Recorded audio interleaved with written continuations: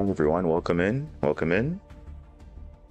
We are about to start the tournament just now, so hopefully we'll do better than last week. We did finish top 32 last week, so we just shy of top 16. Hopefully we can get at least past the first round, and we're getting somewhere. So let's hope for better draws and hopefully decent matchups, and we'll take it from there. So yeah, we'll see what's happening on this side. Let's see. There we go. Just waiting for our opponent to join, and then we should be good to go.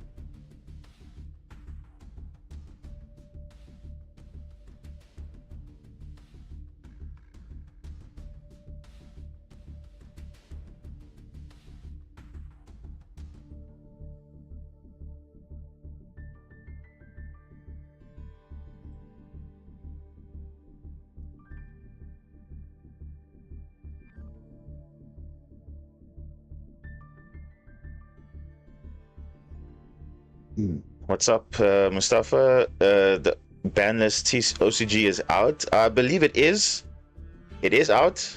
I looked at it briefly, so I think we'll look at it later. But I mean, it's not the most amazing ban list out there, but it is what it is. I mean, it's OCG, so you don't really expect much of them, I guess. But it's kind of like, okay, fine. That's more like my initial review, but obviously I do have some thoughts on some of the cards that they decided to limit or unlimit or even ban. I think there was only one ban, which was like a very old, outdated ban. But otherwise, it's not like the most amazing ban that's out there. But we'll look at it when we have time.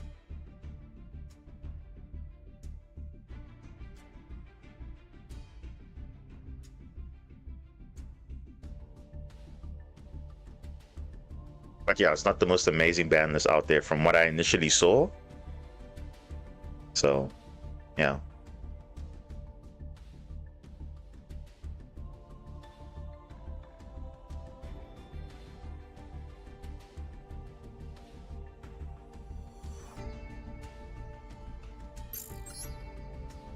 Let's get into the lobby. Let's just wait for our opponent to hopefully join.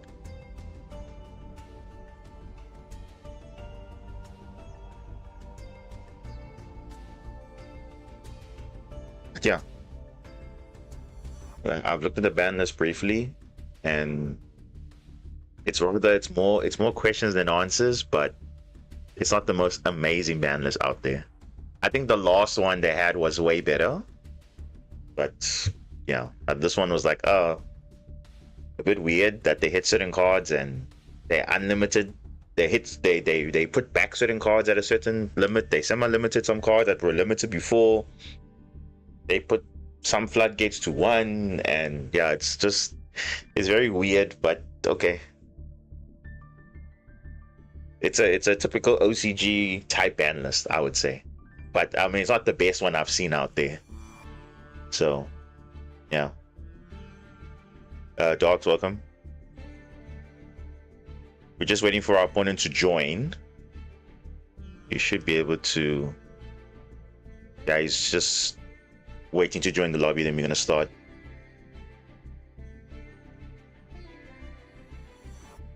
Yeah, the barrier at 1, it's literally like it's literally nothing. It's literally nothing.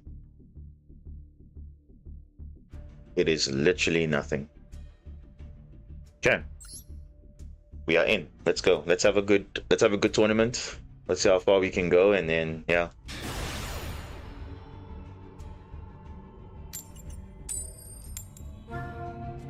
Ooh, going second. Let's hope the hand is good. That's all we hope for. Otherwise, we go game 2.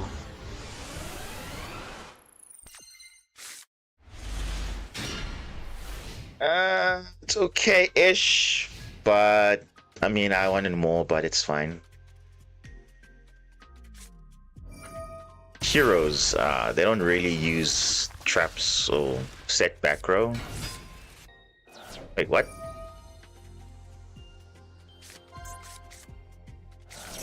Medius the Pure. Huh. Okay. Interesting. That's one way to get Medius into the frame, of course. Let's see.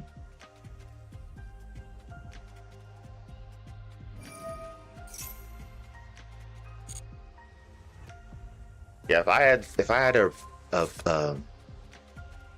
white layer, I would have negated that Medius the Pure easily.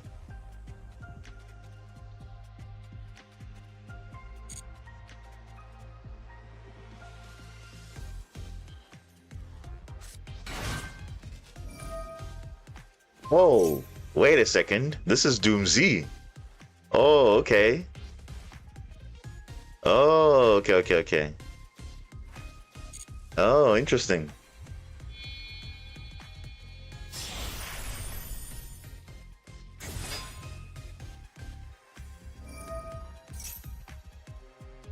Hmm.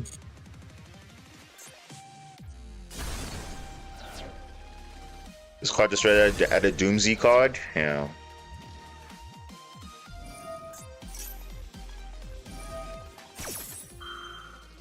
Hmm.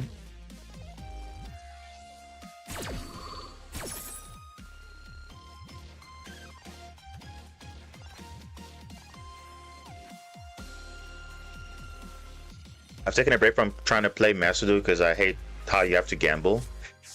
I just want to build Trickstar, but it's so expensive. Yeah, it is.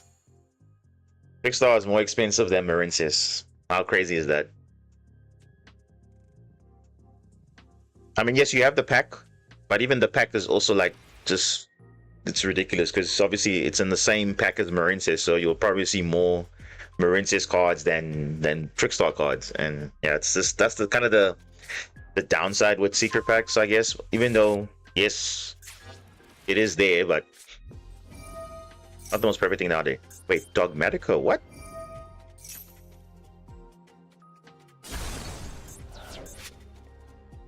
Okay.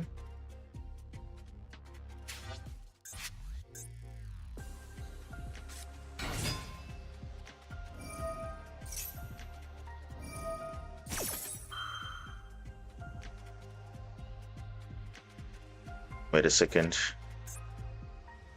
What will this try and do?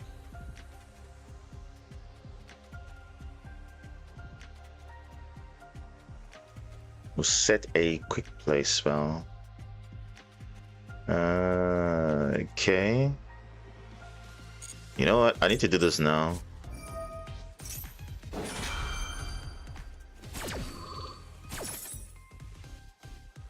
Get some value.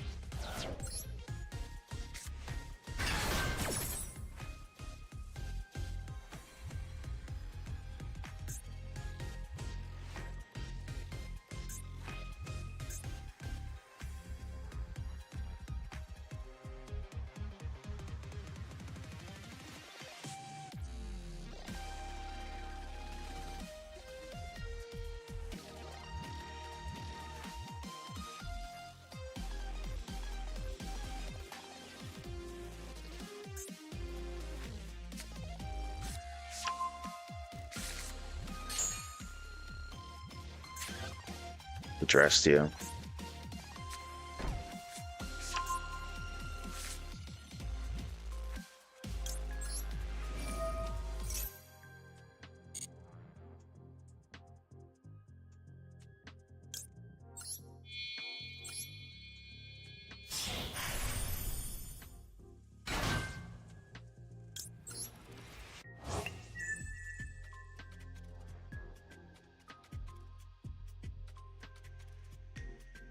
Wait, let me check what Destia does. Hold on. You can target a Doomsday card you control, destroy it. I'll do this early.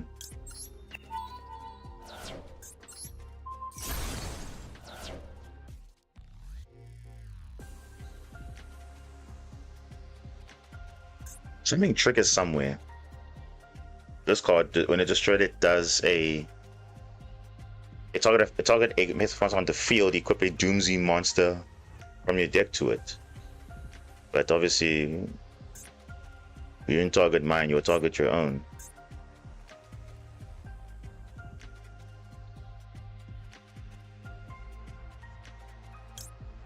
Yeah.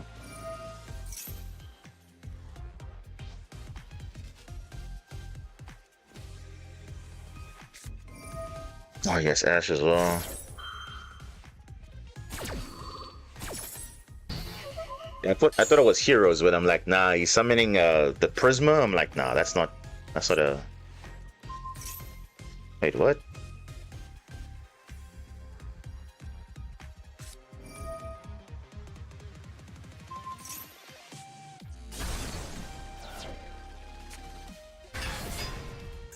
Okay.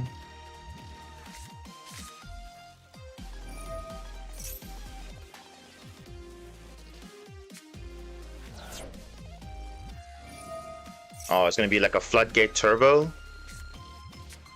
Yeah, this is literally giving Winterlock clearly. And this also is a rank up into the other one, the Drastius.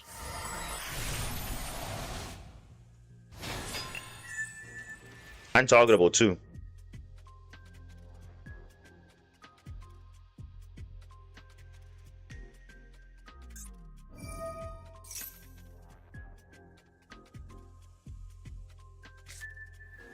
We probably have to go Kaiju, yeah.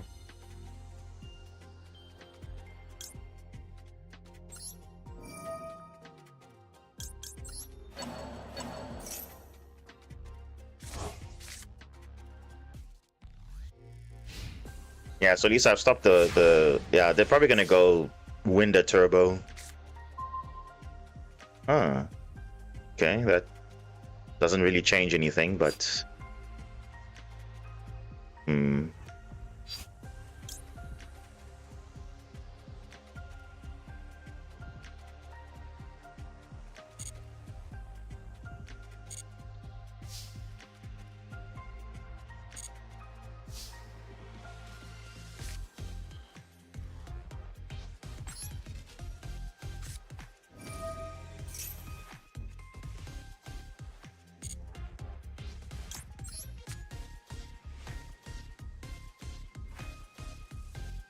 Hmm.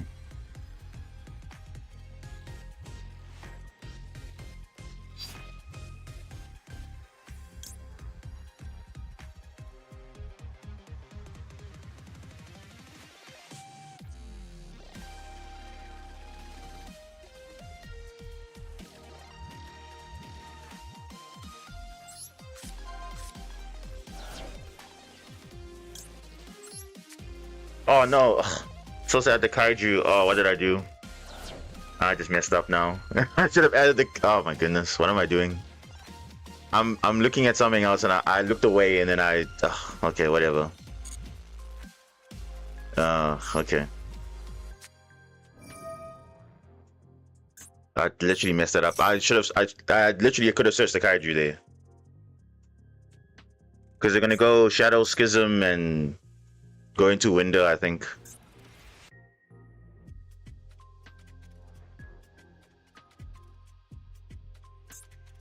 Yes, I messed it up.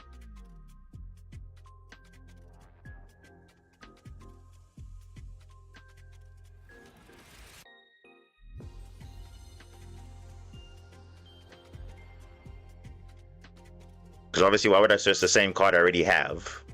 Because the bridge there is literally water, water, Kaiju.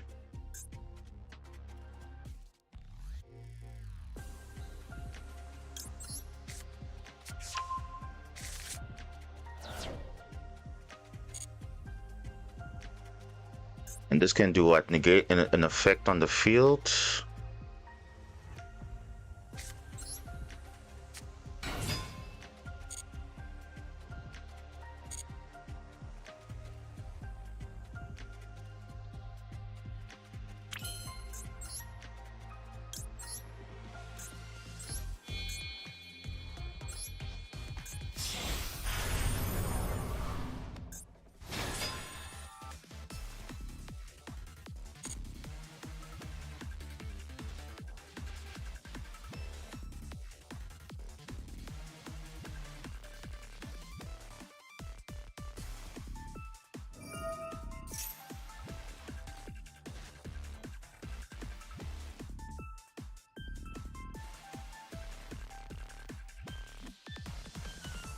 Hmm?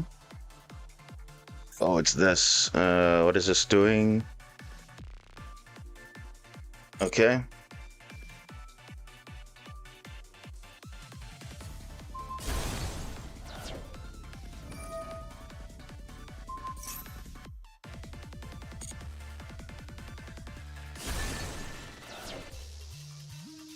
Oh, okay.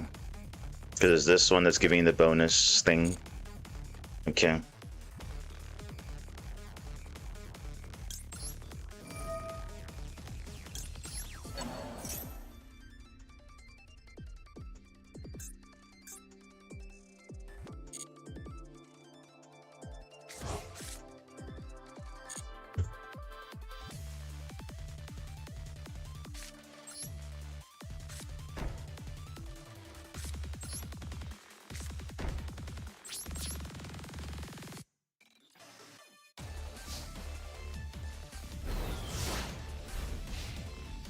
Yeah, he was ready to floodgate me actually, but he decided not to.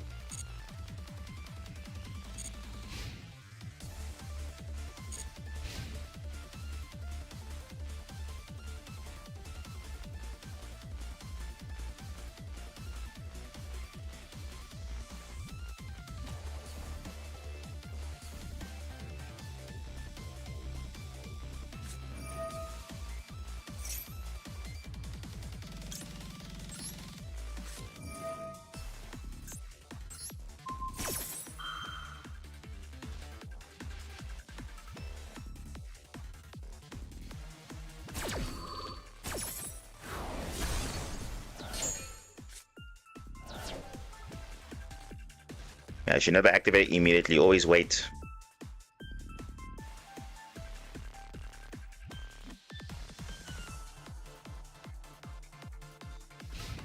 Yeah, you see, he's got not really a lot of plays, but yeah, that's also just the thing.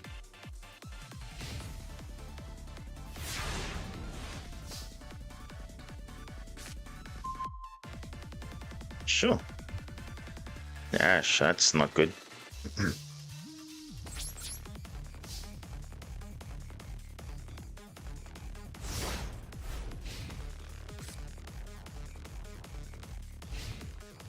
Hmm.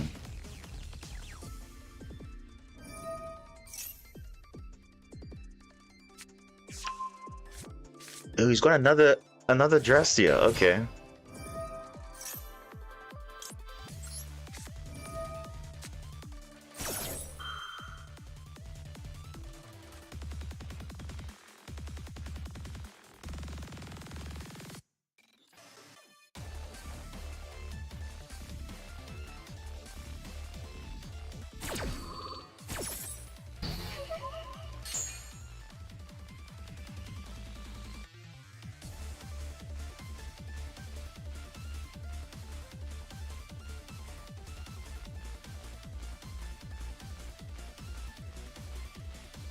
Yeah, he was literally ready to floodgate me actually.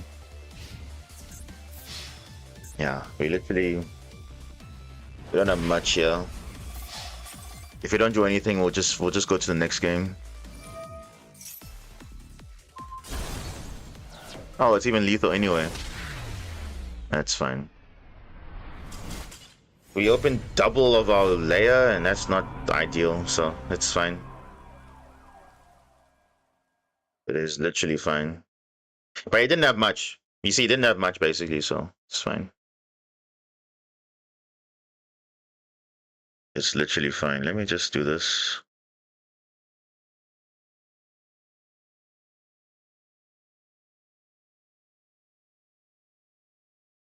Yeah. I'll just go to the next one. I mean, hopefully we draw well, because we kind of know what stops us there, kind of. But I mean, it's we need more than just that.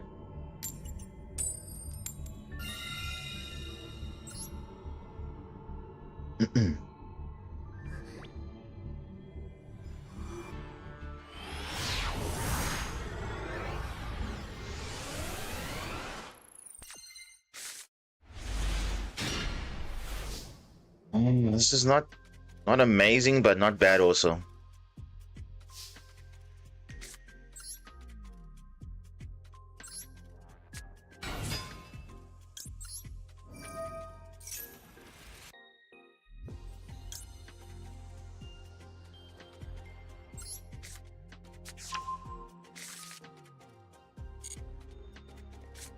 Okay. It's not like we're just playing with Radiant and Canine cards.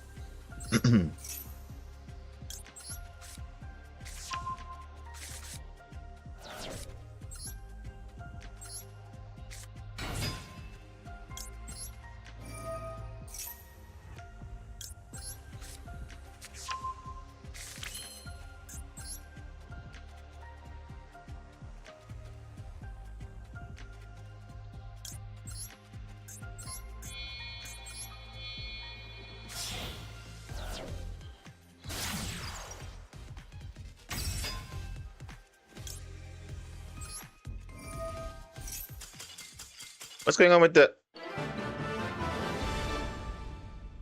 Wait, what? Connection failed. What's happening with the... Bro.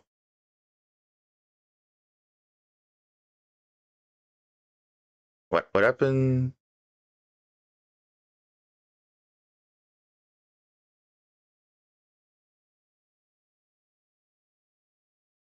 Wait, what happened? Why did he have connection failed? What happened? You guys saw that, right? Yeah, this is Meta Weekly, yeah. I'm just trying to figure out what just happened there. I mean, he could have just surrendered instead of, I don't know. Um, what just happened?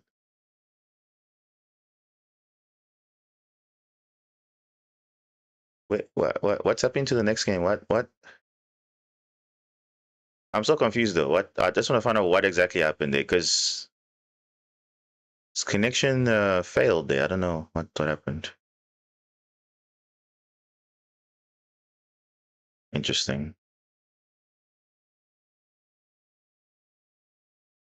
No, wait, what?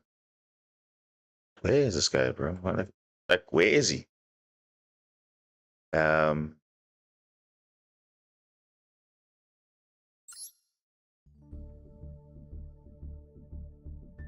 wait, what happened to him? Hold on. Obviously, that's obviously a win, though, right? He does know that that's a win. I'm literally confused now. Wait.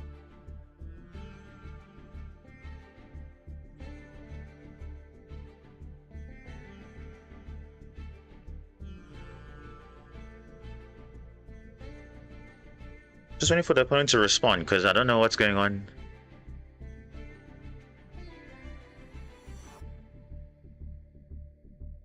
Because you still have to report game 2 though. Because obviously game 2 it's a disconnect, and disconnect counts as a is a loss. What if you disconnect? It counts as a loss. So I don't know what is going on.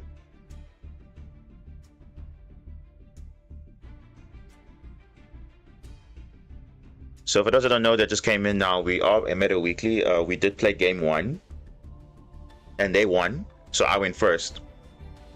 Then while I was doing my combo, then they disconnected. So I'm just figuring out to go what's going on. What is happening? What is going on?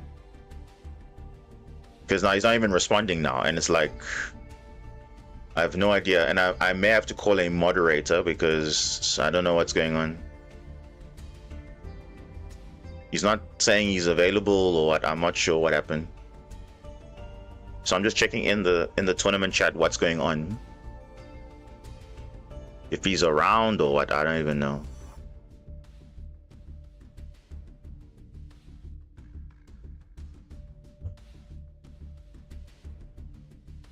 He's not responding in the game chat though. I don't know what's going on.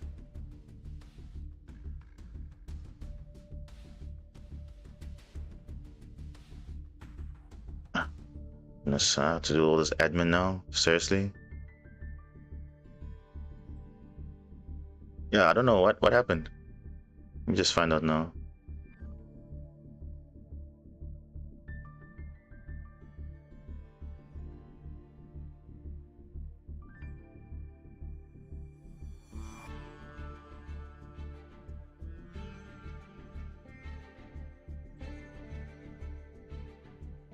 Oh, seriously?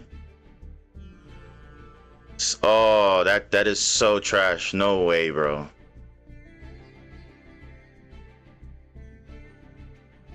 Oh,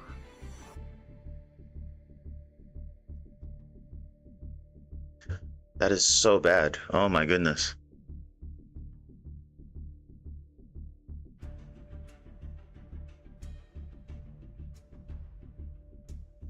Okay.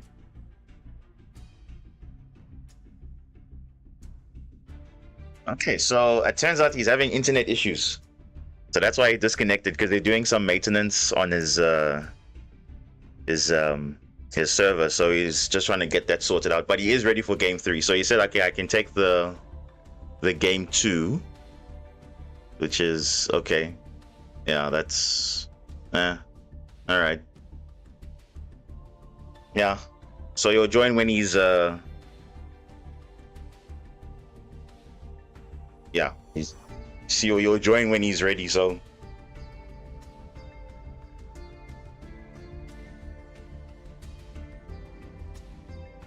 let me see.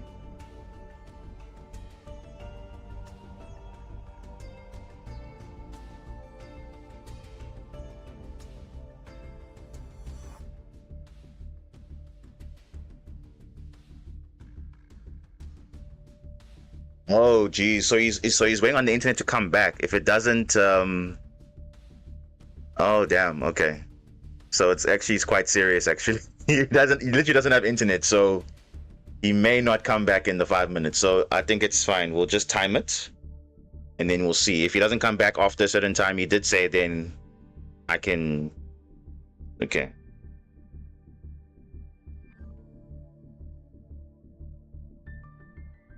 Uh,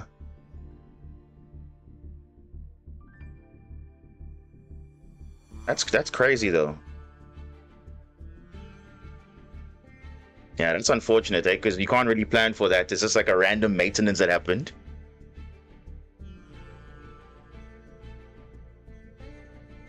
Yeah, but okay, let's just see what happens. So yeah, so he's having internet issues.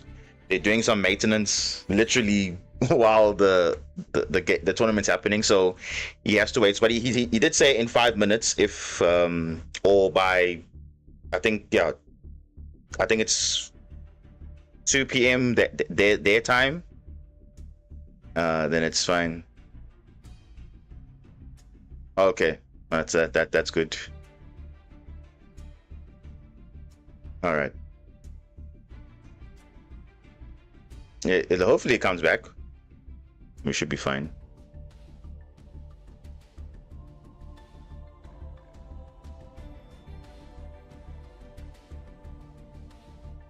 Okay. All right, now we good. Okay, great. Let's go. Internet is back, so that's great. Let's go. Game 3 now. Yeah. So his internet luckily restarted quickly and came back. So yeah, that is unfortunate. Hopefully it doesn't disconnect now. Um, that would be also a bit annoying as well if he goes up by a disconnect. Oh, okay. The sound is a lot better.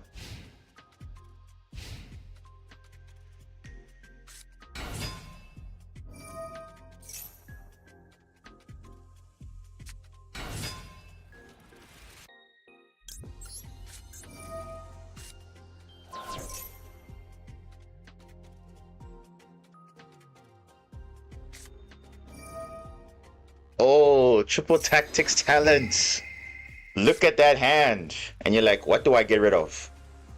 Damn. I mean, you can literally take anything you want. I'm good. I'm literally good. I mean, you can take away Zayton. That would be kind of unfortunate. But I do have, Radiant Engine. So it's like, whatever you take, it's all good. You can take away Chant. It's fine. I start with Zayton. We do combo from there. So it's like, let's just see what happens.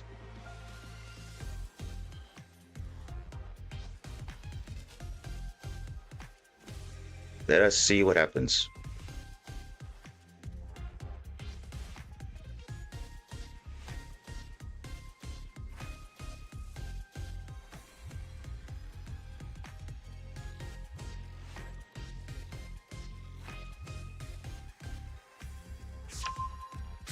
Okay, the chant. Okay, that's fine. Let's see what else he has. Ah. Okay, he's got the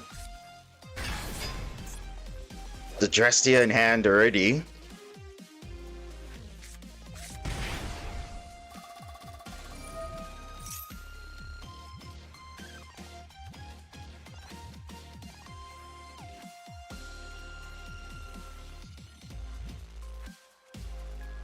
Loki might destroy this this card. Yeah, he wants to summon it. Or he might just exceed straight away.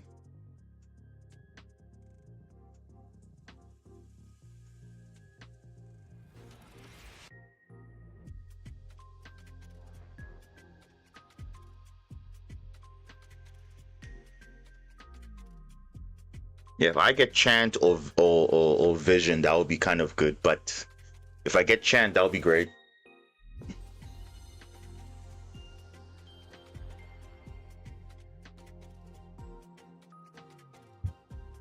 Adding a Doomsday card.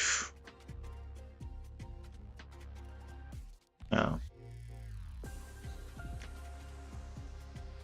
Literally anything.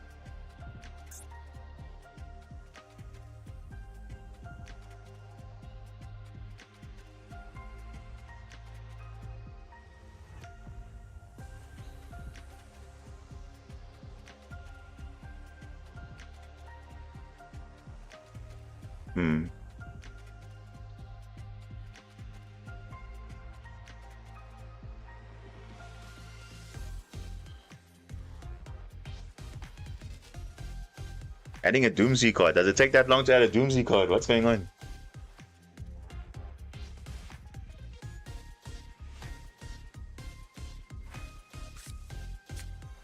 Doomsday change, yeah. Okay. That card's actually quite crazy. It can destroy a card in the deck, which is insane. So yeah, it's gonna exceed now. Oh no, he's not. He's doing getting the double benefit. So the activation effect, and obviously if it's destroyed, add a Doomsday from grave. Then you can summon a Doomsday from the hand as well. So it's like double effect. So he's getting like triple benefit now. Destroys a card, adds a card back to the hand, and then summons a Doomsday from hand. So the one he basically searches, he can add it back and summon it. Yeah. Yeah, that makes sense.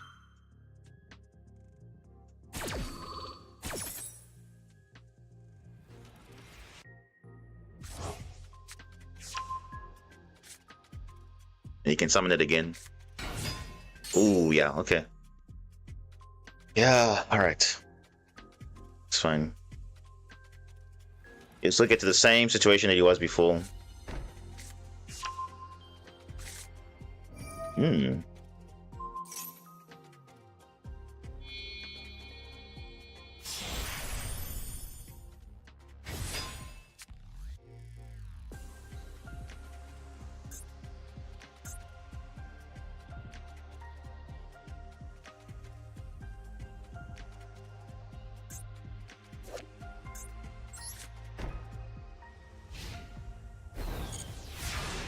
Okay.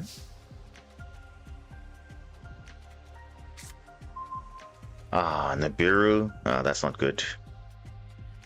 That really isn't good. So he's got the Floodgate, which is gonna be a bit of an issue, but it's basically under draw, so it's like not a big deal. But we'll see.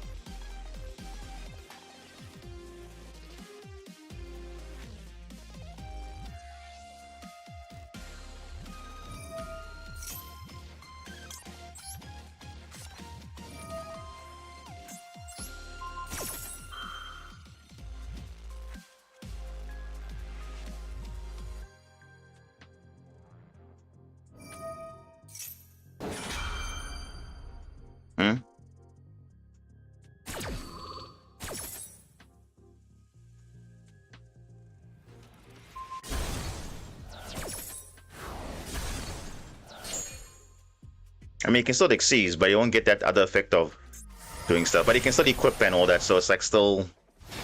Yeah. Oh well. Yeah. Can equip this as an equip spell, and... Yeah, we just... The talents again messed us up because we could have literally betted out that stuff, so it's literally fine. Can't do anything about that.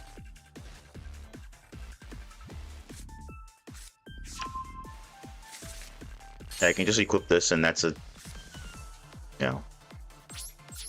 It's literally GG. I mean, we did have the answers. Technically, we could have used the Radiant Engine, but he obviously had an answer for it.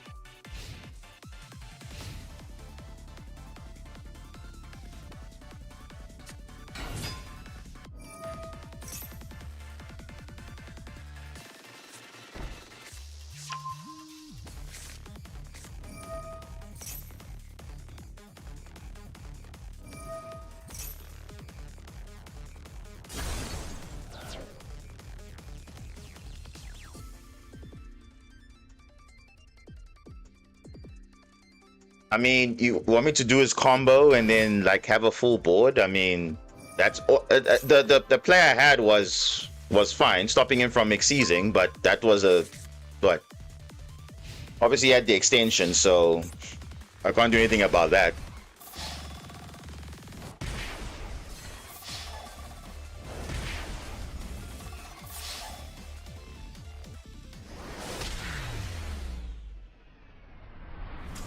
I mean, I would have prevented him from Xyz summoning, so that I found that as a threat. So obviously I had the play of doing the Morina. Yeah, even if I had talent, that's fine, but it's still, that was I can't just do nothing because I have a full board and everything. So it's like, okay, my Morina is just sitting there not being used. It doesn't make sense. Even if I'm on talents or not, doesn't really matter. So it's the same. I wouldn't do nothing. Because then I'm letting him do his full board, and then I'm like, what am I doing? Basically nothing. So I get it. Don't use talents, but it's okay.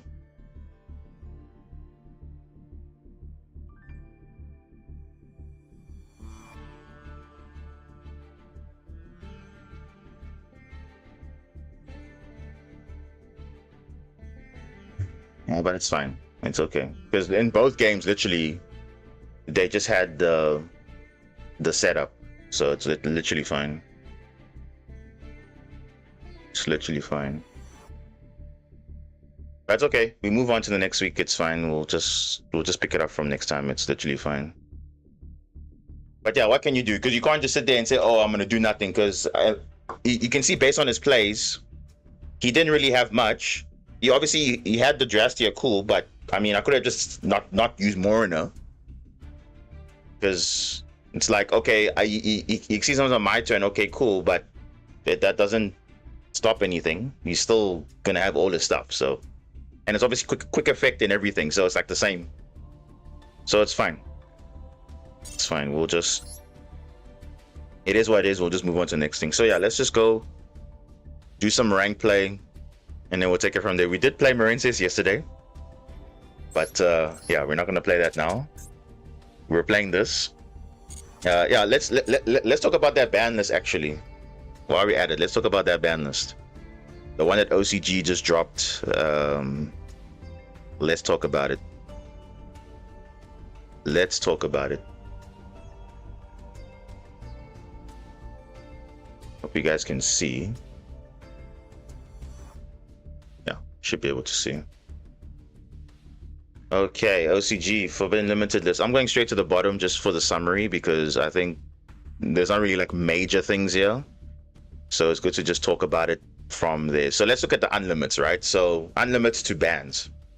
Okay, so I'm sure most of you have seen this already, but OCG every 3 months they have a ban list. So January, April, July, October, you know, relatively every 3 months you guaranteed a ban list. So it's more consistent than the TCG, but nonetheless, this is for the April implementation.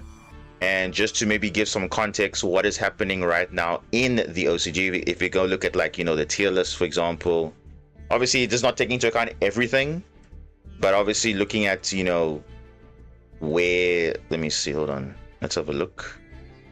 Let's see the tier list. Where is it? If we can look at a tier list quickly. Let's see where we at. Why is it not tier list, but is it this one? Yeah, OCG. The last month, I mean, looking at right now, what are the best decks right now at the moment? You can see Kill Tune is like dominating with all the new stuff that they got. You know, the new support actually gave it a nice boost, and obviously with other, you know, support coming for that deck is also pretty good. Mitsurugi has gotten way stronger, you know, especially with Harmonia, Dominus Spark, End of the World Ruler. So Mitsurugi is literally a powerhouse in the OCG. Alongside Elf Note, also really good. Their new support also really boosted the deck. Malice is still relevant in the OCG. And then obviously Vanquisher K9, still good. Doomsy with the new support from Blazing Dominion.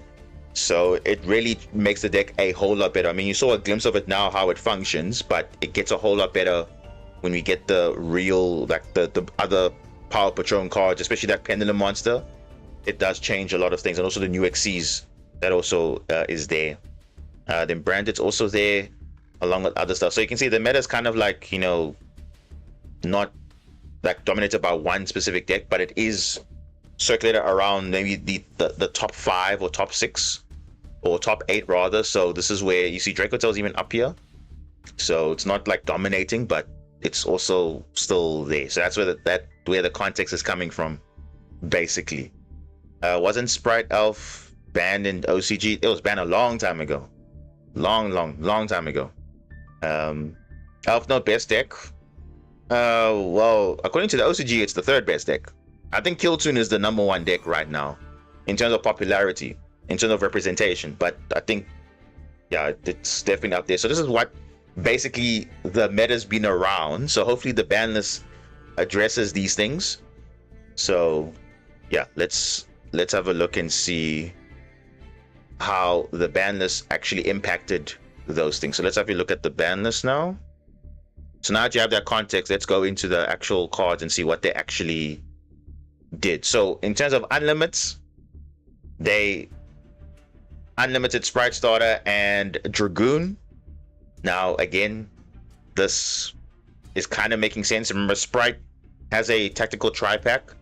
In Master Duel, Sprite is at full power, and it's not really doing anything, Sprite, because it's severely power creep. Even though it was once upon a time tier 0, it's not doing anything much, so it's okay. Dragoon, honestly, this is literally to promote the new stuff. Dark Magician is back in the meta with all their new you know, overframe cards and all the support cards and whatever, and obviously Dark Magician of Destruction, which has been there for a long time. I mean, you don't necessarily need to play multiple Dragoons, but it's just literally like Dragoon is also just a balance card similar to DPE for heroes.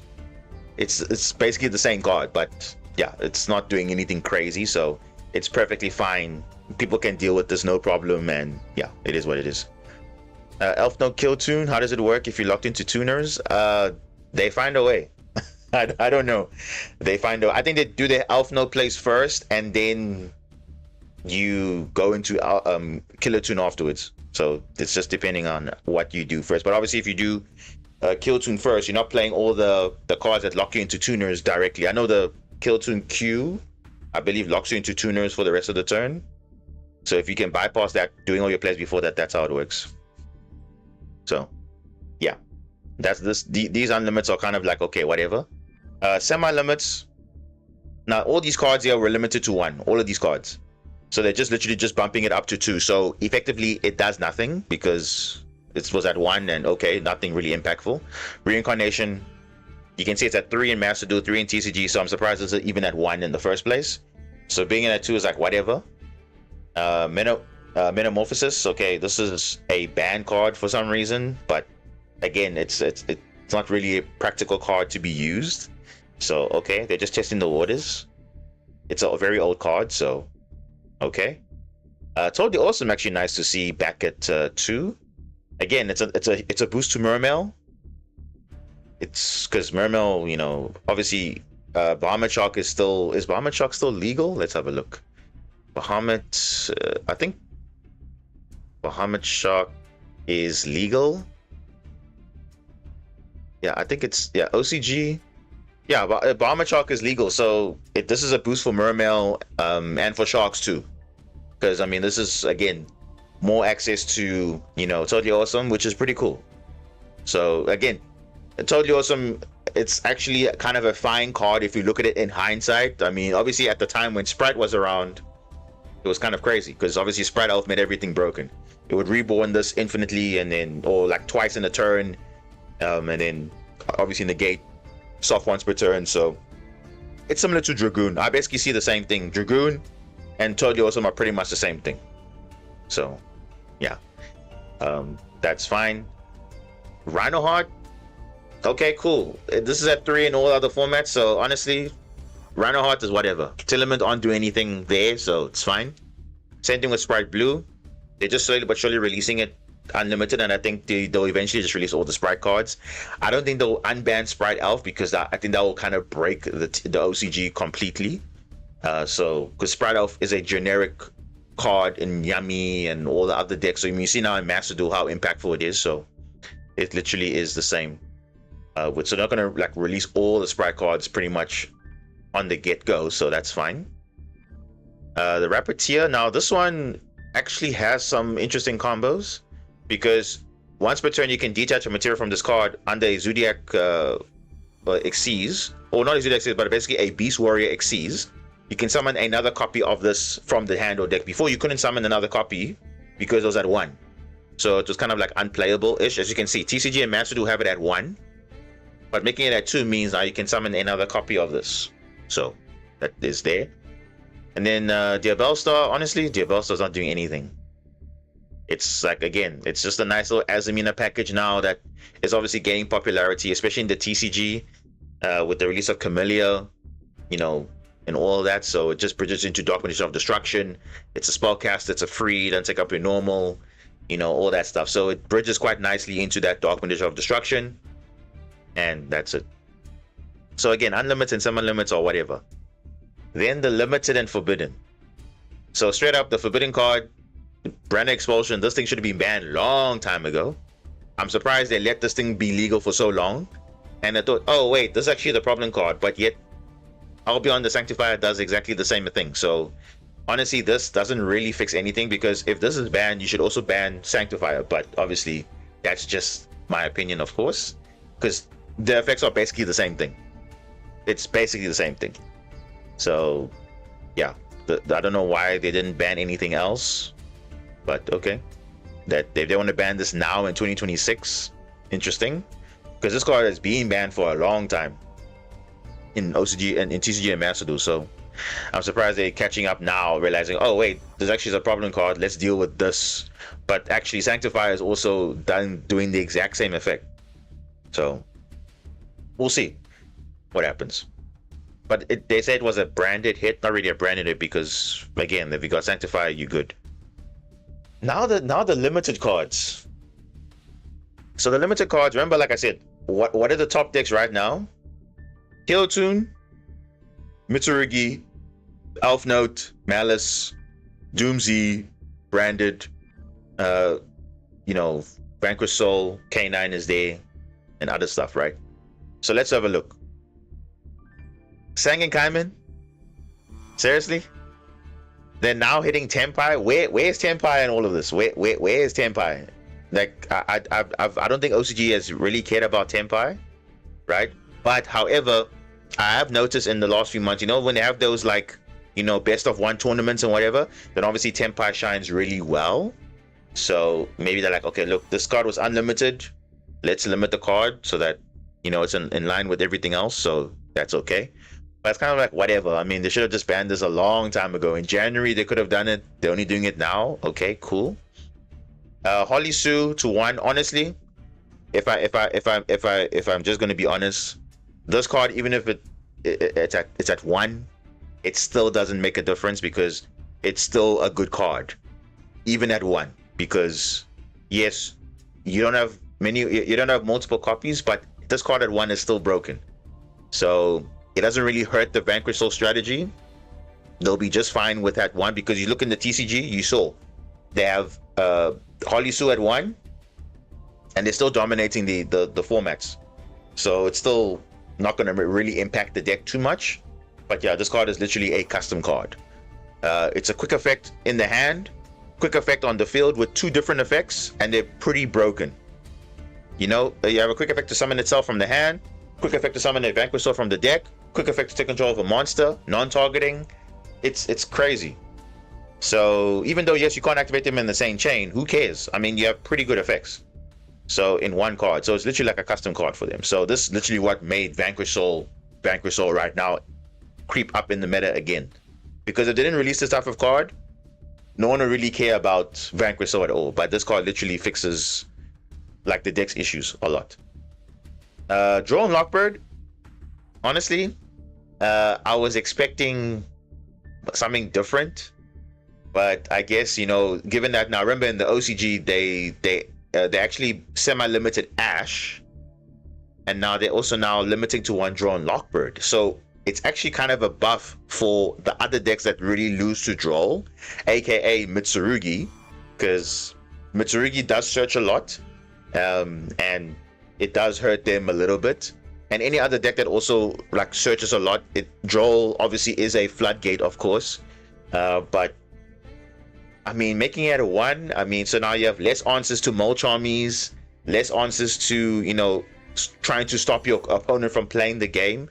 I mean, yeah, it is whatever, but I mean, look, we doing it at 2. TCG is also doing it at 2. People are still going to play the max copy. So I think they're just trying something, because I think Duel and Lockbird has also kind of just warped the meta as well, because a lot of these decks are adding too many stuff. So I think they're trying to not kind of hurt them too much. But remember, the Molcharmies, like I said, the Molcharmies I don't think should get limited or whatever. I think they're perfectly fine, because it only benefits going second. And then obviously if you open them going first, you just discard them, it's cool. It doesn't really impact the game so much. So I think people are saying, oh, they should ban Molcharmies. No, but that's why the Molcharmies are there, because it's replacing Maxi, because Maxi was too broken. So I think they did say eventually they're phasing it out, or not that they said it, but based on the release of the Molcharmies and the way they're slowly reducing Maxi, I believe, you know, Maxi will eventually get banned in the OCG, which in turn will also translate to Masterduel, because again, this ban list is very similar to what could happen in the future to Masterduel, because it's a more similar ban list in a way. So I'm not surprised that they took this route, because again, they're trying to be also different, not just copying what we did in the TCG and Masterduel, and then that's it. So Duel and Lockbird at 1. It's kind of a buff to decks that kind of lose to Duel. So I'm thinking decks like Mermail, that's a buff. Mitsurugi gets a buff. Malice doesn't really benefit from it, so that's fine. Yummy doesn't really worry about Duel. Dracotail doesn't really worry about Duel, so that really hurt them. Sky Striker, I know some Sky Strikers, you know, don't like Duel, obviously. So it's just a boost to those decks that really like searching a lot. And I don't know. So obviously, similar to Maxi, if you see this card and you draw it, then it's going to be impactful, because it will just be a very impactful hand trap now that it's at 1. So that's just that. Marche, okay, this is the only time that Marche is at 1 in any format, because if you look at the other Malice, you know, ban lists, they either semi-limited cards or they limited cards like in Masterduel, but Marche was free. So again, Marche is the one that gives in. Remember in the last stream I literally said Malice is that card that gives Malice that extra extension in engine. But now being at 1, once you have it in rotation, and you have to like kind of make sure you recycle it, because there's no second copy or third copy in the deck. So you have to use it wisely, because that's what basically, when a card's limited to 1 and it's an engine piece, you have to make sure you use it wisely. Now you can't just now dump it and then expect to recover it back easily. Now you have to be very smart now how you preserve your plays. So that's what basically it does. So Malice, the ceiling now becomes more higher for them to master it and do combos now with 1 Marche and everything else that they have. So and that's it. Secret Vigil of the Spellcasters. Honestly, I don't know why this card was not banned, because I know the Fairy Tale deck that's not out yet in Master Duel and TCG. That is, I think it's summoning this out very easily, and this is also kind of oppressive in a way. Again, Floodgate. If you control a spellcaster, your opponent cannot activate spell cards, and everybody plays spell cards. So that's kind of like, you know, in the meta right now, Mitsurugi's playing spell cards. Elfnote plays. Elfnote plays they do play spells, but they can place them. So you notice it says you cannot activate spell cards, but it doesn't stop you from placing them. So I know for us, if we're playing Super Quan, it does affect us because we are activating it from the deck. We're not placing it, because the very different keyword. If a card says place, right? So you see cards that say place. So if I say spell, right? Let's see. If I say spell, let's see. Let's filter by spell, because it's a very big difference when a card is placed, right? Oh, actually no. Let's actually look at the main deck. Actually, there's some monsters that actually have that effect. Like you see the Elfnote cards. This one, it literally says. Wait, hold on. Let me see. Which one says place? Which one says place? I know obviously Libellion. Libellion says place a branded continuous spell or trap in the face-up zone. So you're not activating, you are placing it. So placing is different from activating. So you're just putting it on field. You're literally dodging the requirement of that. So it's kind of broken. And I know this card as well, the Elfnote Tinia, it literally says you can, during the main phase, place an Elfnote continuous spell. So the moment it says place, you're not activating. But if you go to the Elfin Spike, if I go to the Elfin Spike, where is that?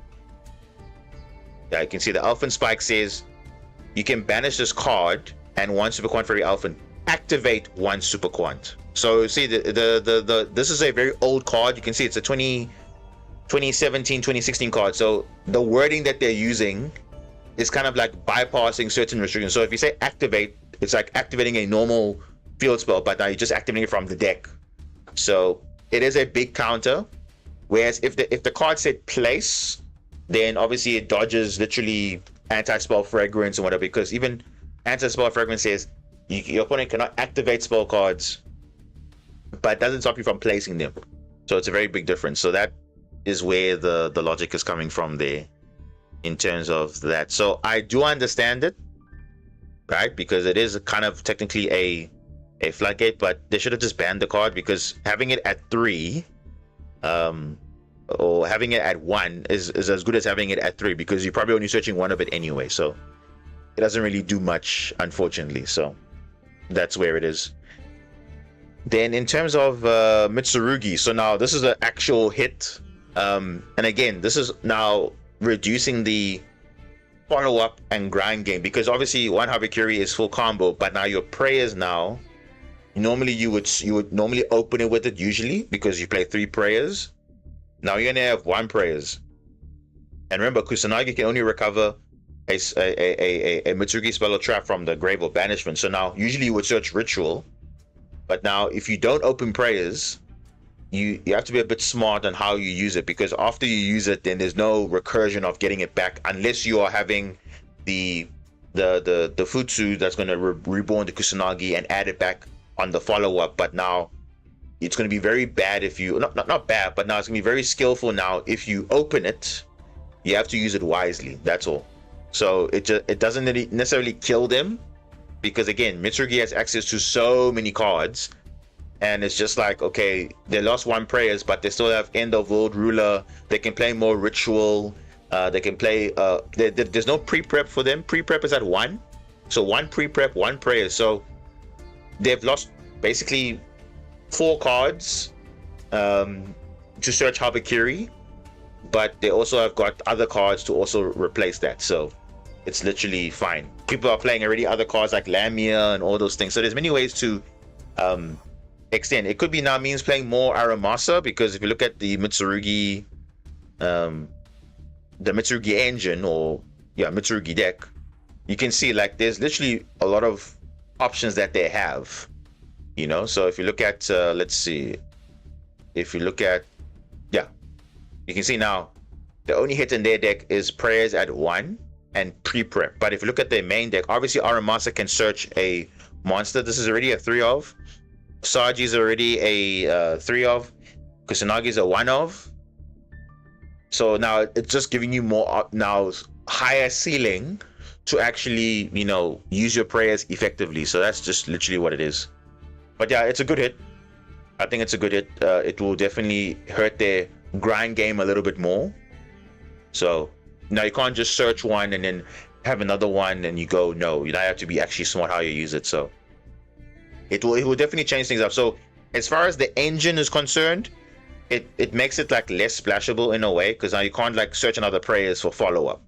You can still use it as the engine, but now in the pure deck, I think they won't be affected. But if you're playing as a splashable engine, then yeah, you don't want to, like, obviously now you can't just dump 3 prayers now. So yeah, that's what happens there with that. Then for Draco Tail, Rahu now is also at 1, and this is actually quite huge for them, because if you look at the Draco Tail lineup, if you look at Draco Tail right now, you can see, oh no, sorry, where is this Draco Tail? Yeah, you can see, so right now they currently have 1 Kitu, they have 1 Malulu, and they have 1 Rahu. So it means, right, in terms of setting spells and traps, they have 1 Kitu, 1 Rahu, and 3 traps. They can only set 5 cards. So in terms of grind game, it's going to be very important now how they're going to recycle their resources, because they can only set 5 cards. And obviously it doesn't mean now they're going to be playing more bricks, because the trap cards are not good, you know, without a setup in grave or in the banishment, because obviously yes, they can return a card from the graveyard or banishment, but the thing is now the traps are not like good.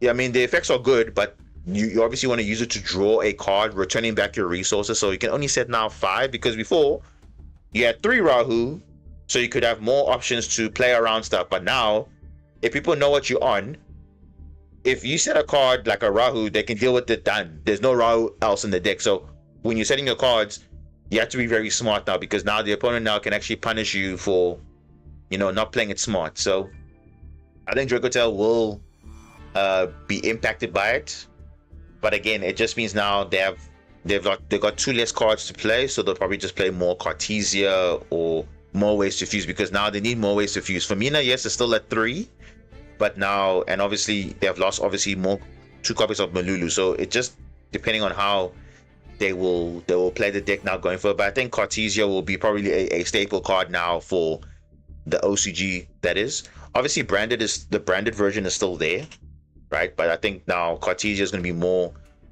relevant now for the Blazing Cartesia. That is not just any you know, card. So I think that's going to hurt them a little bit, because now they're setting their back row now is limited now. There's no, usually most players would set like 2, especially in the mirror match. Usually in the mirror match you would set like 2 Rahu or whatever to, if they know that they're going to pop the other one with Urgula, you still have another copy. Now you don't. So the mirror matches will be quite interesting how this will fare. So I think it does also impact them.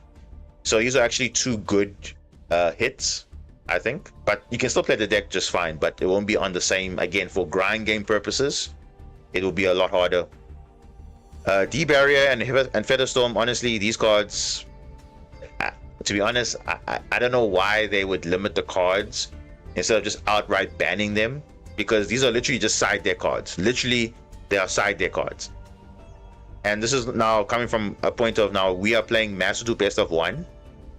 Like, in fact, there's a side deck. This is literally a side deck card. So making it at 3 and making it at 1, it doesn't make any difference, because people are only playing 1 copy anyway, or whatever. So they should just rather ban the card, because it's as good as that. So either make it at 3 or ban it. Limiting to 1 means now people are just going to literally be just playing this card because it is at 1 and it's a literal blowout card.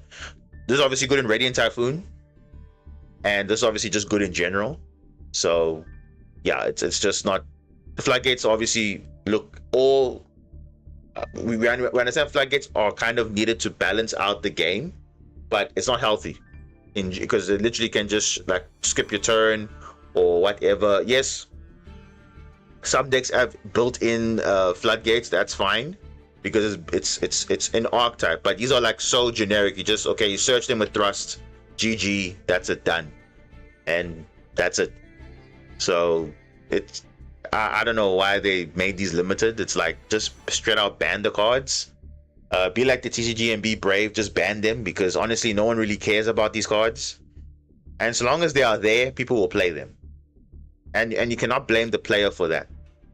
So same thing with Draw Unlock Bird. You can't blame someone for playing it because obviously it's a way to interact with your opponent by saying, hey, you want to add cards, but now you cannot add any more cards.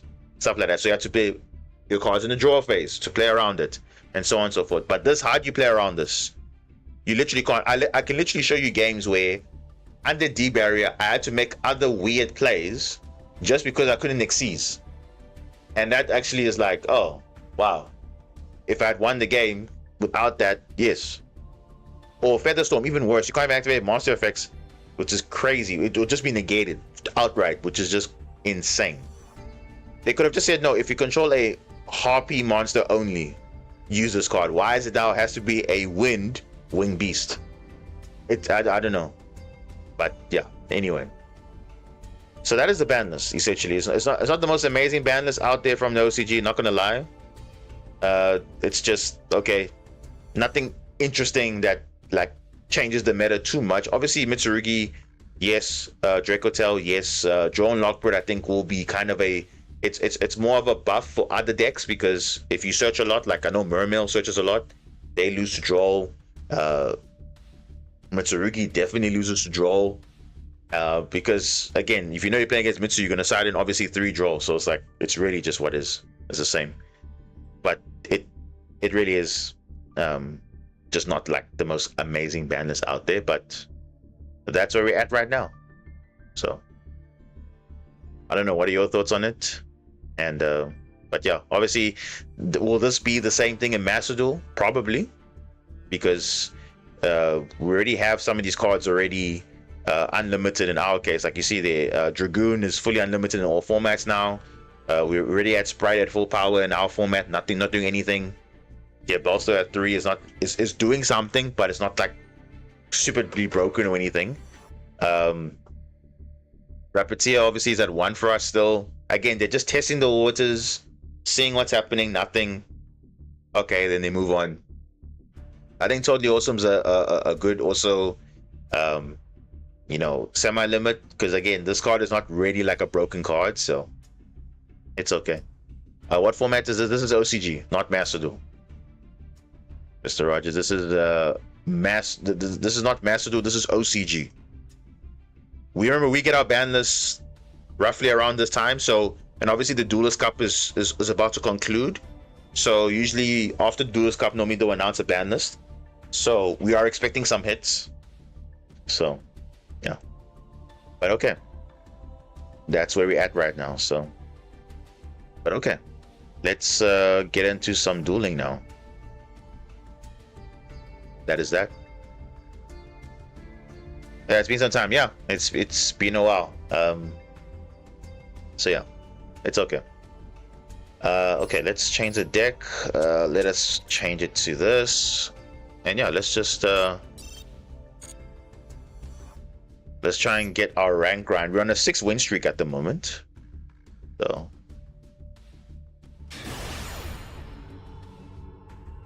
Yeah, a lot of people have taken a break from the game, because obviously they felt like, no, the format's not really doing much. And yeah, 1 or 2 decks are just dominating the whole time, so yeah. I heard Maxi now at 1 and Apple ban. What a nice time to play Master Duel. Actually, not even. Not even. Even Maxi at 1 is not even enough, because you still see it more often in games.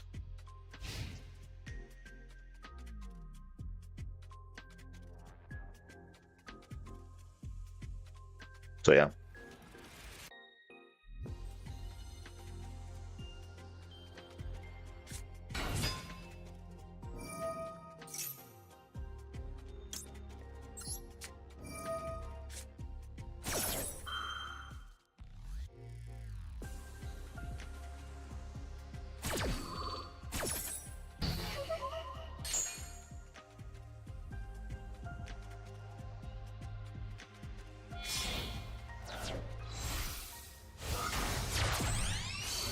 I mean, in terms of the meta right now, there's a lot of good decks in the format. Not gonna lie, there's a lot of good decks. Oh, what? Oh, Mad Love? Oh,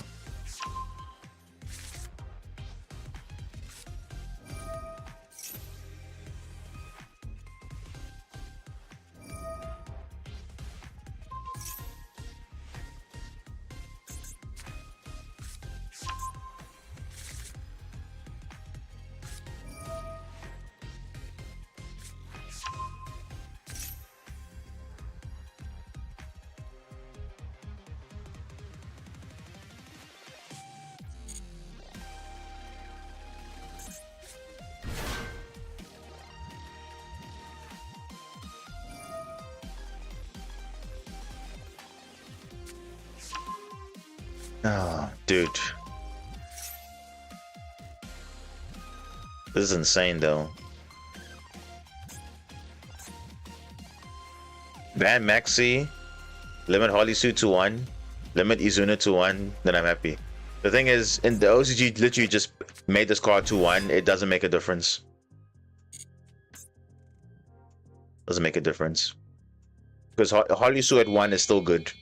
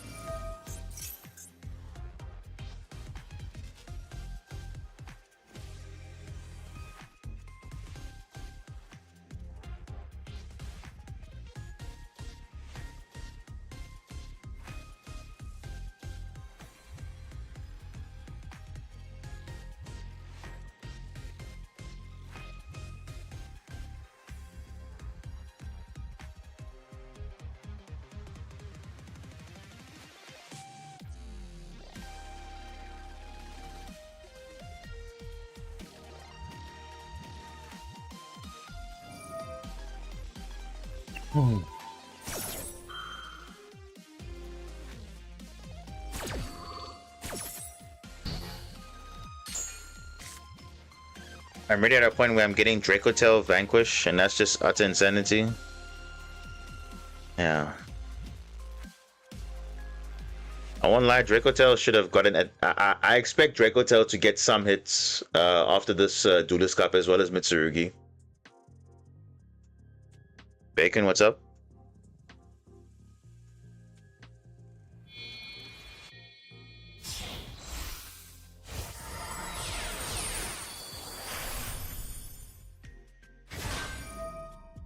What?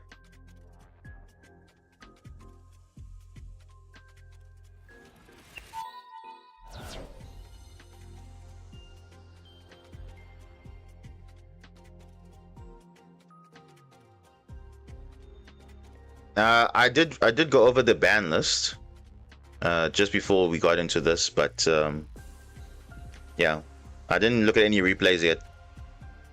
They bet hit Performer Power. Yeah, that card is just. I don't know if I don't know if you were there in the last stream, but we literally had that same situation, and it was actually used against them, and they kind of messed up, and then we won that game because they couldn't activate their own stuff, and they couldn't set any cards because, yeah.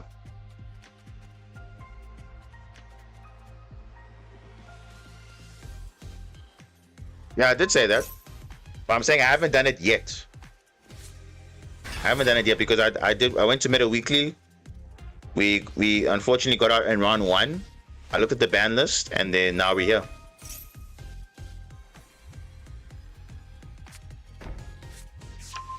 So we're still gonna watch replays if we have them.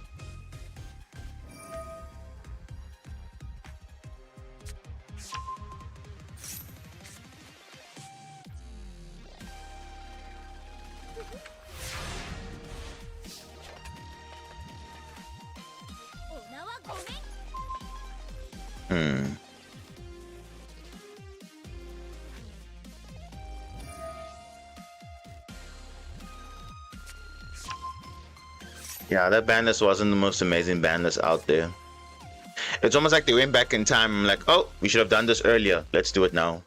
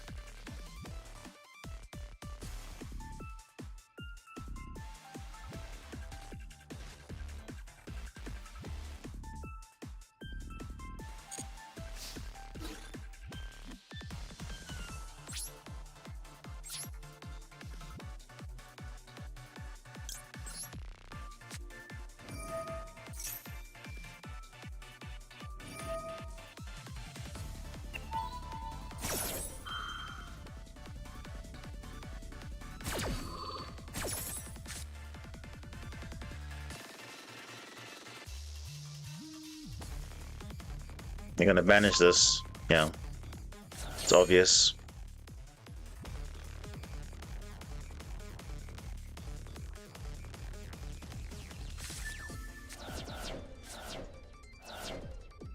Hmm? Yeah.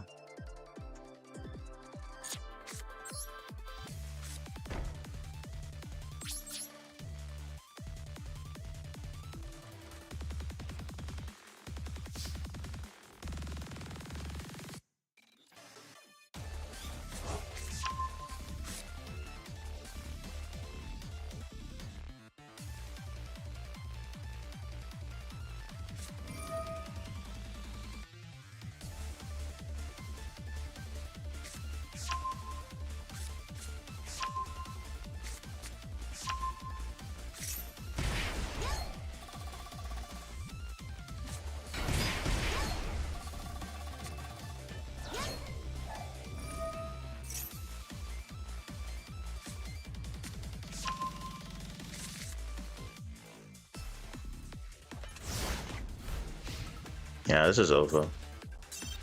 Next game.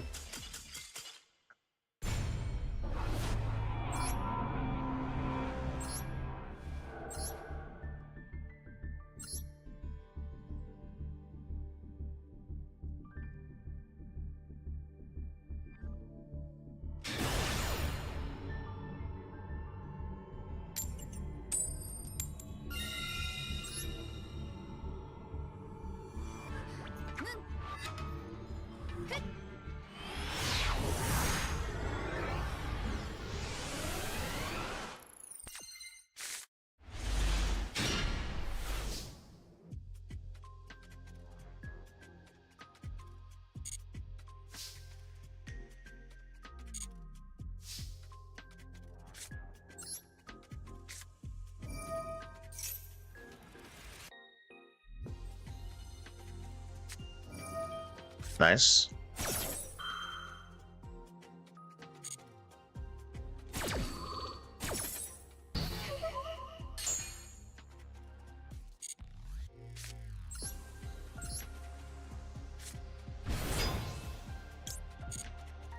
Oh, you got something else? If you have Imperm, you're like the best player ever. No.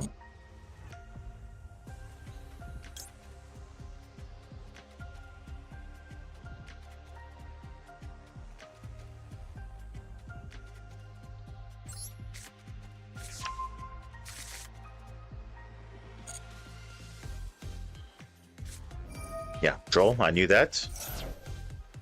That's fine.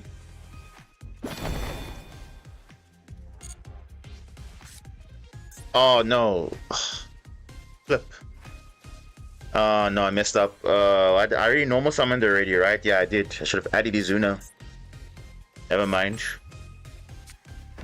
I messed that up. Because I would have gone level 5 and then obviously at layer, so I was under draw fine, but that's fine. I messed up that one.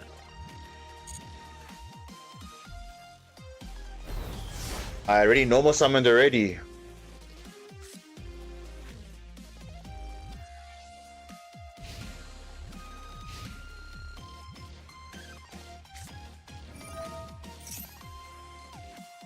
Oh my goodness.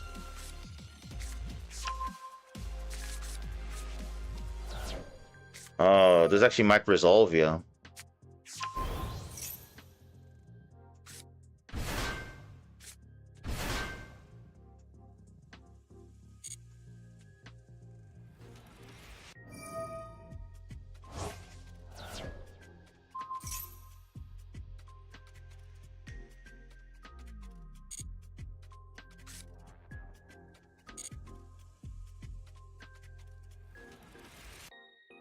Yeah, I could have won this.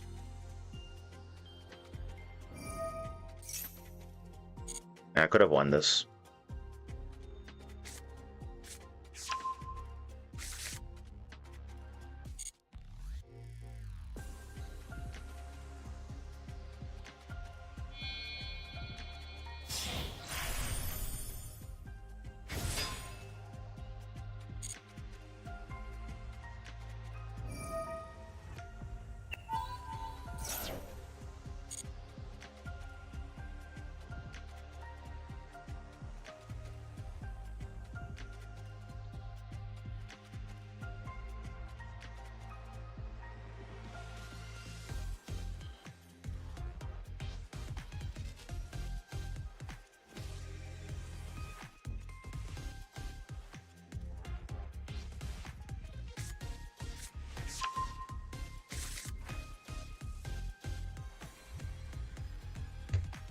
Nah, I'm not winning this.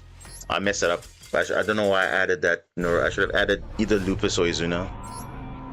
Because I would have literally played under that draw, no problem. No problem. But I'm just messing it up.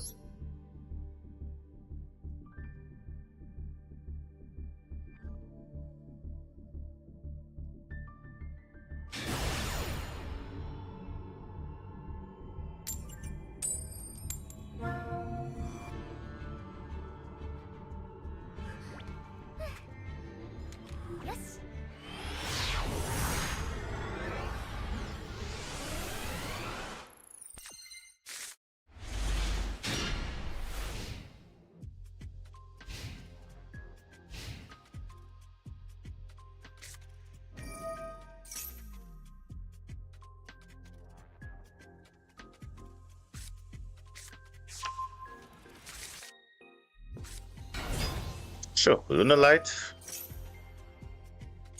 with no like actual hand traps here.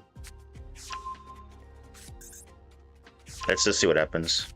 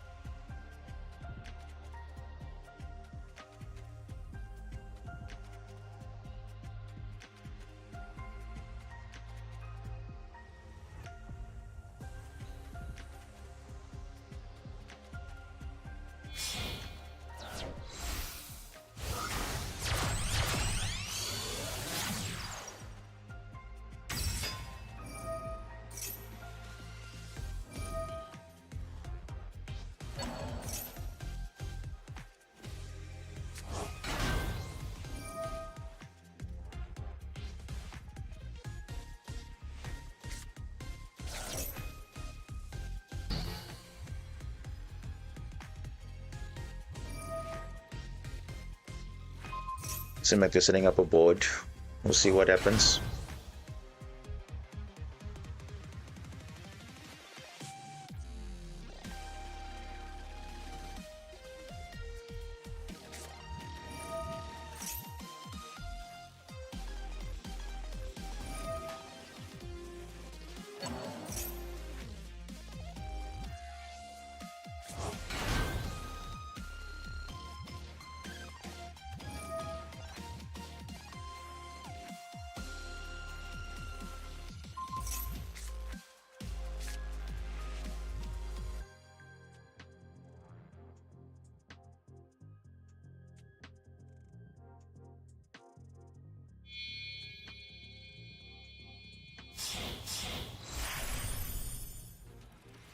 Like what?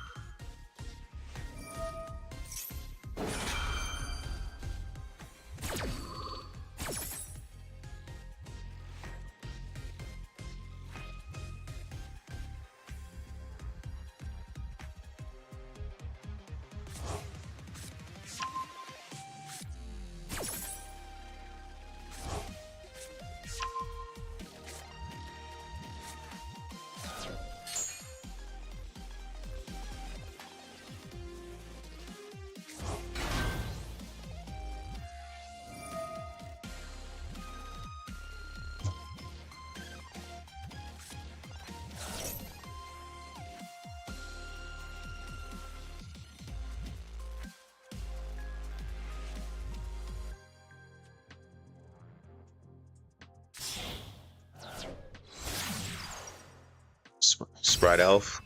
Really? Okay. Ascarina.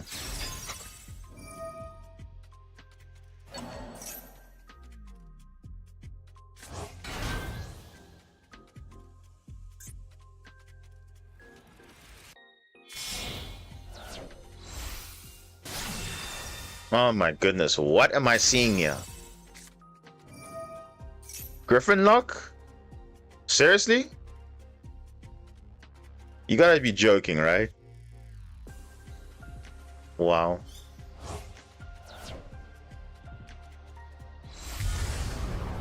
Seriously? Ah, okay.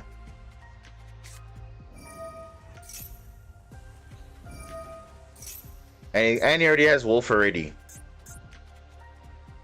Insane. Dude, like, what even is this, bro? Like, this is just so unnecessary. Can you see? These are two problem cards that shouldn't be existing at all. Oh my goodness. This one can't activate. This one can't activate. This guy's not bringing his own cards. He can't even activate. You know this one can't activate. This one here. It says there. Can't activate because it's not linked. Oh my goodness, dude. Seriously though? How is he messing that up? He just put it over there. He's putting it over here. I have no idea why he's doing that. Sure. I'm gonna use that against him though. But the problem is it's also gonna impact me, so I feel like, yeah. Goodness, dude. Oh.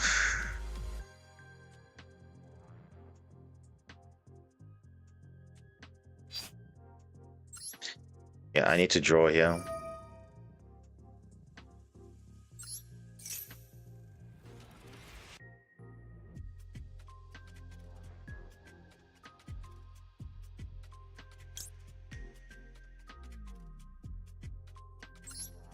Yeah, I actually need to stop this.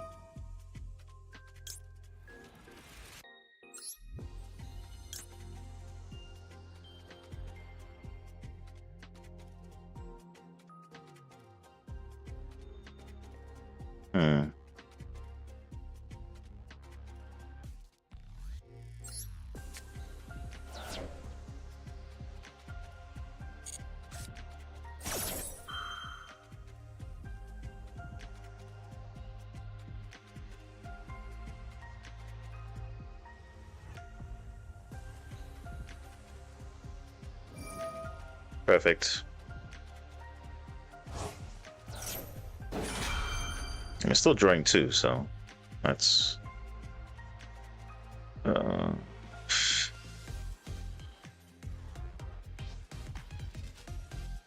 yeah.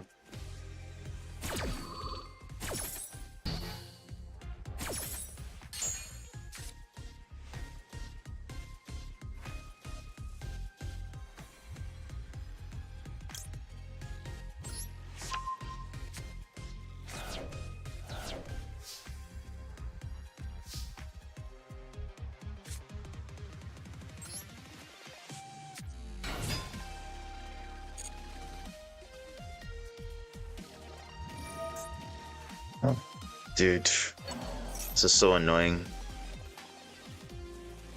Because my this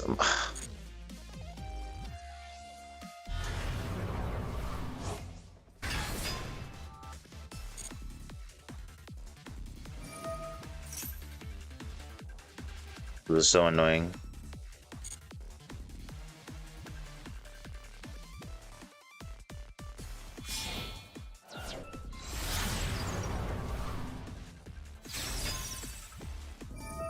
And now it's linked.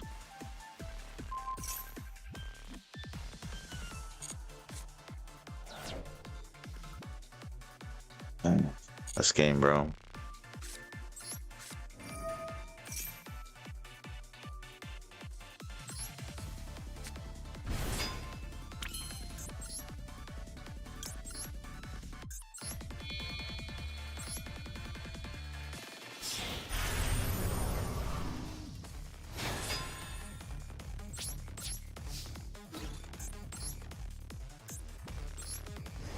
this garbage out of here.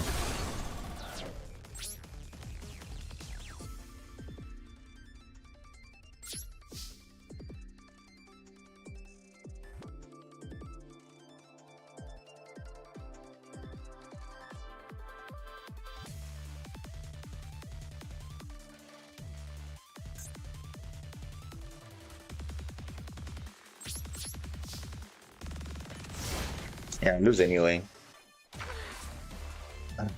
Dude, this...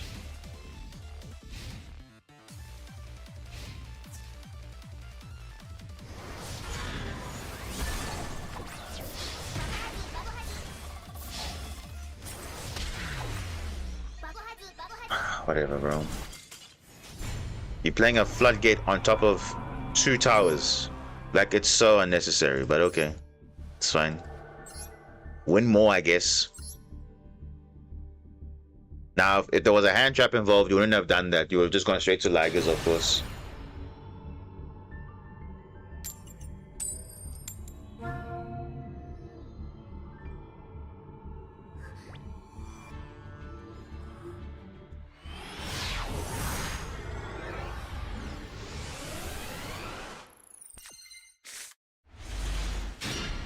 Oh my god, this is a going first hand.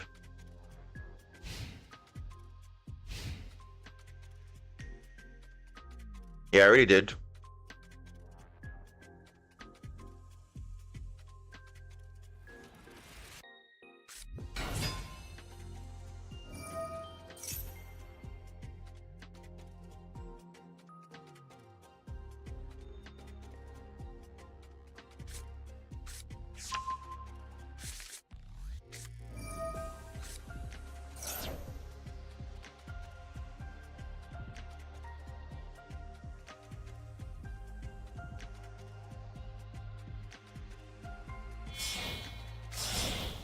Yeah, we're still in Diamond 4.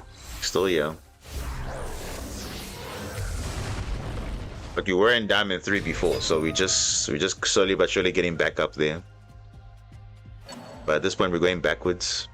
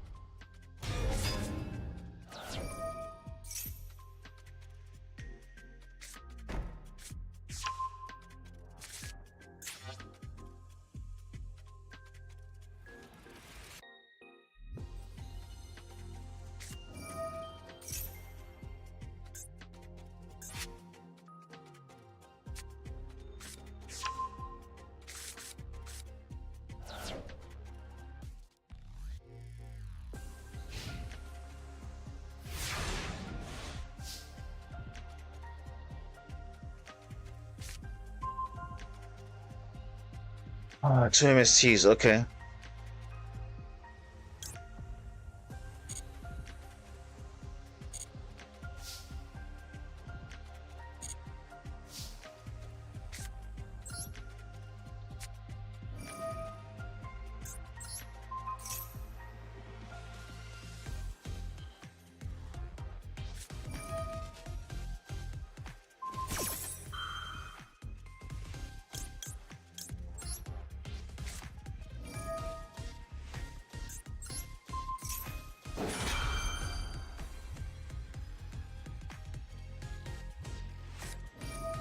Oh. Of course, bro. Of course.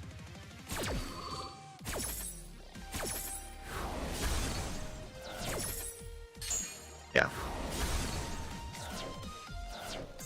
Dude.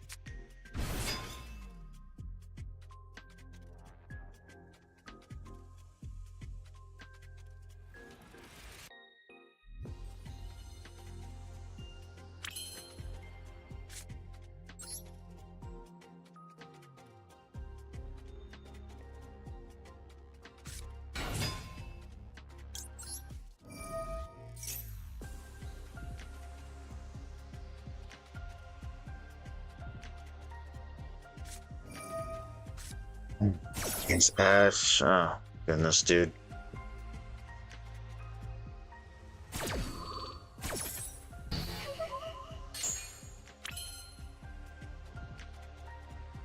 And you still got Femina. I'm not even gonna bother. This guy is just whatever.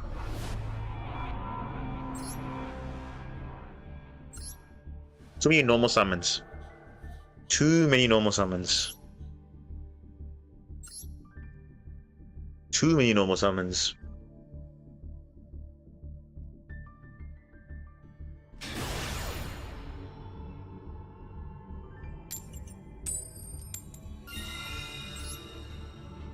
That was literally a going first end. That wasn't a going second end. That was literally a going first end.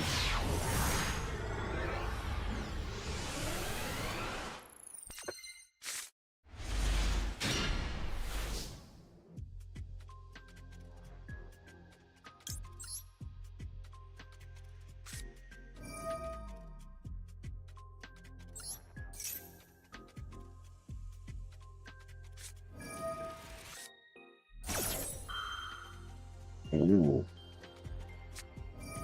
Whoa, whoa, whoa, whoa, whoa. Shifter.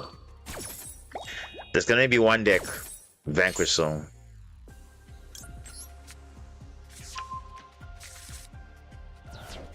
It's fine. I mean, they have to because they can't activate. They can't act. Okay, they can activate full loss, but doesn't really affect us because we can technically play under this.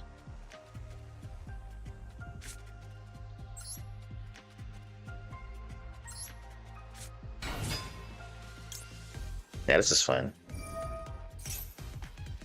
It's literally fine.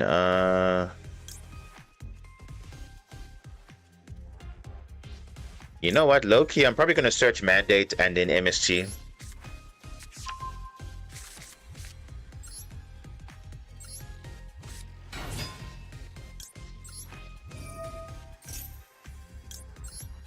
Gonna search it twice actually. Or I can get Gossip Shadow.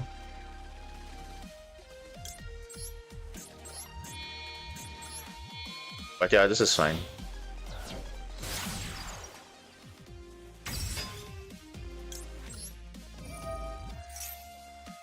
Yeah, this is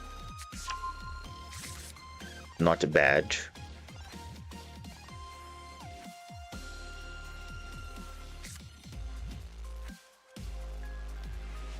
If they had drawn and locked, MSC would have been better.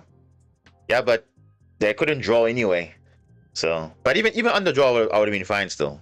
It's like, it's fine. Do I want to do a Lantern first? Yeah, I'm probably gonna do that. But the thing is, I need to search. No, I actually need to search this. What up?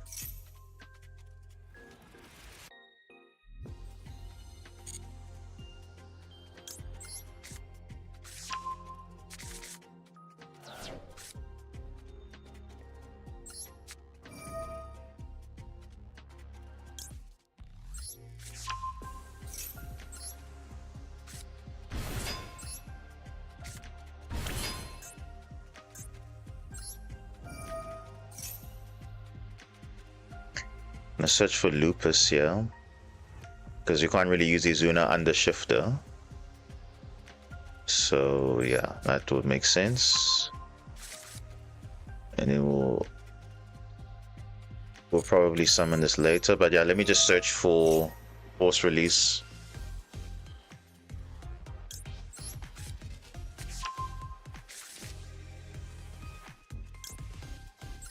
Yeah, and we'll quick effect on this turn. Yeah, this actually isn't bad, eh? This under Shifter, this actually isn't bad. This actually isn't bad. Okay, yes, we lose our MSTs because they're gonna go to Grave, but that's literally fine. We got literally 2 Omnis and like more disruption than we need. So this is actually isn't bad under Shifter. It's not bad under Shifter. And only give him 1 draw, so it's not like the end of the world. And let me flip this face up. Let me flip this face up. Yeah, look at that. Literally, there's no way I'm losing that. There's literally no way. I got basically 2 MST negates, and I also got Xyz into Ripper, also into Werewolf and whatever. But look at that. Shifter and full loss. Why are you scooping there? Because I literally got a full board. You can't deal with that. And remember, your stuff is getting banished as well, so, and it's permanently negated, so yeah, I don't understand why they're running away. Let's see. Wow, look at that. Mitsurugi. Rise of Mitsurugi. And usually you would think, oh, but doesn't Mitsurugi play well on the Shifter? Well, I got MST negate, I can negate their spells.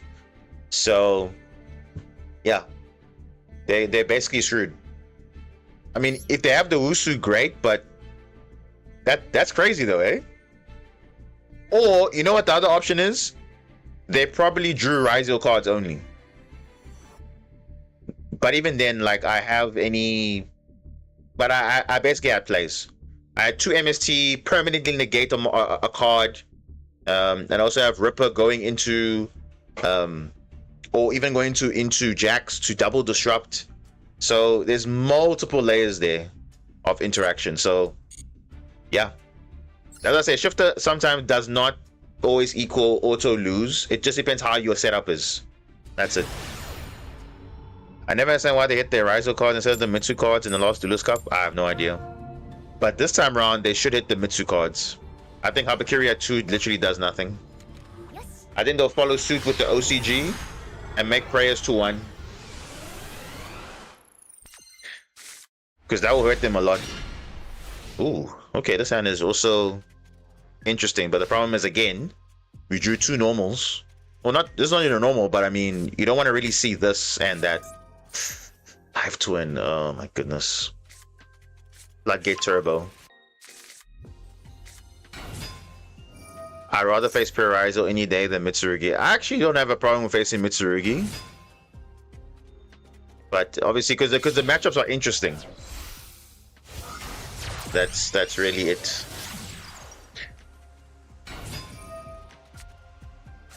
Because the way they designed that deck is just so good. It's just very, very strong. As an engine, as a pure deck. Same thing with K9. As a pure deck, as an engine, it's just very strong to play.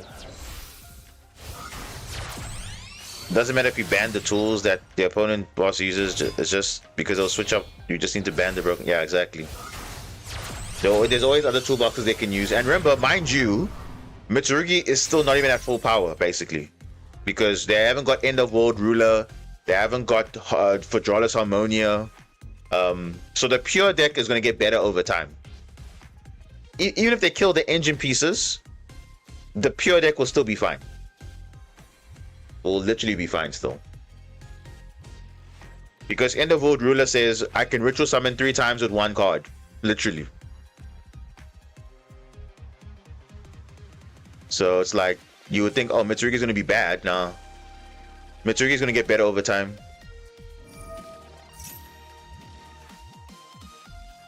Even Dominus Spark, there's also Dominus Spark that's also going to make Mitsurugi insane. So they'll have Dominus Impulse and Dominus Spark as well. So that deck will be literally just insane. So can I ritual pendulums? If there's pendulum ritual monsters, yeah, sure.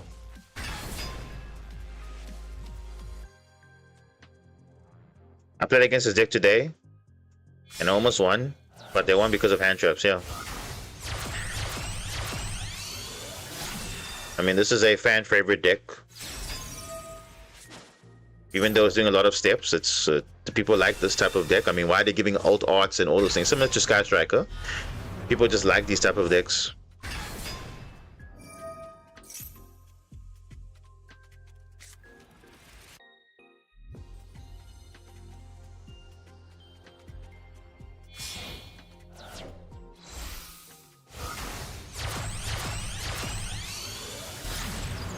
Bow. Okay. A bow. The new Apollo USA. Apollo. Good riddance, that card doesn't exist anymore because sure. Yeah.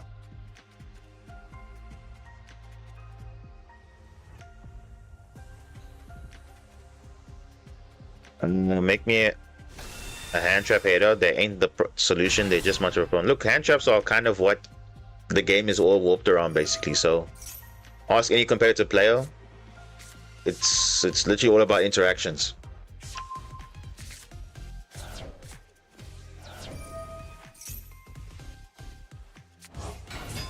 But nowadays even hand traps aren't enough anymore, because the ones that you think are impactful are not impactful. So it's like up and about.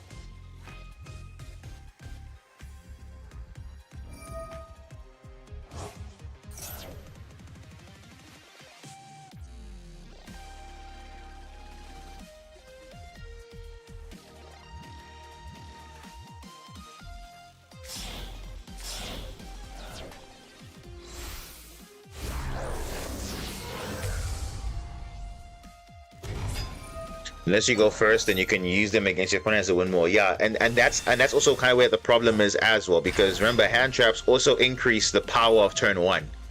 So you would think, oh, like if they were designed like the mulch armies where it only benefits the player going second, then hand traps are 100% fine, no issues. But unfortunately, Imperm, Ash, Ghost Moriner, Ghost Spell, they're very powerful also for the turn 1 player. Because if you don't use it, you can use it for your opponent, which is also a further disruption on top of your board, which is layered interactions in the field, the graveyard. It's insane. So yeah, it's kind of nuts actually. So that's where now modern Yu-Gi-Oh is right now, and it's just, you know, we have to deal with it. I mean, you don't have to like it, but that's the reality. The power of turn 1 is just generic. It's just inherently strong. Going second has always been like the worst case for any player. Even if you have all the mulch armies, even if you have all those things, you can still make a crazy board sometimes. Doesn't even matter.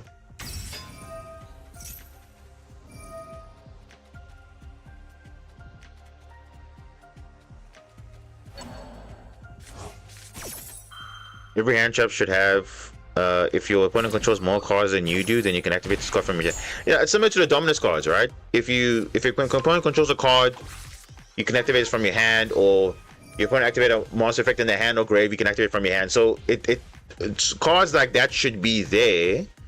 Then it turns into, you know, but yeah. I mean, you saw now what they're doing with Genesis. They're effectively taking away the hand traps because obviously they're putting high points.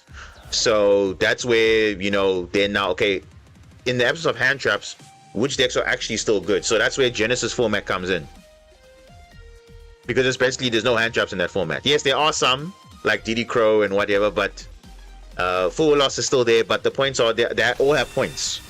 And obviously now, if you want to play other cards, they also have points, like the strong cards. So you're not going to see a lot of like 3 Ash and how would I say 3 Imperm or 3 Full Loss. The usual that you'll see in the advanced format. You won't see that obviously in Genesis.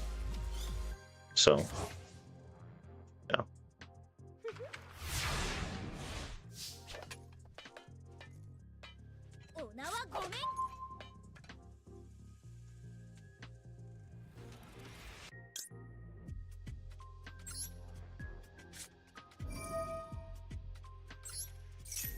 I'm definitely drawing 2 here. I know you got that Ash, that's fine. That's literally fine. Oh, goodness, dude. Maxi as well? Bro. What? That is insane, though. You see what I'm saying? The power of turn 1? They had Ash, Maxi, like, it's just, like, people can deal with the board, but the thing is now on top of that you have to deal with all of these other things, which is also like, I feel like sometimes the game is just like, it's very annoying sometimes.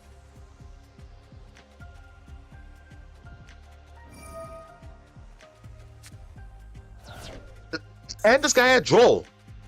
Look at this guy had Ash, Maxi, and Droll. Like, come on now, really, game? Is this what we're doing now? Look at that. Just in case I had answers for his Maxi, he just was going to draw anyway. Insane. Look at that. 3 literal powerful hand traps. Look at that. That's insane, though. So if I didn't have evenly match, I would have just been screwed over, basically. Yeah, this is insane, though. Yeah, we're just talking about this, literally talking about this now. The power of turn 1. Look at that. He already had Maxi, Ash, Droll ready in case there was something there. That's just insane. Literally insane.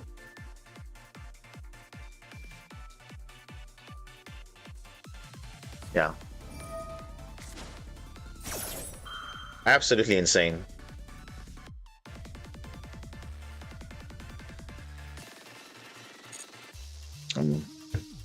This guy had the perfect hand. And I think he had 1 card combo or 2 card combo, whatever. But I mean, look at that. 3 powerful hand traps. And just in case his Maxi got negated, he had Draw as a backup. Insane. Absolutely insane. Now, obviously, I have a board breaker and evenly, but I mean, look at that. He still got follow-up in the form of, what, Fiendsmith Engraver. Like, he still got plays.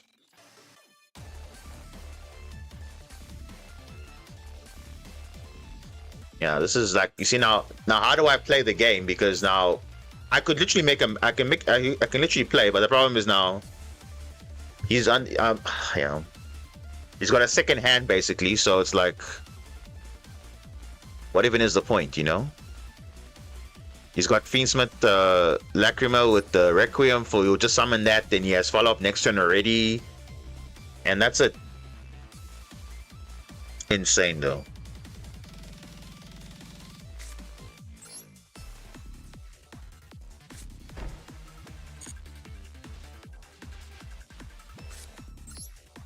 No, it's not even about even OTK. The fact that if Maxi wasn't there, I would have played the game. But no, the game doesn't allow that. It doesn't want me to do that, because clearly I was doomed to start from the, because if I had that draw too, I would have literally said, okay, add a hand that's playable, thrust or whatever. Nope, Ash, Maxi, draw. Like, and obviously again, drawing these is not ideal. If all hand traps weren't there. No, the thing is, so here's the thing, right? I can play through an Ash Blossom. I can play through a draw. But Maxi on top of that is just crazy. With the feel that they had, it's too much. Yeah, I literally can't do anything. Because if I normal, you can deal with the normal because Requiem will summon whatever. So it's like, I lose anyway. I can't make Typhon because we just link it off with the Rage. And then obviously Little Knight banish. Yeah. So many things though.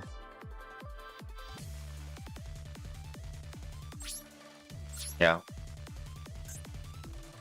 I can't do anything. You see, look at that. Fiendsmith is basically a second hand from the grave. Yeah. He's got so many plays even after that.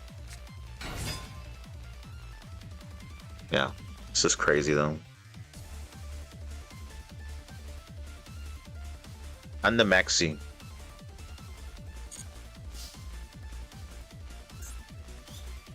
And a bow is also there. Just, yeah, it's whatever, bro. I can't win that. Yeah, I can't win. I can't play through that.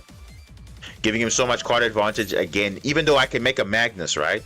No, it's just stupid.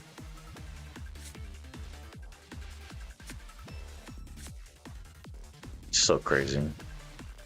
And he can obviously fix his hand now because he can draw a billion cards, whatever, but this game is over. Yeah, this game is over.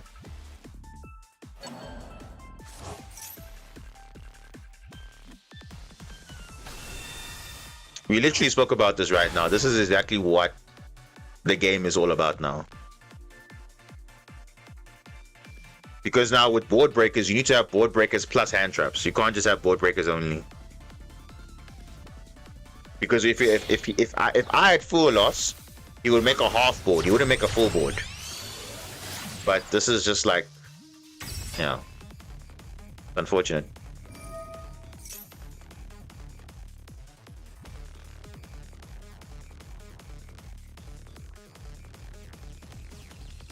I'm gonna lie. I've heard people say they're not ban Maxi because the bad players need to beat a good player because of Heart of the Underdog. So it's like, look, the thing is, it doesn't matter if you think Maxi should be banned or whatever, or you think it's good for the game. It's just hand traps in general are just a problem. Because like I say, going second, like you see now, going second, if you open no hand traps, your chances of losing is significantly higher. Because you didn't open any hand traps to interact with them. So, and turn one are making crazy boards that it already is difficult to interact. So now you don't open any hand traps and they're making a full board. You're already 90% losing already. That's the issue. That is a big issue. This guy's game long time ago. I don't know what he's doing. Just close out the game. Let's move on. He's just wasting time now. I'm not gonna give him that satisfaction of scooping because he knows it. That obviously he had 3 hand traps to back him up on top of his board. Oh, look at that. This guy's just wasting time now. He literally has lethal damage on field. So you see, this is what I also don't like. People are playing like this when they know for a fact they should, because if it was a tournament, this is literally slow playing right here. You have definitive lethal. You should not be stalling the game out for no reason. Like, this is literally stalling the game out.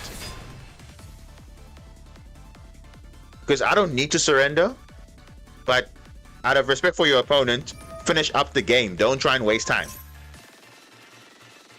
This is not saying, oh, I needed to do this combo. You already had lethal on field. Like, some people play like this. That's it. That's the issue. That's what this game is coming to now, which is, again, I don't blame the players, but it's just how the modern game is right now. So, turn 1 is just really strong. That's it. And that's a reality. If you don't open any hand traps, it's difficult to interact. And even then, your hand that you also open is like, okay, it's normal summons and whatever. That's not what you also want to see as well. Too many normals. Because that's what happened there also. Too many normals.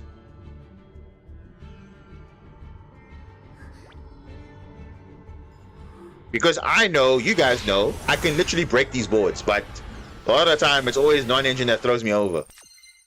So that's it. Okay. All right, let's see.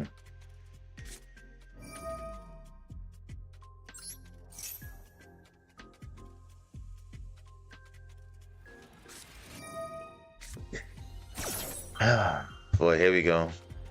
Maxi, of course. Of course, bro.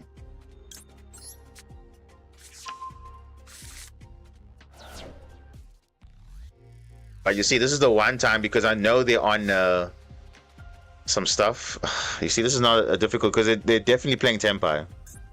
Because they made me go first.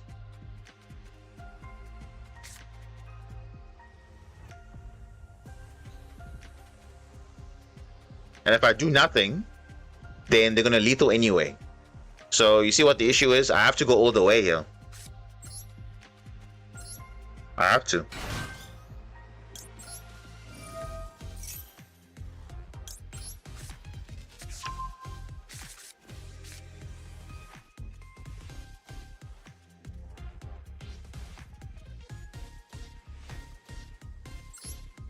Yeah, I have to go all the way. This is a time where I cannot just sit and say, "Oh, but Maxi's whatever." I know I can beat this deck, but yeah, I just have to be smart about it. That's it. I'll get a MST if I need to, but yeah, I'm gonna go for the safe play.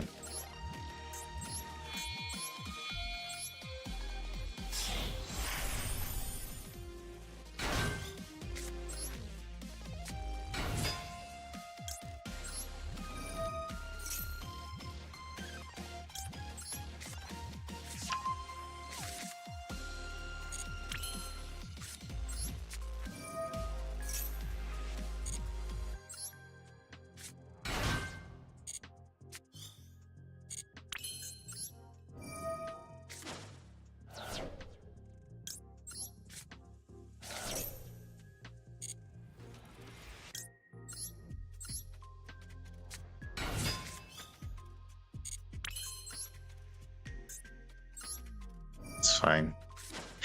We're just going all the way now.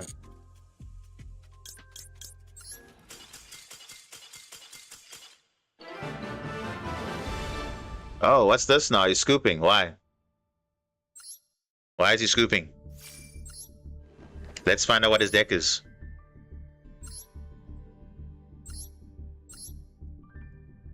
I mean, we know what this deck is, right? It's Oh, it's not even Sky Striker. It's Radiant Tempai. Radiant. Oh, okay. He's not even playing the Nibiru. He's not even he's not even playing the Nibiru. Like, I mean, what is this? Okay, he had full loss, but that wasn't really going to matter because I could have not activated any more quick plays, and that would have been it. But I mean, even the quick plays don't even do anything. Magnus solos this deck completely. Completely solos this deck. There's nothing in this deck that actually has an out what I'm doing right now. Literally. Yeah, there was no out for his deck. Nothing. Not even Impulse, because typically Tempai players will play Impulse and all those things. Not even playing Ash Blossom. But I mean, yeah, this is not.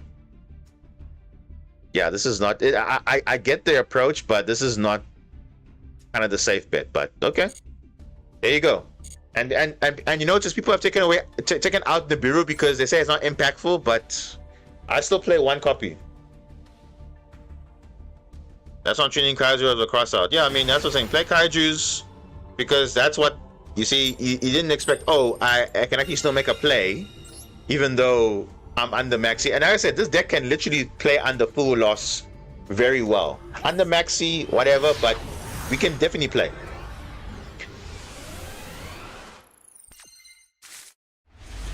Oh, okay. All right, let's try and play under protect ourselves under plays or whatever. Oh, this guy's got something. Impulse, bro. What? Is this Odeon deck? Oh goodness, bro. Not gonna lie, with Maxi at 1, I'm not playing Ash 2. It's just a board. Yeah, look, that's what I'm saying. Especially, I've seen some Radiant lists. They're not even considering Oh wow. And this is also what happens. You're like, oh, my only interaction was impulse, and I use it early.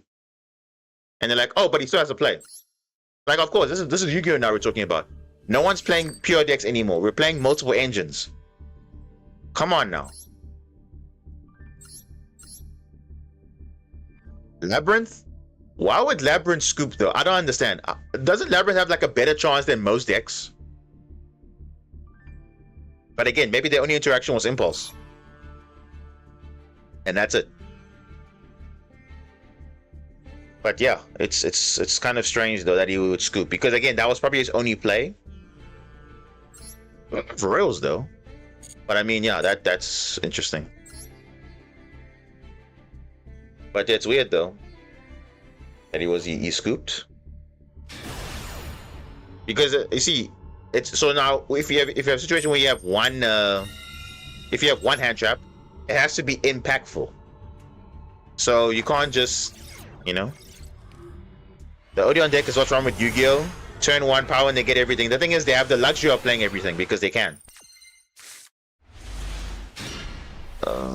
Boy, what is this deck?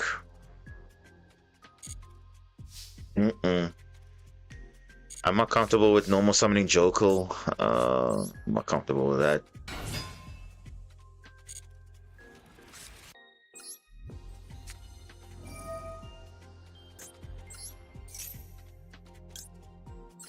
Oh? Okay, now I can make plays now. Let me add this. If you get drolled, it's fine. Please draw, please draw, please draw, please draw. Yes. Perfect. Literally, this is what I wanted. Literally fine. Literally okay. Our level 5 is here, and yeah, we good now. Okay. Are we chilling now? We're literally chilling now. Now we can just look for 2 attributes. So this one, and this.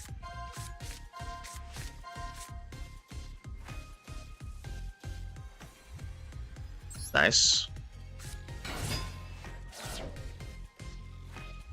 We're going to do this. Reborn, obviously, this card. And yeah, that's it.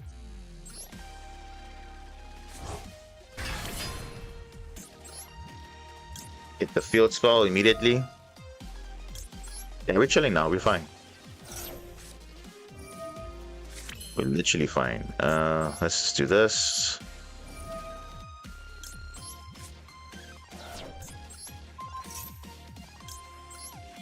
I mean, this is the Nibiru range. It doesn't have the Nibiru, so.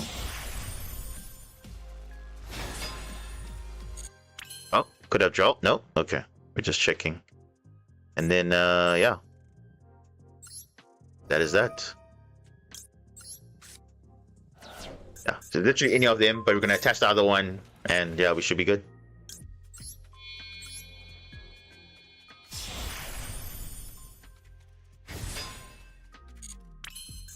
These are the combos they don't teach you. They only teach you like, oh, what do you do when you have this, this, and this? But they don't say, okay, what do you do on the draw? These are the combos you need to learn for any deck that you're playing.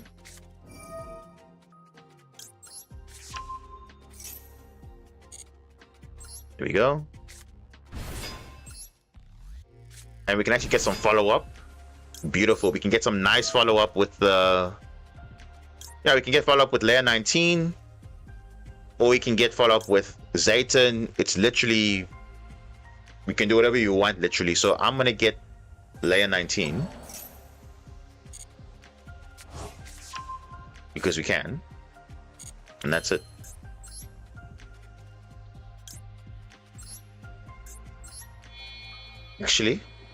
Actually, hold on.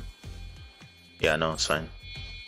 I was gonna say we can go into Ripper, but we don't really need that. Because I could have summoned the black layer to go into the blue, but that's also fine.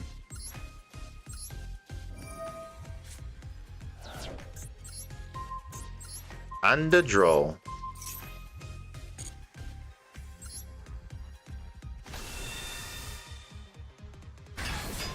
That's one thing Konami got right with this deck.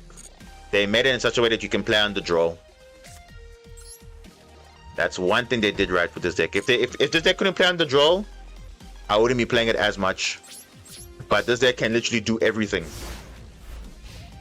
If you have the right setup, and obviously even if you do your first play, blue layer at Zayton, you can play a full combo still. Yeah. You only out here as a kaiju.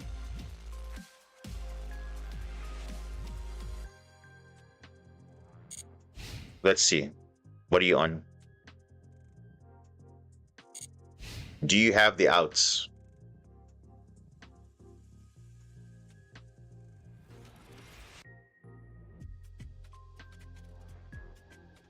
Very different between average and pro. Yeah, exactly. Those extra combos that normally you need to know, because if they come up, this is what you need to do.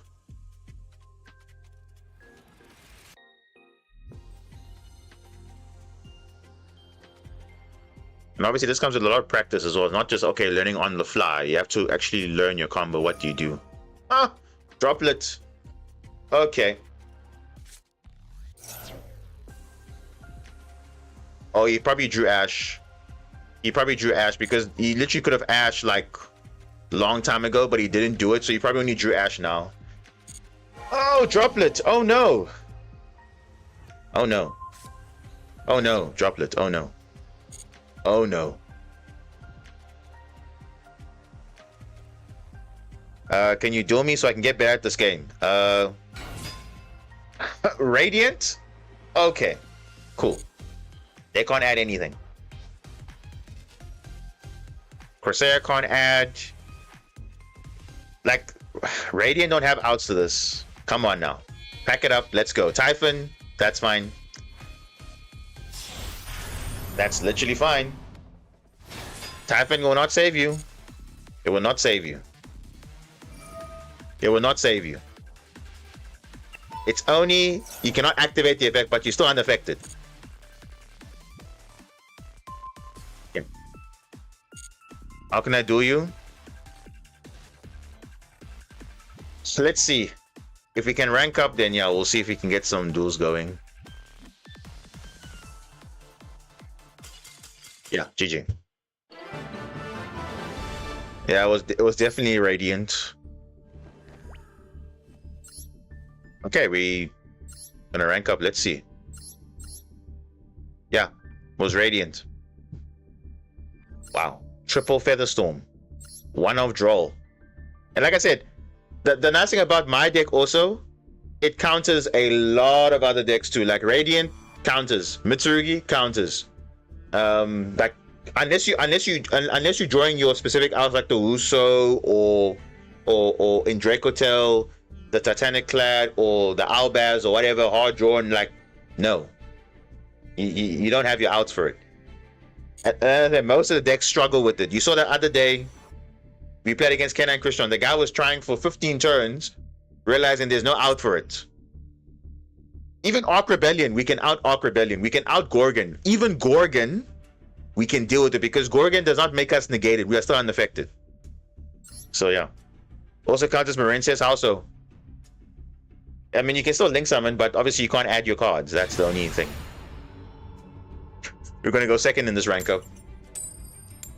Yeah, I know it because it's typical rank up situation. You're always gonna go second. This boss monster is also toxic. You see, it's toxic, but it is perfectly okay for the game. I'm saying that right now.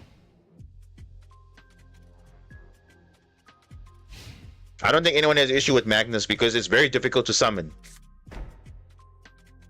Oh, what's this? What's this? What's this? Set 2? Set 3? Oh my goodness. Is it? Oh my goodness, dude. What is this deck? MST. Okay. Let's check.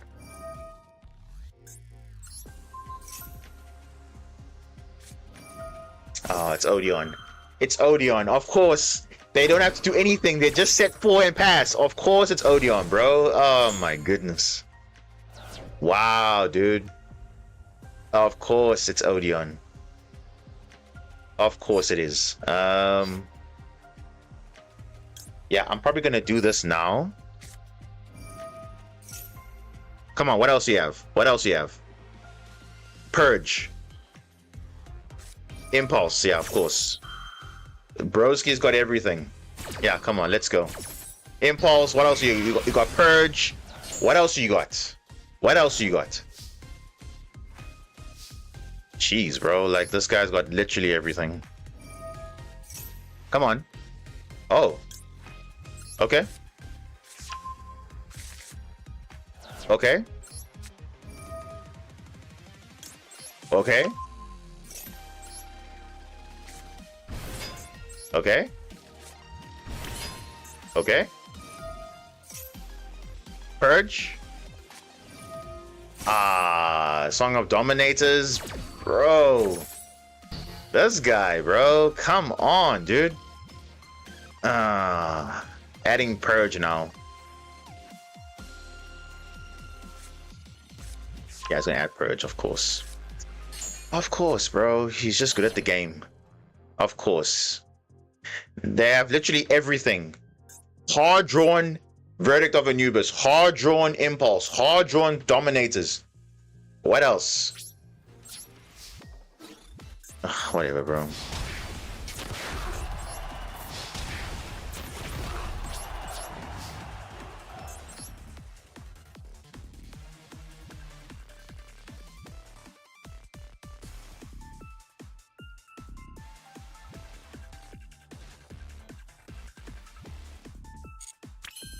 Get all... It's so annoying, bro. I wonder what this card is.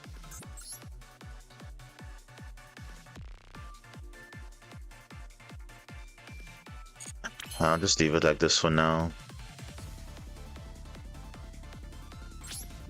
Yeah, I'll leave it like this for now. Watch, they're gonna top deck Odeon. Watch, they're gonna top deck literally an Odeon card, and it's like, of course, it's rank up game. This is what's gonna happen, of course. I literally called it, bro. I literally called it. Of course, they're gonna top deck a man with the mark, bro. Of course, they're gonna open it. Oh my gosh, this game can't be any more predictable. Of course, they're gonna open that. Wow, dude. Of course, they're gonna open that. It's so predictable, Konami. So predictable. Like, this deck doesn't do anything. They just hard open everything. That's what that's why the deck is annoying, because they just hard open the perfect cards. Oh, dude, so annoying, dude.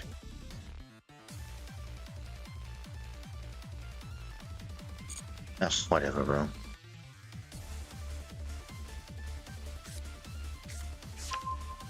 Now they're gonna have their full setup with all their back row negates and everything. Like, come on, bro. Come on.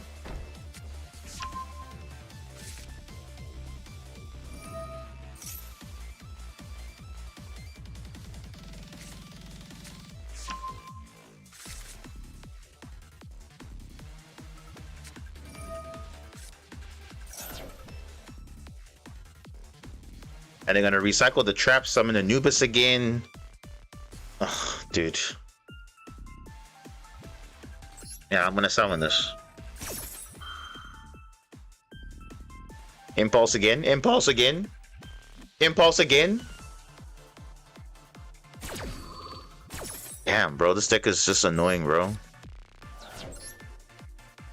This is the one deck that literally just can just top deck everything they need, and it's like all good. And what makes it worse is it's your rank up game, and this is happening. Oh, Super Poly, of course, dude. Super Poly, of course. You have Super Poly as well, dude. Wow. This guy did not do anything. He just hard drew everything, mate. Come on now.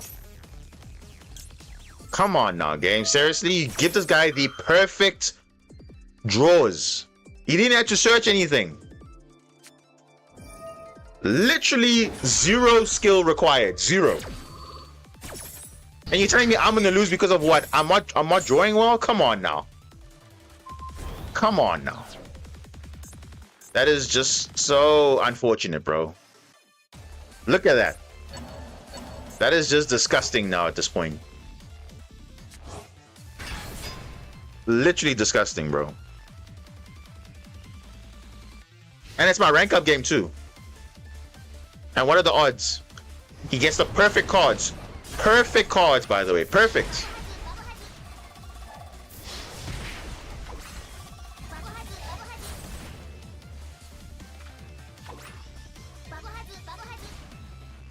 Yeah, apparently I messed up now because I'm not drawing well. Because obviously he drew the perfect cards.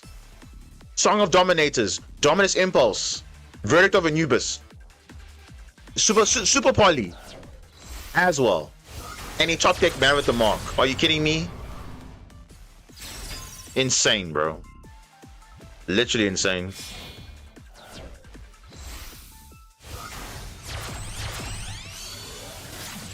Yeah, this is messed up, dude. Literally messed up. And I don't know what this that's I don't know what that is, but it's whatever.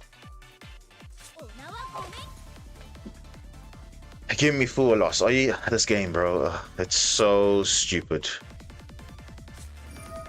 Like, there's a reason why people want to quit this game. I mean, look at that. Like, what do you call this match, bro? Super unlucky. Super unlucky.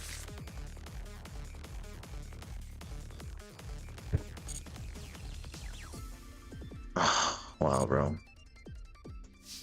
I can't believe he top decked the perfect cards. And my hand was also good also. It wasn't like a bad hand. My hand was pretty good. Italy, Chaotic Elements, Noroi. It's a good hand.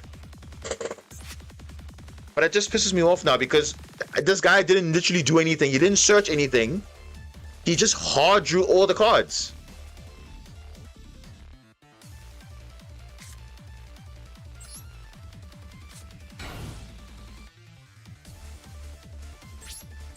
I mean, yeah, I could have made Typhon, but this was gonna be, it's not gonna make a difference. It's not gonna make a difference.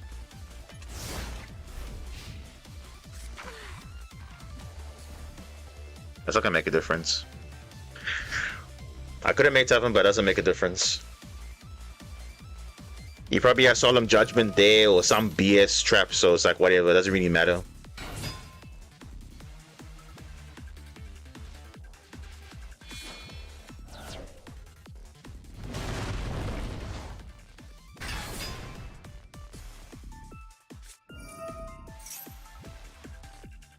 Dude, this game, I can't believe it, bro. And you notice it's always the same pattern. Rank up match, there's always some BS happening in rank up. Always. Literally. This guy didn't search. He only searched once. Because he top decked Man with the Mark. Literally.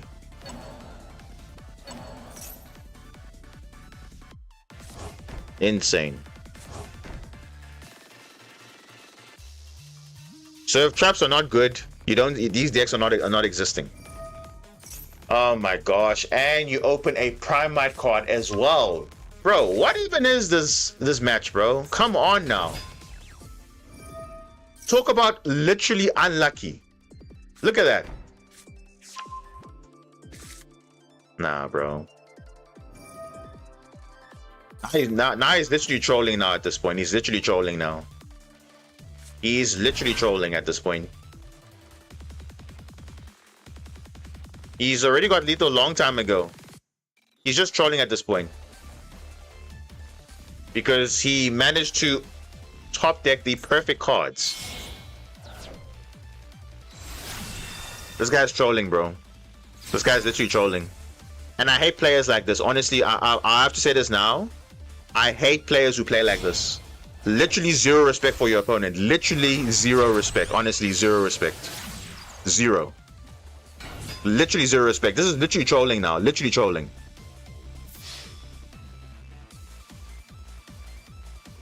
Yeah, this is literally the most disrespect you can actually do to an opponent. Literally, he realizes that he literally is not doing any benefit for anybody. This is literally just pissing me off now.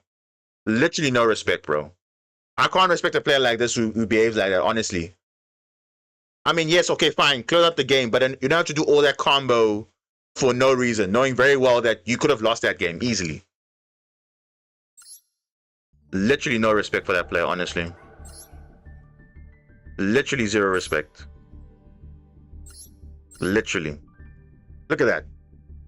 Look at this guy. Skill drain and all that. He hard drew Anubis, hard drew Song of Dominators, hard drew Impulse. And I'm pretty sure he had a Solemn there. I'm pretty sure that there was a Solemn there. I'm pretty sure. But still. You don't have to do all that other stuff. That was completely unnecessary. But yeah. Like I'm saying, I don't mind losing. Okay, fine. I don't draw. But why do you play like that though? Like you know for a fact you didn't do anything. You hard drew you drew well. Okay, cool. But you don't have to literally put it in my face and say, hey, whatever. Because I know I could have beaten you there. I know. But of course, some players don't have respect for the game, so it's understandable. So clearly, he doesn't have any respect for his opponents at all. So I have no respect for him, honestly.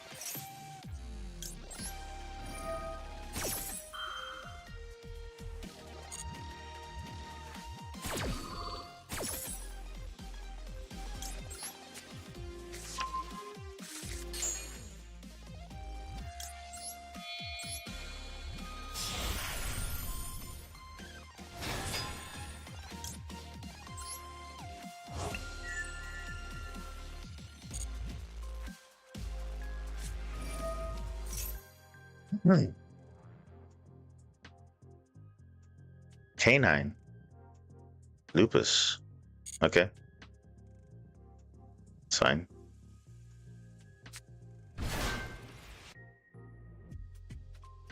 It's actually fine if it makes Typhon, actually, because it doesn't really affect my monsters, so it's fine.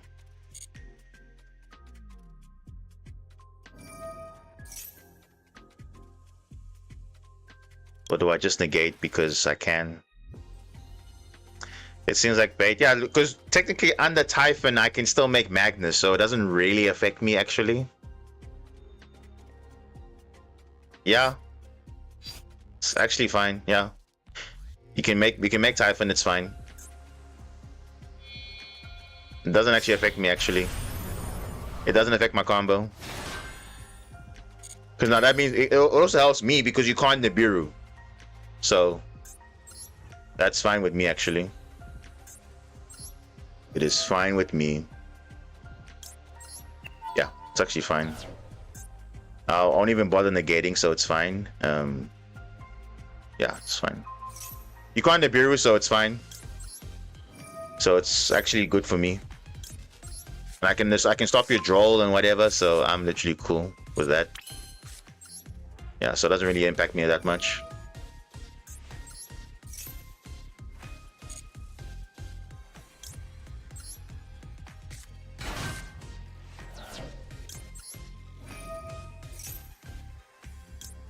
Yep.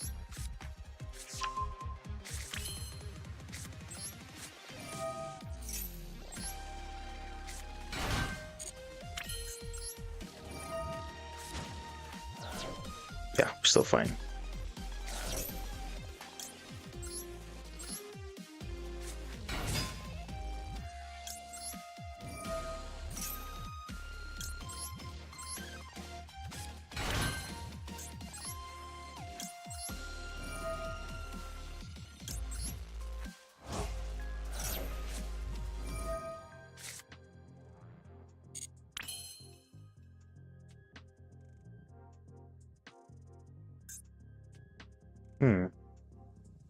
He did activate a monster effect though, so I could go into Ripper.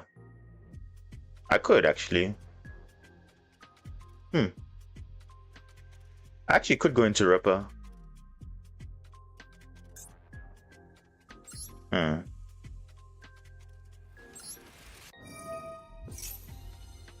mean, why not? More disruptions, right? So why not?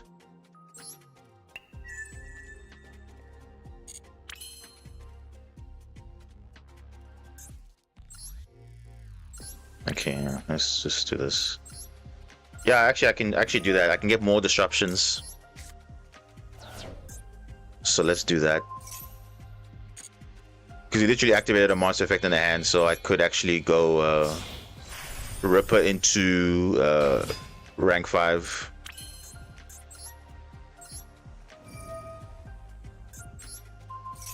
Yeah, so it's like more interruption for me.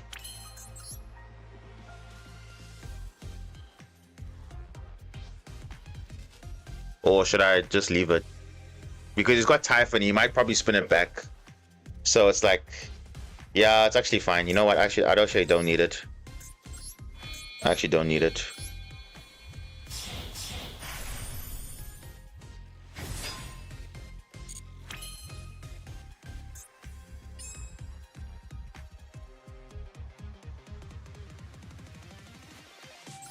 Nah, I don't need it. I don't need it.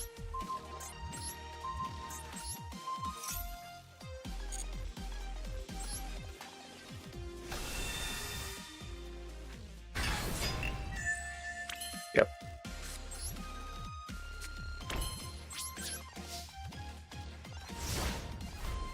Even Zeus can't do anything, so it's fine.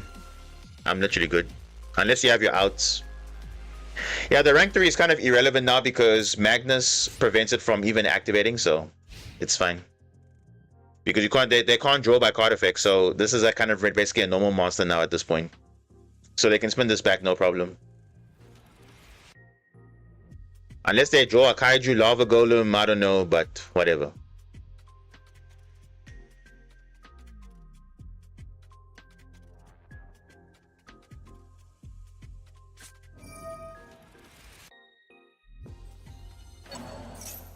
Okay.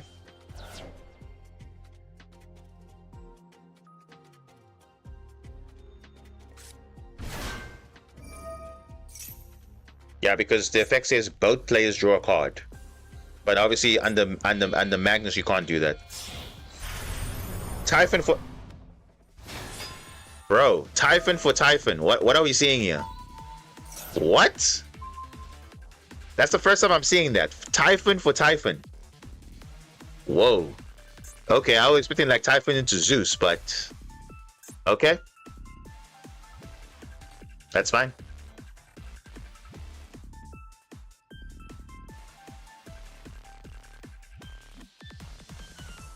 I mean, I'm saying seeing 2 Typhons in one deck, that's very unusual.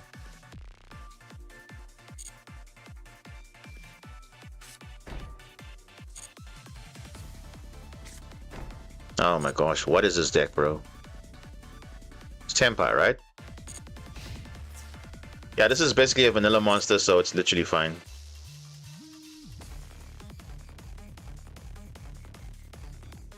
He's not. He's not attacking.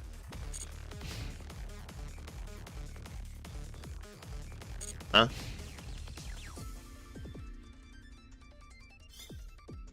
You can't. You can't. Bro can't add. Can't add. Okay, let's check. What is this? Back row cards. What are these? Secret Blast. Oh no. Typhoon Vision. Okay.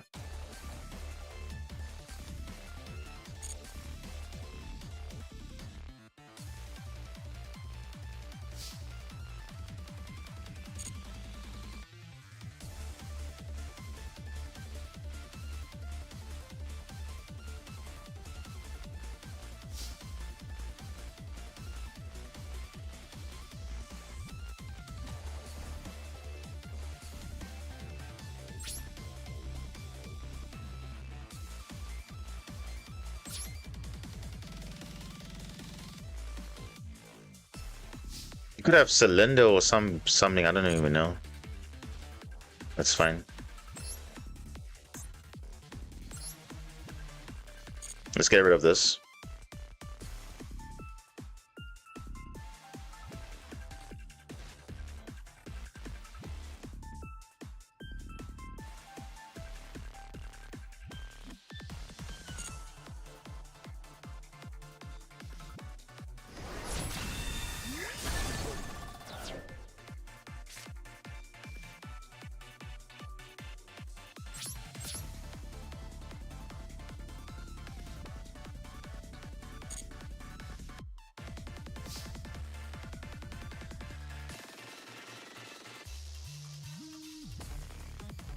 You should have crashed to rank 3. Honestly, I don't even.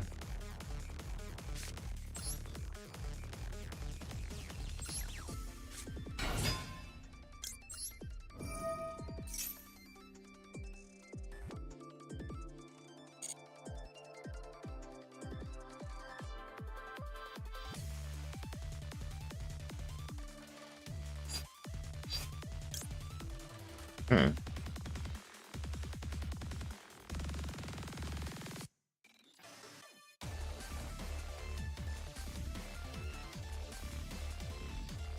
He 100% has Lava Golem, but he would have done it earlier if he didn't want to use Typhon, so it doesn't start a chain or anything, but okay. That's fine.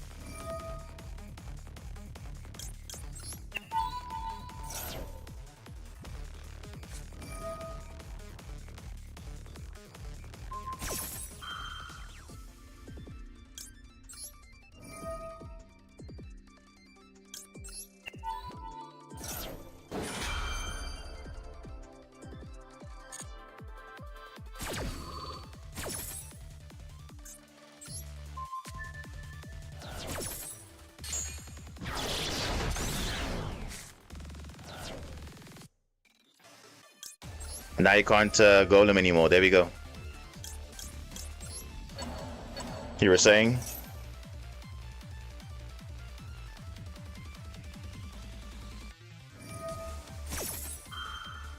Yeah, Lupa's not going to do anything. That's fine.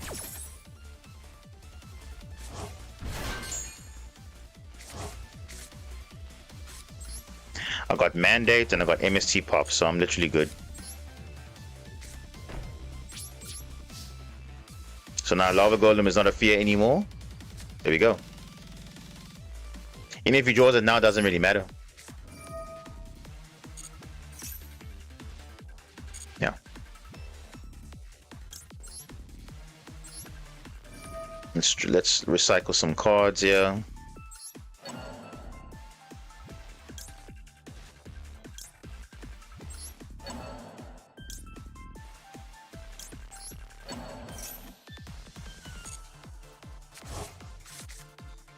Of course, we lost.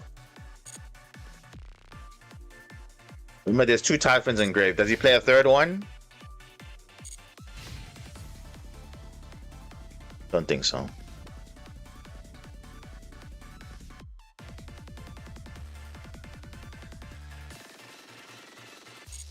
Yeah. Just what I thought. Lupus is just a vanilla monster. White layer.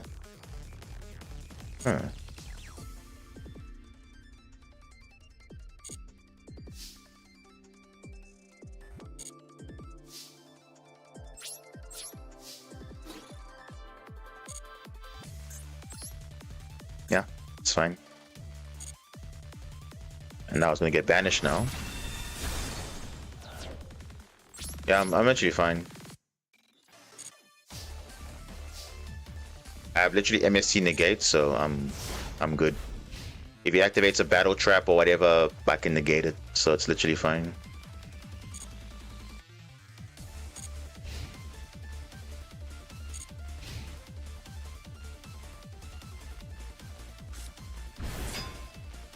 The hell is this?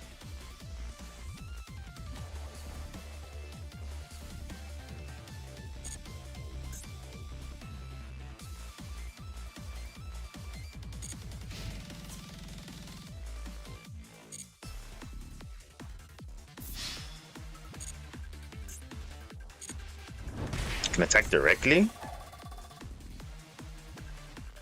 Okay.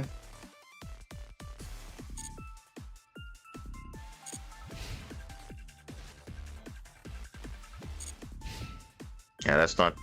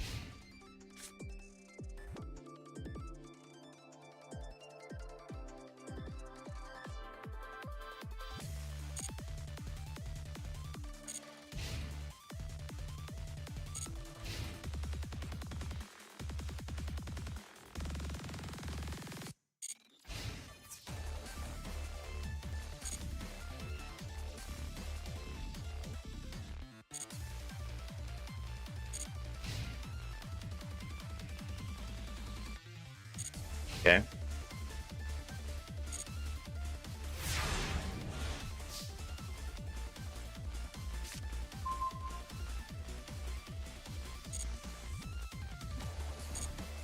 The Bureau not helping me at all here.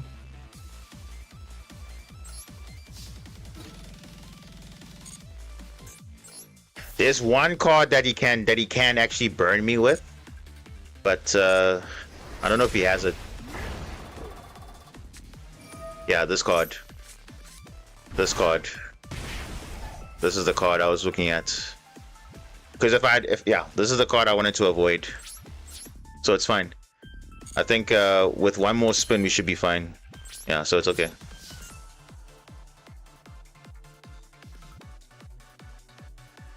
During your opponent's turn. Yeah, it's not during his turn, so it's fine. It's fine.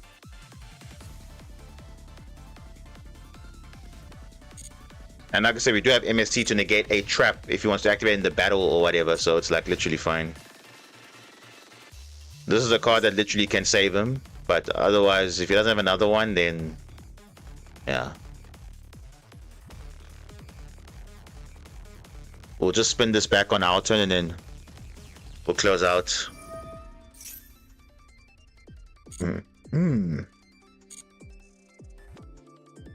Heavenly Prison though. Okay, so now I can't destroy his cards. Oh well. But I can do this.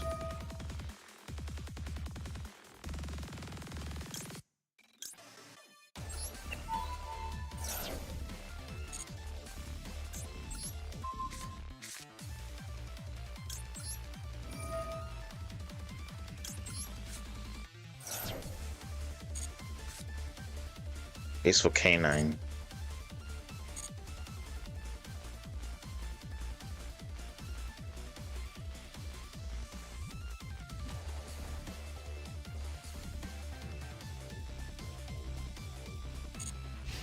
Okay, that's fine.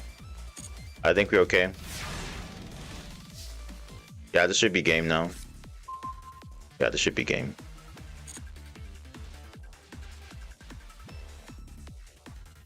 No, he doesn't have another one. Doesn't have another one.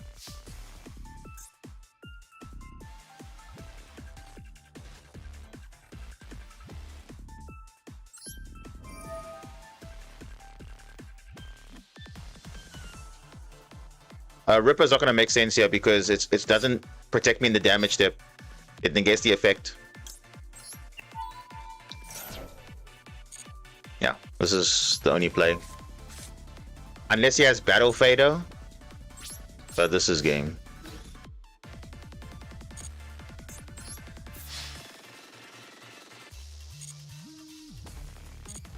Yeah. That was the only card that could have actually done something, but yeah, other than that, it's fine, whatever. I mean, he tried though, but yeah, we also tried to. Yeah, Ripper wouldn't make sense because it doesn't negate in the damage step because it negates the effect, not the activation.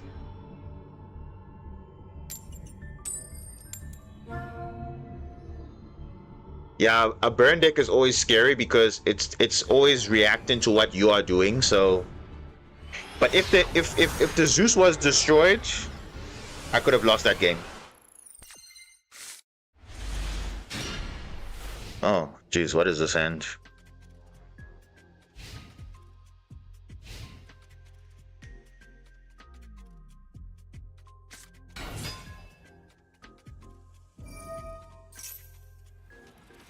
Radiant. Okay. Radiant is whatever. It's fine.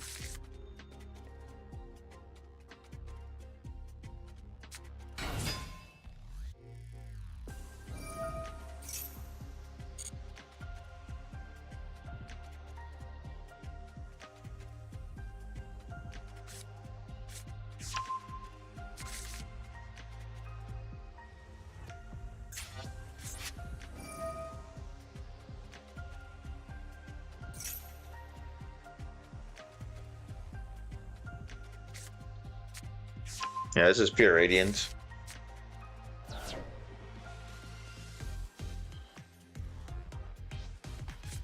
Yeah, thrust evenly, yeah, so it might be a problem because if that MST negate, then it's like a problem. Here comes Corsair.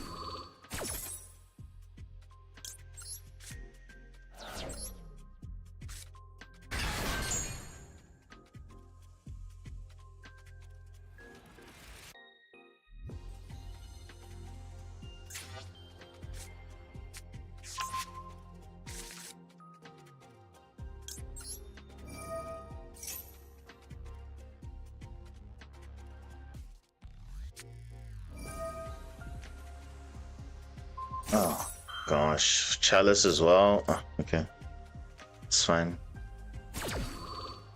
I was trying to avoid this resolving, but it's fine.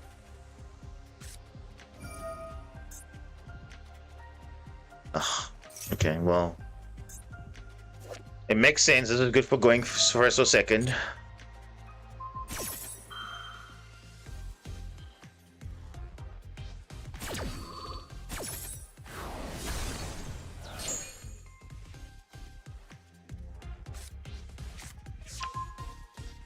Okay, so there's his MSTs now. He has all three of them in rotation. Two in the hand, one in grave. Okay.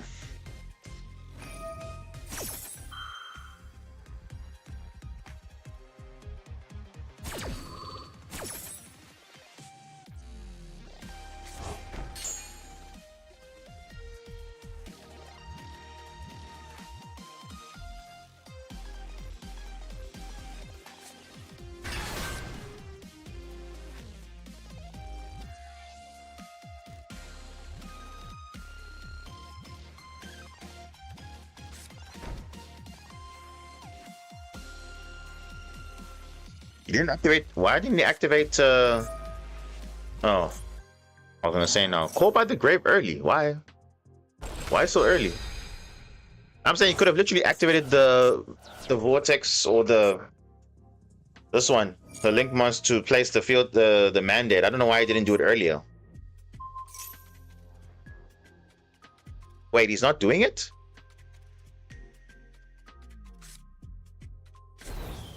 What?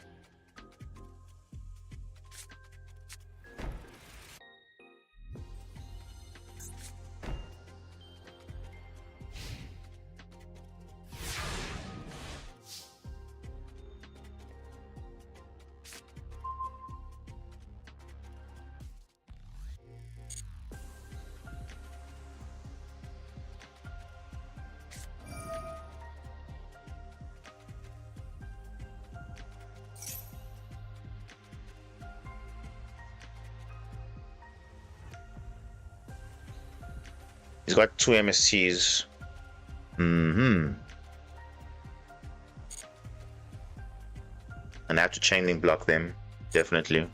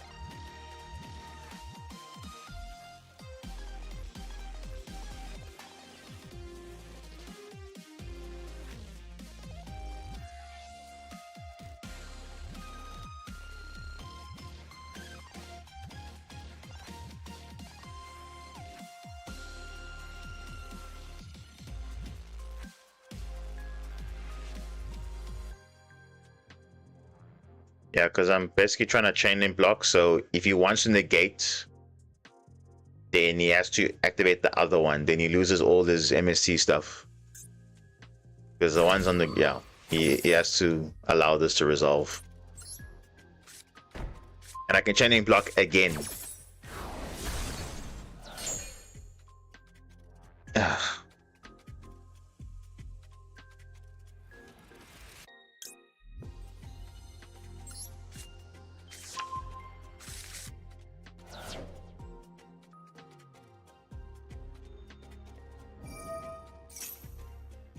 Yeah, I'm gonna wait for the trap to activate because it's fine.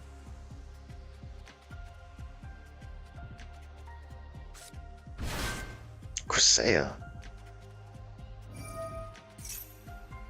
Why Crusea though? Okay.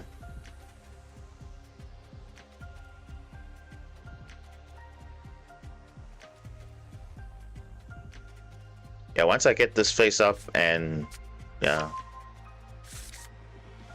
Okay.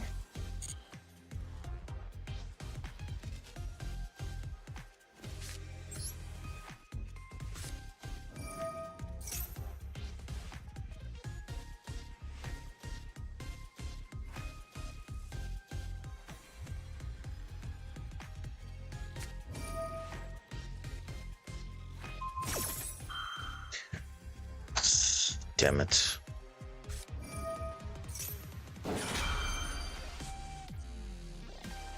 Well, it's a chain and block, but I mean, nothing more I can do there.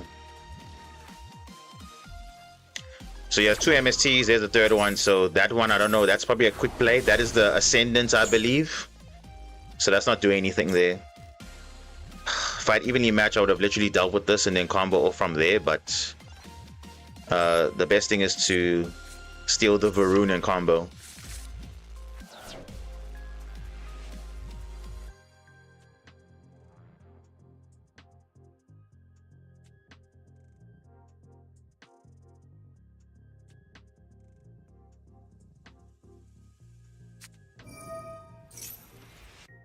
Ooh. Okay.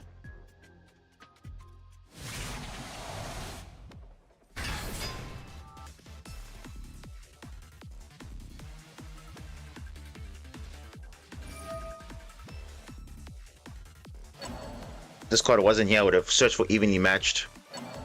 Then I would have been better off. Then obviously I can steal the Varun and combo from there, but it kind of messed things up a little bit.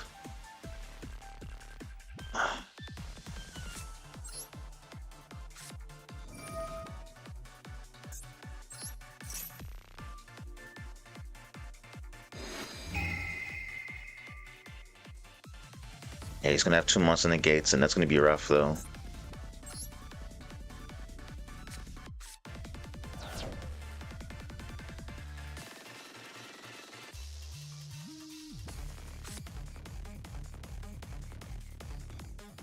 You see, I can also activate Joku, but the problem is if he activates this card, he's gonna reborn, and then obviously it will trigger this and target 2 cards and spin it back. So it's like, it's a big trade-off though.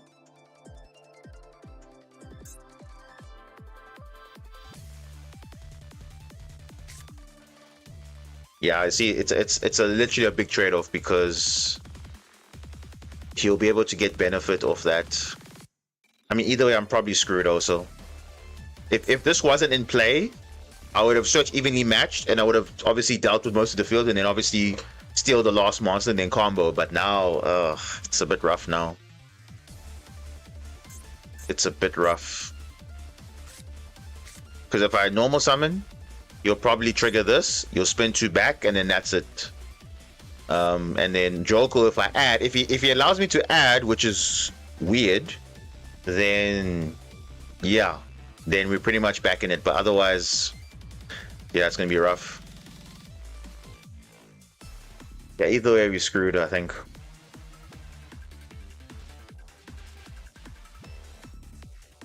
Oh, damn, bro. Of course. Yeah, either way I'm screwed. Either way I'm screwed. Activate that, and that's GG. What? How is he allowing this?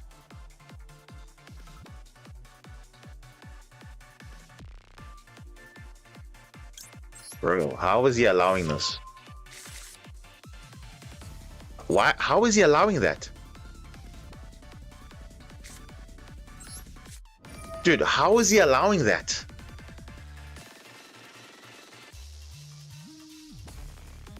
Dude, there's no way, bro.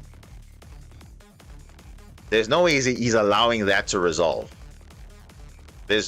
Yeah, I was gonna say now, like there's no way. I would have literally dealt with that immediately. Can summon Lupus, but that's not gonna do anything, and man, yeah, that was it. Either way I'm screwed, basically. Either way I'm screwed. I mean, yeah, you're probably saying, okay, I should have drawn 2, but remember the Varun was there. So yeah, didn't want to risk that. Yeah, he's gonna spend 2. Yeah, it's unfortunate, but yeah. Yeah, that's it. I say we're screwed either way. Either way, we were screwed.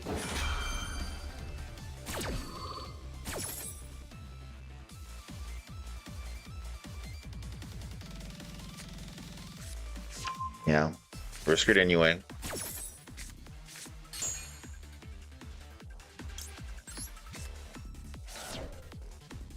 That play of putting this car in the back row kind of messed things up a little bit. Because I literally had this. I could have evenly matched the field, tech talents, control, and then combo from there, but yeah, the game says otherwise.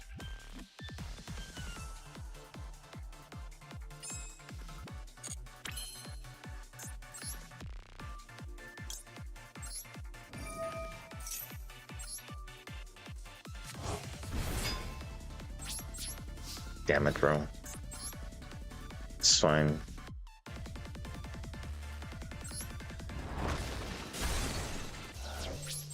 Yeah, we tried. I mean, there's nothing, literally nothing I could have done there. Unfortunately, the back row of this, I can't use evenly, so yeah, it would have been a great play. Everything I did there would have been executed just fine, but that obviously did mess up things a little bit. Super Poly? What?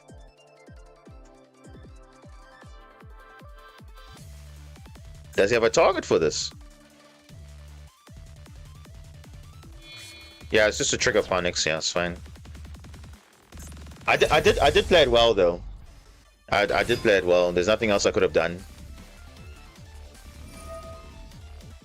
Because he also kind of made sure to play around evenly as well. So it's 100% valid.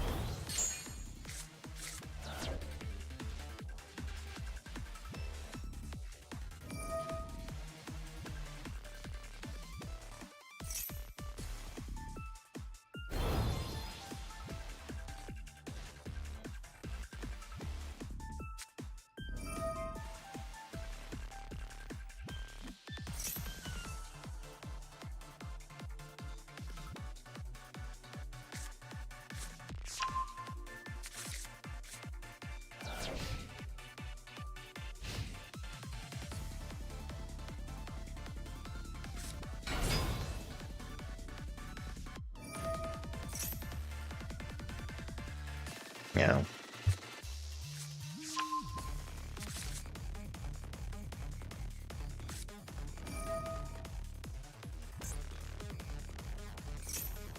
Yeah, this is lethal. Let me just move on.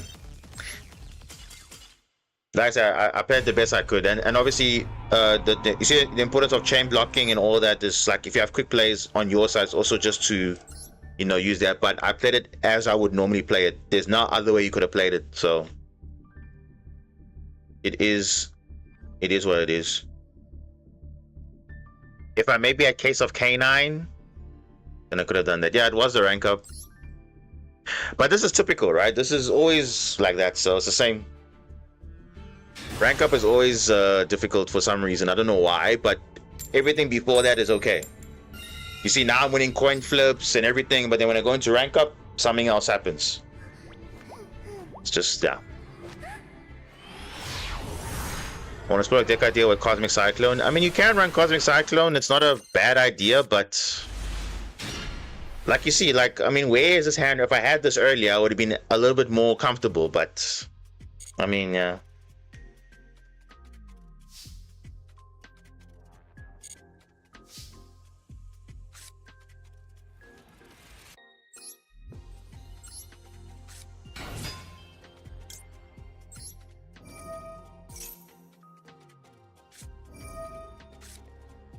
Okay. Baits out to Vela at least. That's good.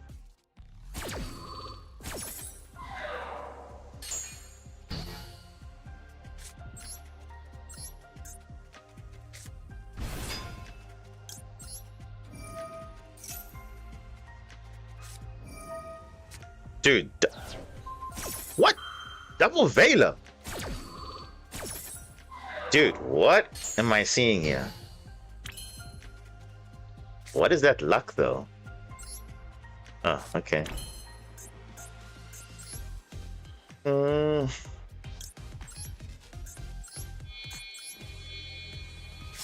Bro. I don't even know what kind of luck is that. But okay.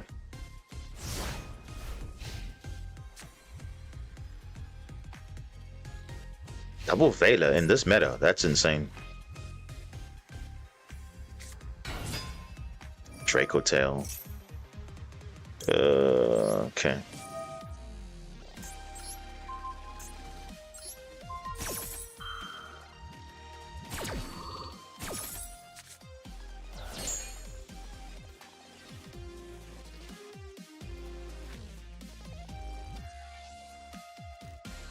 I can fool, but after I resolve the Typhoon, but it's not gonna make a difference though.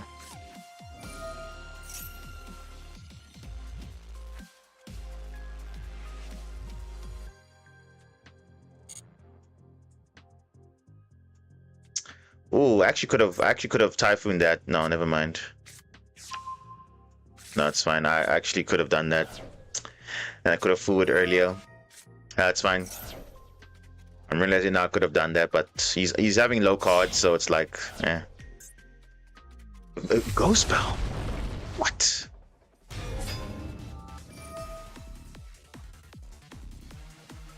No, he's probably gonna chain block.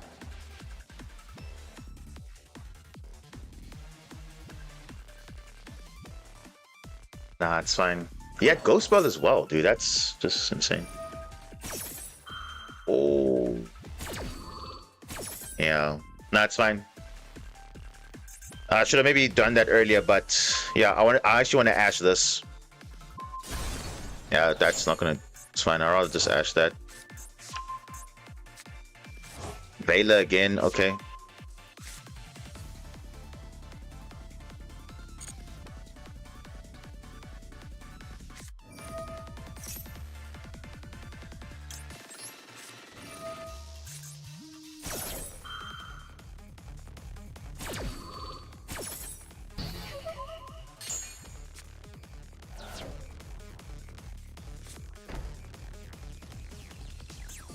Oh, what is that?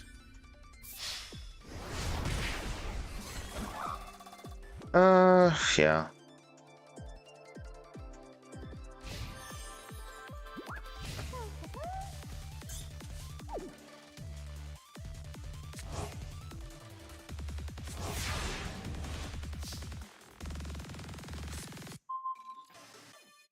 Alphen.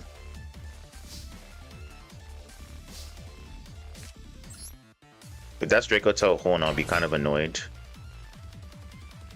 I can't fool in draw phase. Little Knights on field.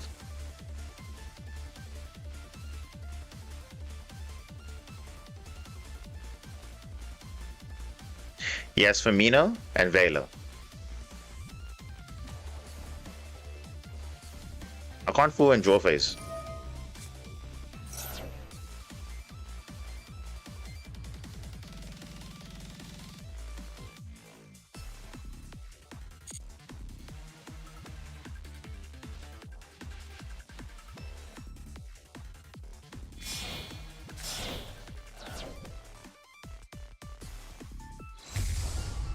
Ulamel.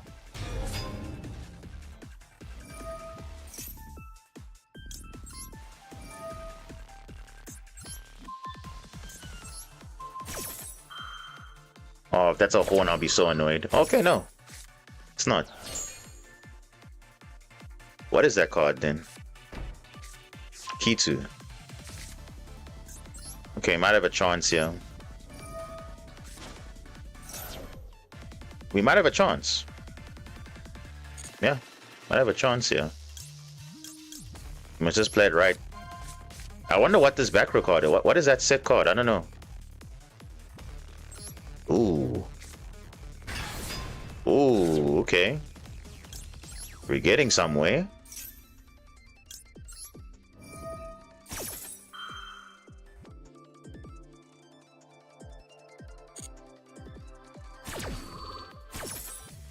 It does. It does, but obviously I don't know what this back row card is. If I can clear the back row, that would be great. But the problem is Gulumel comes back and there'll be literally nothing on field. So yeah, that might be... But let's see what we can do.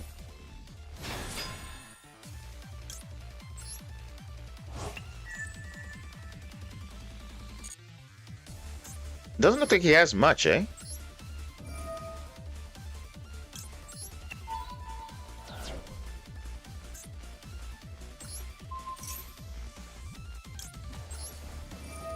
That's Call by the Grave, he just wins. Oh no. Okay.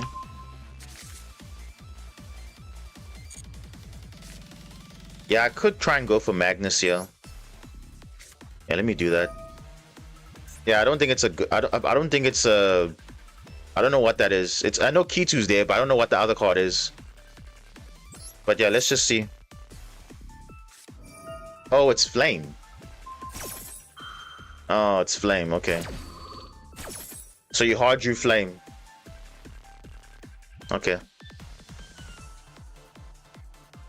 That kind of a bit annoying, but okay.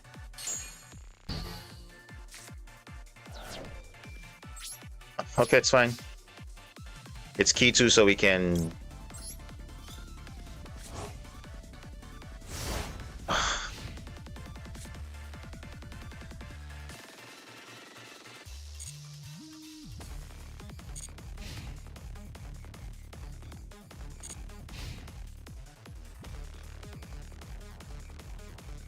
Yeah, he hard drew Flame. That's unfortunate, though.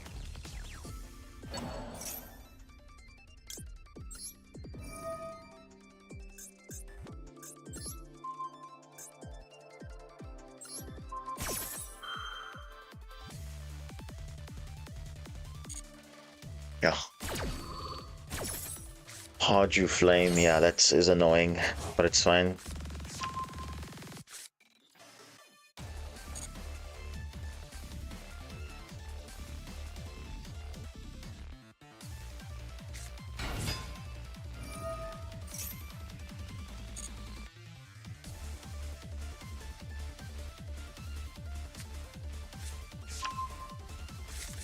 He probably still wins anyway. He's got Kitu. Yeah, we still lose anyway.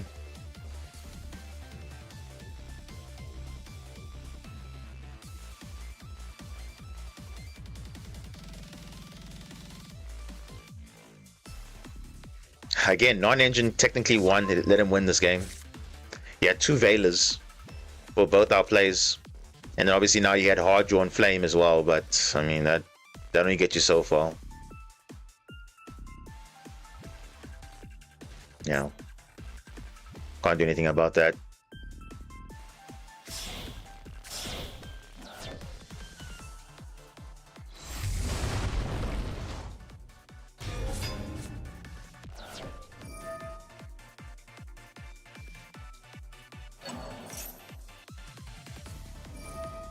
And he still has Rahu as well.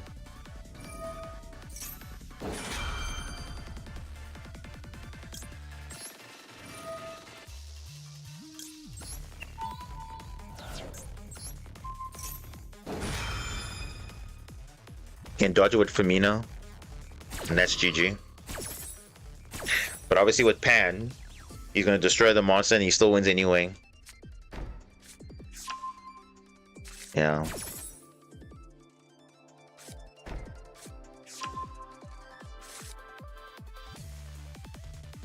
It basically took 3 Veilers to stop me and a Flame. Yeah, that's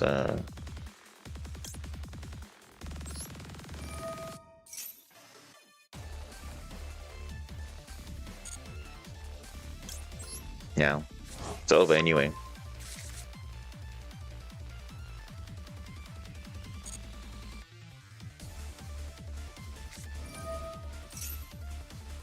Bro is still doing combo. Like, bro, you have game. I don't understand these players, bro. Just go for game. Why are you trying to go for like extra combo? I don't understand. It's so unnecessary though.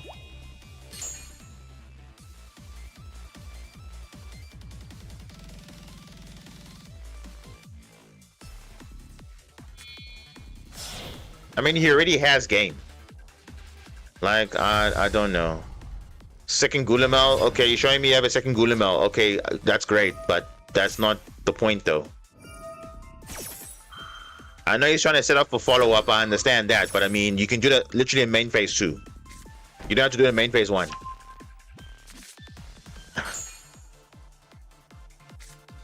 And like I said, it took 2 Veilers to stop my combo, so it's not even that. I literally had the answers for his deck.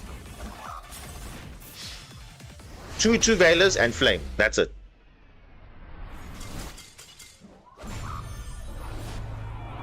Yeah, it's completely unnecessary, but you know, Dracotel being Dracotel, they like showing off too much.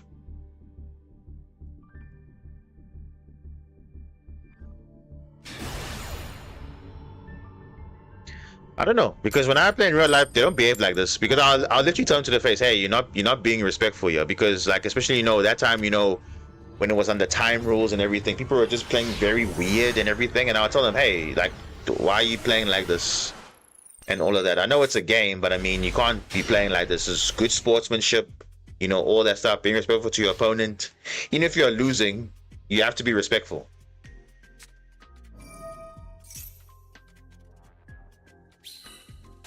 But yeah, some people just don't understand that.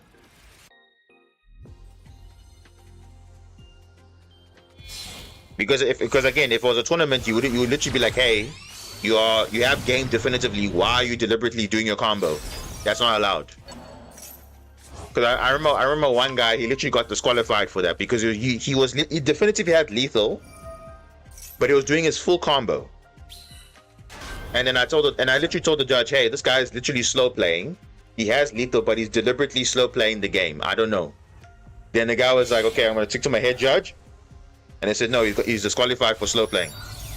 And and I got the win for that. Because effectively, he's wasting my time by doing his combo where he knows he actually has lethal.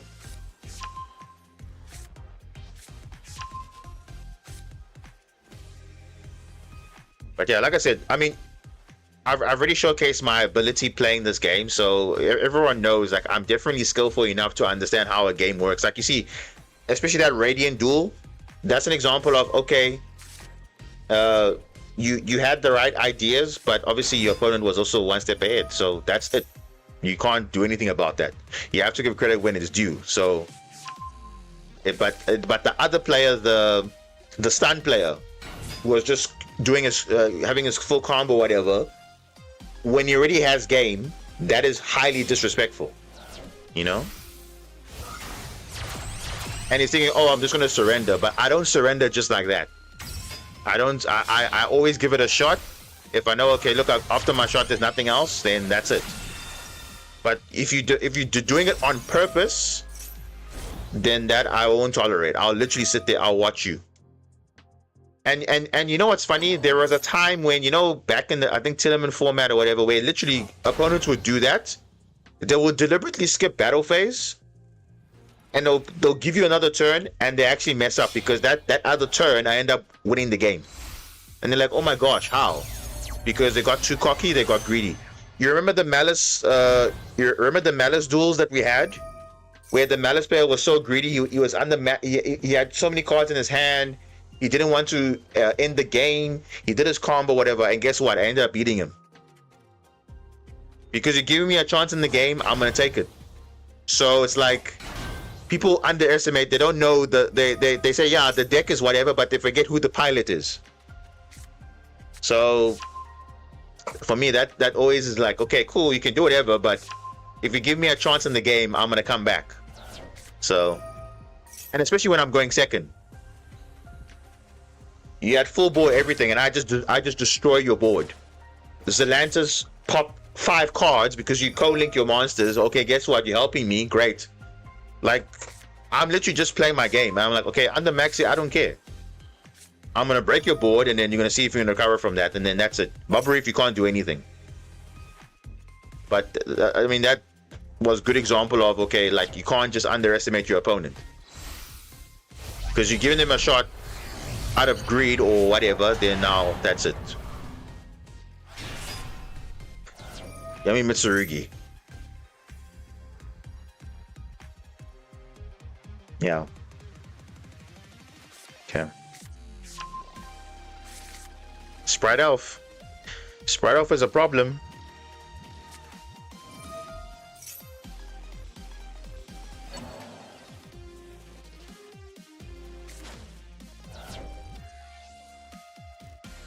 And people say Totally Awesome was the problem. No, Sprite Elf is the problem.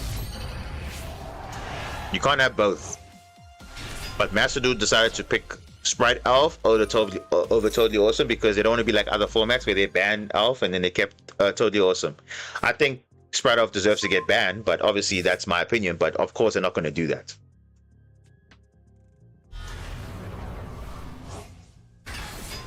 The same thing with Nightmare Griffin. They should just ban that card, because the problem is you have to literally resort your plays focusing on that card over and above everything else.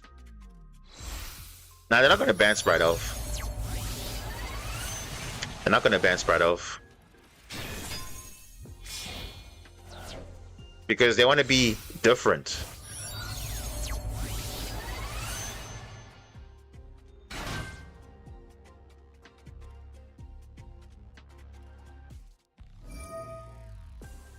I mean, look at this. Look what Sprite Elf is doing for the Yami deck. Look at that prime example.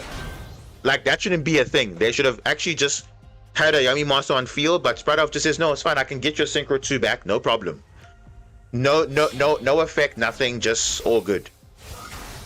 But it's just ridiculous now. It makes you, it's just adding too much to end boards, and it's like, it's just not what it's supposed to be played in. It's better in other decks, not even in the Sprite deck. And now they're gonna make Herald, and then that's it. Then I can't play half the game now because half my cards don't work.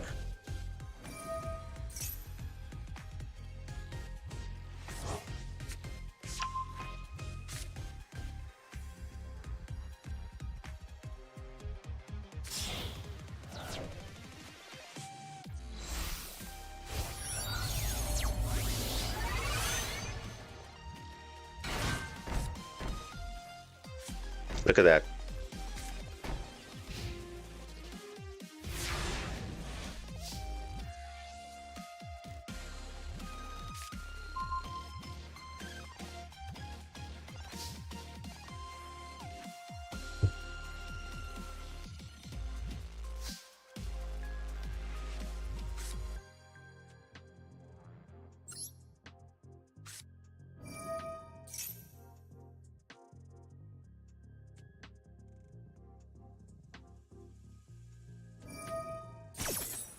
Yeah, it's probably non-engine. It's most likely non-engine.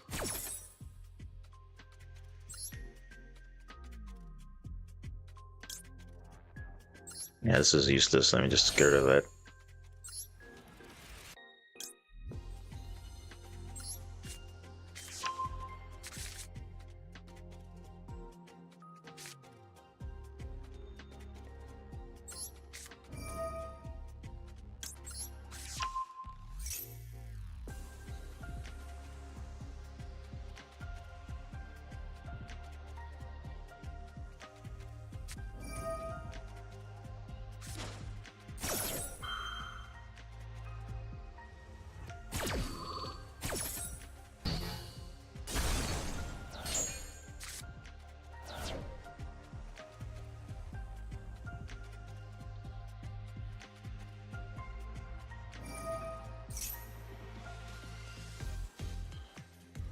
He still has prayers as well.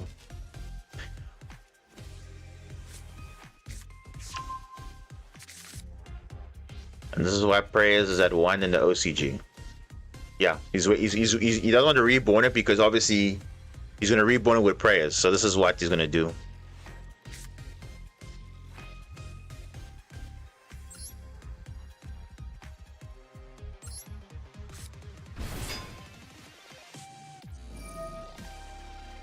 Yep, get the yummy monster for free without even using surprise.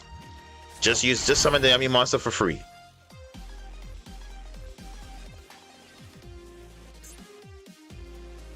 Yeah.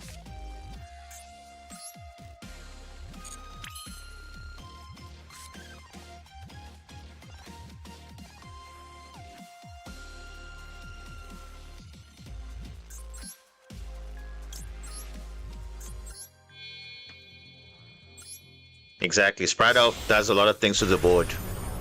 It doesn't force them to use their interactions early. It's just like, okay, it's free, summons, no problem, whatever. You should have used Surprise to reborn this, but no. It's just for free. Yummy Surprise is a last resort. After 2 Omnis or 3 Omnis, and then Little Knight and all that stuff, yeah. What can you do? Nah, just leave it. Literally, that's what I'm saying. Sprite Elf is just doing too much for the Omni deck. It does way too much. Way too much. How am I losing 3 in a row? I don't understand. I have no idea.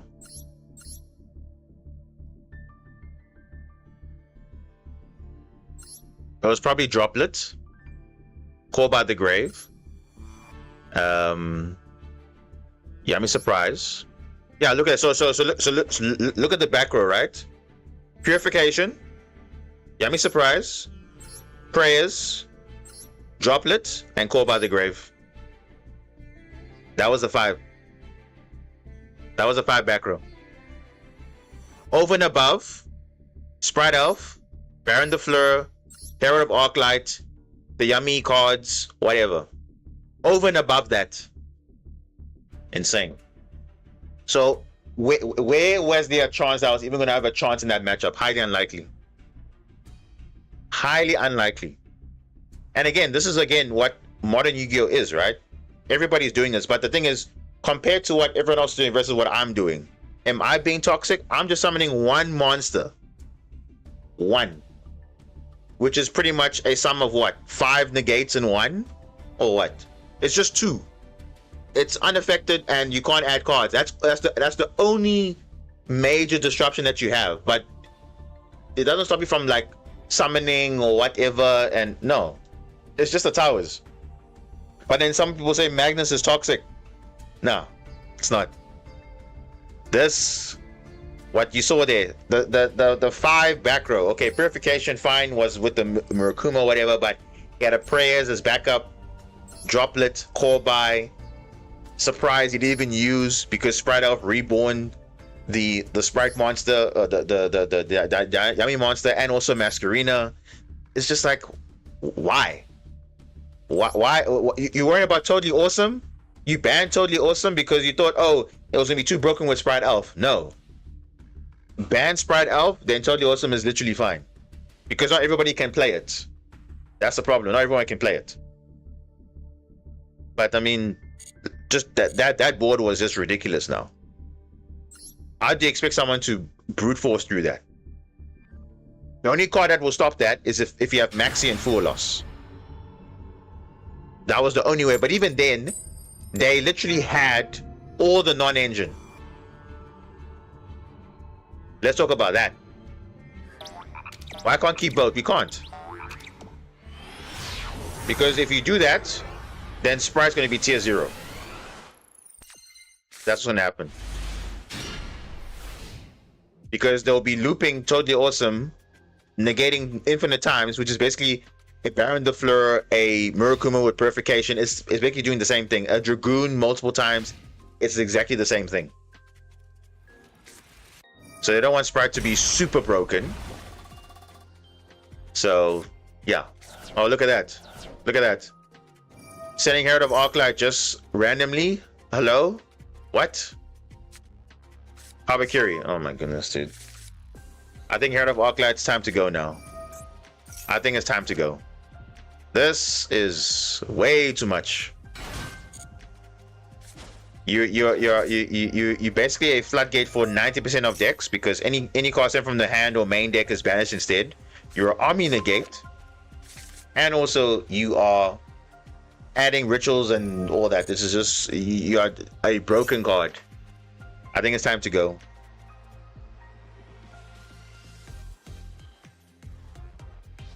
It's so much so people are playing literally random cards just to turbo out. Like who's playing this card? Just because you can. Yeah, Toad's the problem. No, Toad's not the problem. Never been a problem. I always told you guys this. If you're watching my streams for a long time, that there's always problem cards that enable those cards, the other cards, to be broken. So some cards get banned because of other cards. So instead of banning those cards, you're banning something else that is not even related to that. So they said, okay, Sprite Elf, totally awesome. Which one's more broken? They said totally awesome is more broken, so let's ban that. But Sprite Elf is the one that's enabling the infinite reborns of totally awesome. Because effectively every turn you can reborn it if your opponent controls a monster. Because first of all, Sprite Elf is generic, right? It's just 2 monsters, including a level 2, rank 2, or whatever. That is super generic. Instead of just saying 2 Sprite monsters, then nobody will be playing that card. So it's all about, the power level of balancing cards out. They just failed to do that. So, I don't know. That's a card design. I've always said, if card design is not done right, then that's when our cards get abused. And if it's not going to be banned now, it's going to be banned in the future.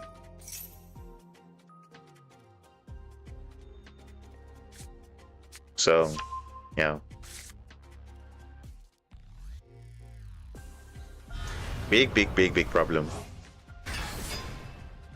So here's the thing. Let's answer the honest question, right? Before Habakiri was announced, was people complaining about Mitsurugi? No. They were not complaining, because remember, before Habakiri came out, Mitsurugi was a fine deck, balanced, no problem. Because why? You were playing, you had starters and everything, you had a searcher, but it wasn't as like, okay, broken or anything. It was just a perfectly fine deck. It was powerful, but it wasn't broken. Only when Habakiri was announced to say, hey, summon a monster from the deck.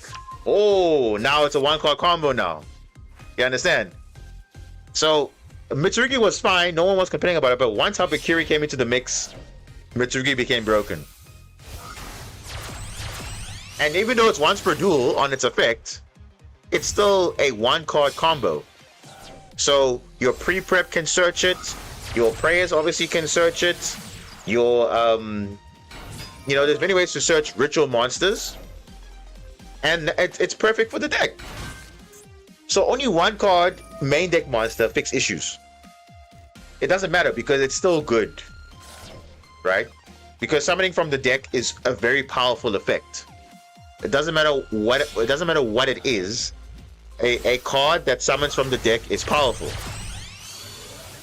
Mitsurugi never had that, and now they have it. So I'm just saying, like, everyone was not having issue with Mitsurugi up until Habakiri was announced. So now every time you see something now, it's like, oh, but can I search Habakiri? Yes, okay, good. Because even if Habakiri is at 1, you can still search it. Even if Herald of Arclight is at 1, you can still search it. You still have access to it. So it's either at 3 or ban it. Being at 1 means that you're gonna make it making more ways to access that card.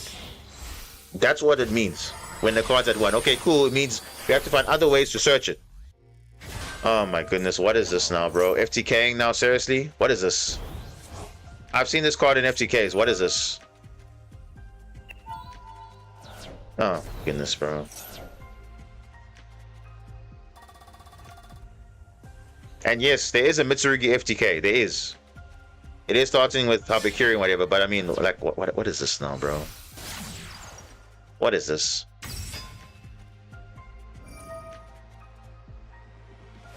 Yeah. So let's take away the interactions. We don't even care if you interact or not. You're still gonna... I don't understand. Is this the end board?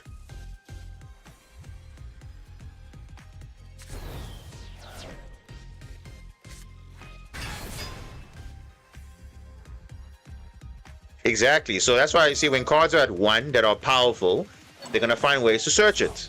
It's not like it's impossible to search those limited to 1 cards.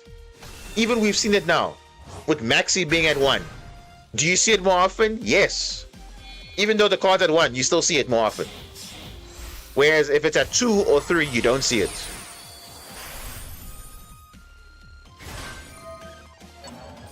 What? Again?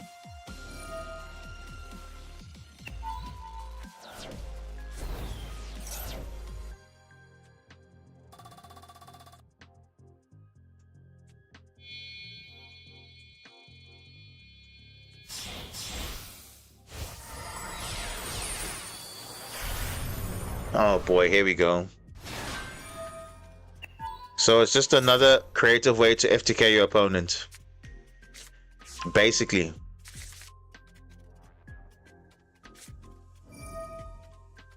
And again, this is what the deck comes to. This is what Modern Yu-Gi-Oh! Is as well. You see, look at that. Nice and interactive, right?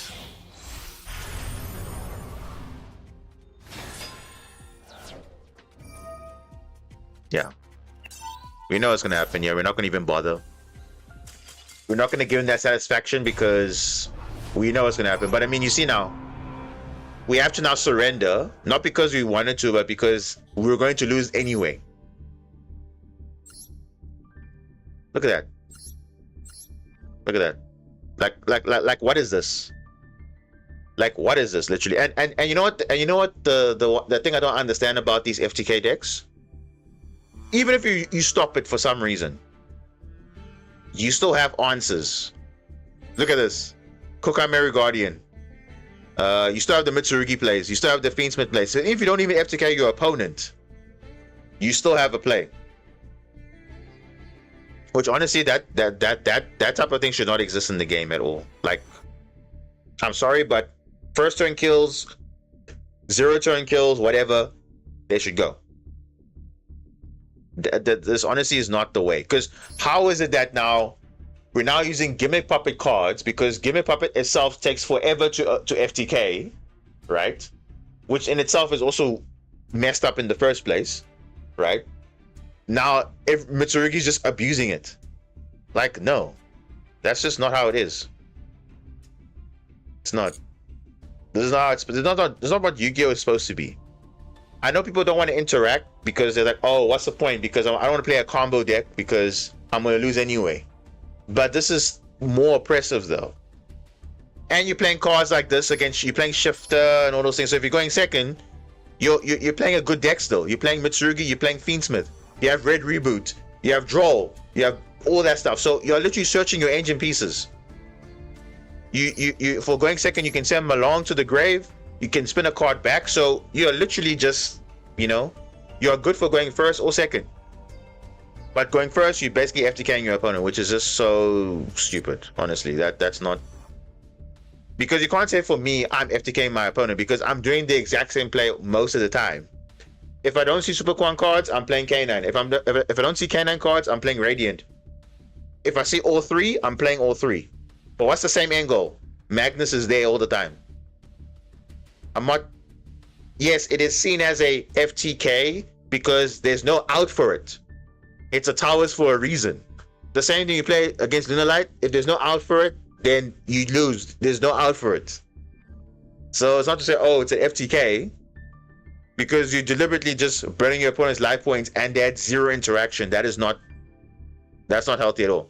At least you can try and interact with Magnus. You can try and make a Typhon. You can try and droplet. You can try and do whatever. You can have a Kaiju, whatever, but, you know, that's interaction, but no. Like, look at that now. How am I now all of a sudden on a 4 losing streak? And the games I was playing were not all like, okay, whatever. Only these 2 were kind of like, what, FTK, and then obviously an unbreakable board, basically, because they had the perfect non-engine on top of all their crazy stuff. And the other 2 games were just unfortunate because I played the best I could, but they obviously, you know, the game says otherwise. So you see, Both rank up games, for some reason I struggle. How do I struggle on rank up games now all of a sudden? Make that make sense, guys. It doesn't. And I keep saying this every single season. It just doesn't make sense. Always on rank up games, there's always a problem. Why is there a problem? It's not like my deck is performing. The deck can play, guys. This deck can play. This deck can play. But for some reason on rank up game, the it's either the matchup is unfavorable or I don't draw well. Like what is that? But then if I'm not playing a rank up game or a rank down game, then now it's like I'm playing a god tier deck because now I'm drawing the perfect cards going first, perfect cards going second. Like I said, the shuffler is very inconsistent in this game. Very. Because if I had to go open the simulator right now and I take the same list and I go and play it, I'm opening god tier hands. And I'm playing against full power Mitsurugi. I'm playing against full power Killtoon and whatever, and I'm dominating them. So you can't tell me that, oh, the deck is playing bad. It's not. I'm even playing against decks which are literally playing Shifter and all these other things. I'm literally fine, bro, when I'm playing simulators. But when I come to Master Duel, for some reason, I'm not seeing those type of hands. Why is that? And you guys are seeing it. I'm literally playing these games like I would play any other game normally. But I don't know. Like, I should have been in Diamond 3. Look at it. You can see I already made Diamond 3.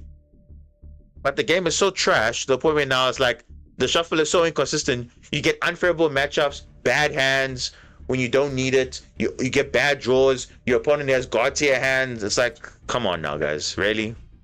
We're saying these things every single season. And it seems like they don't want to really go back and change how they design their game, because clearly there's a big issue here. Clearly there is. I don't know. I honestly don't know. So yeah, I don't know what to say, because from the outside someone will say, oh, but now this deck is trash. Like, why are you playing it? Well, go play a meta deck. Well, the thing is, that's not for me a challenge. I don't like playing meta. Is fine.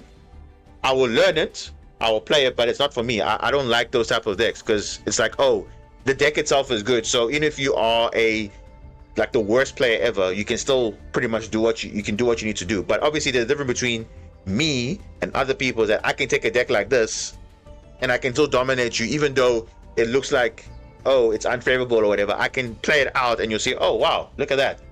He is able to win out of an impossible situation or whatever, because that's pretty much what I've been, you know, showcasing to you guys the whole time. So it's like, okay, cool. But I can literally sit here and play meta decks all day, but that's boring. For me, that is not exciting, because you guys have seen it on every single channel out there. Like I said, I told you this before, the guys that I watch on YouTube is usually the guys who are not playing the meta decks. They're playing the decks that they actually like, and they're showcasing, hey, you can actually still do well with these decks, even though people will say, oh, it's a bad deck, difficult to learn, or whatever, or only good going first, or no.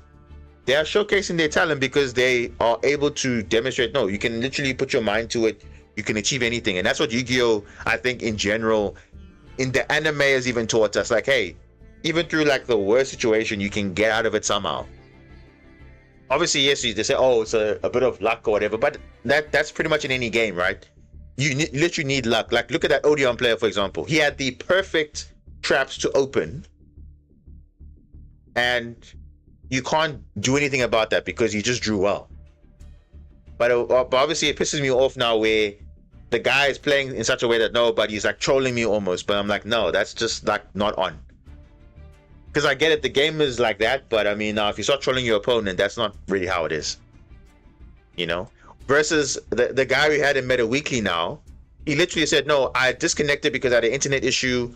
In 5 minutes, if it doesn't come back, I'm going to give you the win. Like you say, that's being a good sport, because, you know, that's not being disrespectful, whatever. And you end up coming back. Okay, it came back in time. We played our game. Cool. Moved on. You know, there's no like, okay, he was trying to troll me or whatever. Like, you see, that's good sportsmanship. But I wouldn't say that Odeon player was showing good sportsmanship. No. You see, so that's why it's like, there's a lot of factors that are obviously involved, but it's just annoying sometimes. But that's what this game does. and I say I like this game, right? I like Yu-Gi-Oh in general. I like where the direction of Yu-Gi-Oh is going. But obviously now there's a lot of issues to fix, and hopefully, the ban list we get after the Duelist Cup is going to be good, because if it's not good, I don't know what's going to happen. Because yeah, I honestly don't know, because they don't want to make the same mistake of, oh my gosh, the most dominant deck in the Duelist Cup was, let's say, Mitsurugi or whatever, and they don't even hit Mitsurugi. I'm like, what? The best deck is Draco Tail. You don't hit Draco Tail. What? Then what are you hitting then? You know, what's going on having all these monthly ban lists if you're not going to do anything? So, yeah. The very last players, yeah. I'm saying they know what happened when they let Malice run rampant for like 3 months, full power, no out for it, because Lancia was also bad to play because Ryziel was in the same format as Malice. So again, it was like, huh? Malice is good at Lancia is good against Malice, but bad against Ryziel, and it's like, I'm not seeing, when I see Lancia, I'm playing against Ryziel, and it's like a dead card. Like, Konami didn't make sense. I don't know. They should have just, I don't know. They need to get their game sorted, because clearly, since December, they're releasing good decks. You notice there's a pattern, right? Good deck after good deck after good deck. And guess what? There's even more coming. More decks are going to be coming to Master Duel. And we're going to be in the same situation as we were before. But obviously, differences between last year's World Championship and this time around, there's going to be a more diverse meta. But last year's championship was just horrible, because literally 90% of the games was just Malice, Ryziel. Every team had Malice, Ryziel. No creativity. Decklist was pretty much identical. Only some small text people were running, but this time around, there's a lot of good decks. A lot of them. So, yeah, I don't know. We'll see what happens in a few months, what we actually get. But, yeah. I don't know what it means for us, but I know for now, Super Quantum is like the best deck I can play right now in the format right now. Obviously, I'm waiting for the Elf Node stuff to come in, because we can technically play it in Marensis. I've been testing it, but I'll get to that when we get those cards. But it's just like 2 cards really, but it does kind of fix things a little bit.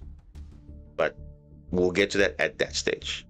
But like I said, it's not going to make it super broken. Like, at least Super Quantum will be fine, but it's okay. Elf Node has different attributes, yes, but we only care about when we care about one of them, and luckily that one is actually the good one. So yeah, we'll see when we get to that stage. But I've been playing it in, like I said, I've been playing it in simulators, and the deck feels good. So yeah. Yes, we only play one of them. What's the good one and how does that one work? Okay, I actually already showed it earlier, but let's just give you a bit of a, let's just showcase this quickly. Let's open up this again.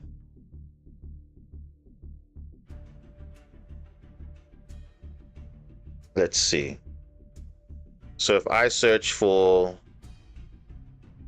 Elf Node, okay, so you can see there's 11 cards, right? Now this Elf Node Regina is a super broken card for the deck, but obviously if you're not playing a water, if you're playing a water-based deck, you can't really focus on this. So you are focusing on 2 cards, not this one, not this one, not this one, this one.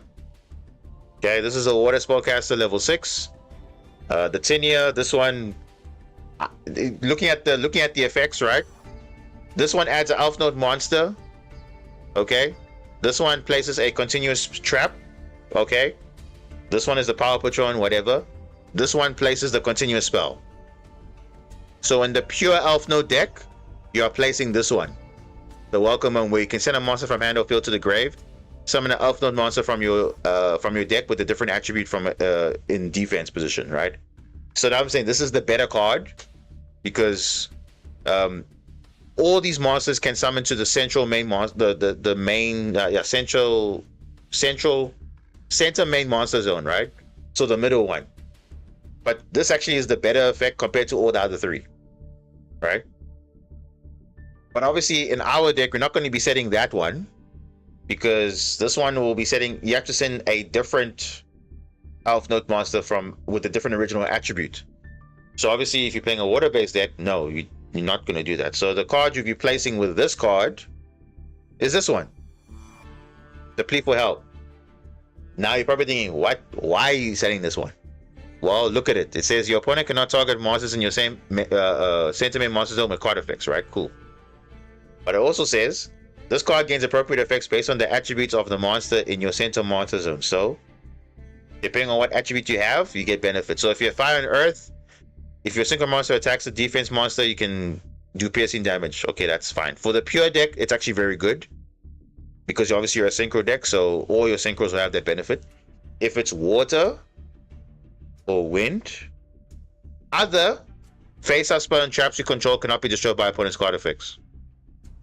That's pretty relevant, because what do we have? We have field spells and whatnot, and this actually gives us that protection. So against Draco Tail and whatever, pretty good, because Urgula cannot destroy. Pretty good. That's right. And obviously if Lado Dark, you take no battle damage, that's whatever. So this is a combo you can do. And also the First Penguin. The First Penguin is also a very good card, even though it's it just doesn't do anything other than searching for a card or whatever. It's a free special summon that doesn't take up anything, and it's pretty good. Similar to the Elf Note also. It's a special summon, doesn't take up your normal summon, whatever. You place it, you combo from there. But they actually made a new card, which is the Frost Tiger. I don't know if you guys saw it, but basically the Frost Tiger. Where's this Frost Tiger? This card here. This card is interesting because it's a water aqua, right? If it's normal or special, you can add a level 5 or higher water spellcaster monster or one Twin Pillars of Ice. So remember that other card that we saw with the Ice Doll stuff? So Twin Pillars, if you don't know what that is, let me see. Twin Pillars, where is that? Twin Pillars, yeah, it's this one. This is not really a good card, so it's like whatever. But this is where you're like, oh, okay, you can use that. But then this card is actually interesting, because with this card and a Marensis monster in the hand, there's a nice 2-card combo you can do. So what do I mean by that? So this can obviously search a level 5 or higher water spellcaster. So obviously you can search a area, right? It can search wait, where's this card? Okay, water channeler. There we go. You can search for this, or it can search for the Elf Note Tinia, because it's a level 6. But you can obviously use this effect, because why not? You can discard this card and a water monster, right? Ideally level 5 or lower, right? So you can search it equal or higher. You can discard this and search for, but obviously it's better if you search a Marensis, if you discard a Marensis monster, because you can search it with the you can search a equal or higher level. So this will obviously search the Tinia. Tinia can summon to the center monster zone. You have 2 bodies on field, core an enemy, reborn the Marensis combo from there, and that's good. But obviously now remember, the Frost Tiger obviously does lose to Imperm. So similar to a Pascalis, it does lose to Imperm, but it's obviously something to experiment. Okay, you could also use the Ice Doll package as well. Ice Doll is also pretty good if you don't want to run. I think for now this might be the best way to run it. Running the Ice Doll, it's you can discard a water, so you can discard a Dragoons, you can discard whatever to summon itself, and then on summon it will add a water spellcaster directly from deck to hand. So you can search the area, or you can search the Tinia, depending on what you need to do. And again, it doesn't take up your normal summon as well.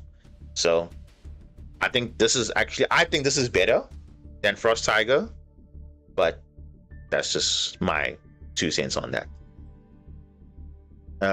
Doomsday Elf Notes. Is that even a thing? I mean, I think obviously the Power Patron stuff. Let's just look at the Power Patron. because this obviously now is a combination of all the power patrons. You see this archetype here is literally just based on medius to pure and all the power patrons. So obviously power patron as an actual deck is kind of scary, because look at this nice 5,000 attack monster, huge. But also these pendulum monsters are just insane. Like, I mean, obviously the Archmage one is pretty cool because it can negate a monster effect like Nibiru. This one obviously can destroy a Doomsday card, add a Doomsday card. It's kind of perfect. And obviously the where's the Synchro one? Is this one? Yeah, this one also draws 2 cards, I think. So these pendulum cards are pretty good. And yeah, it's interesting.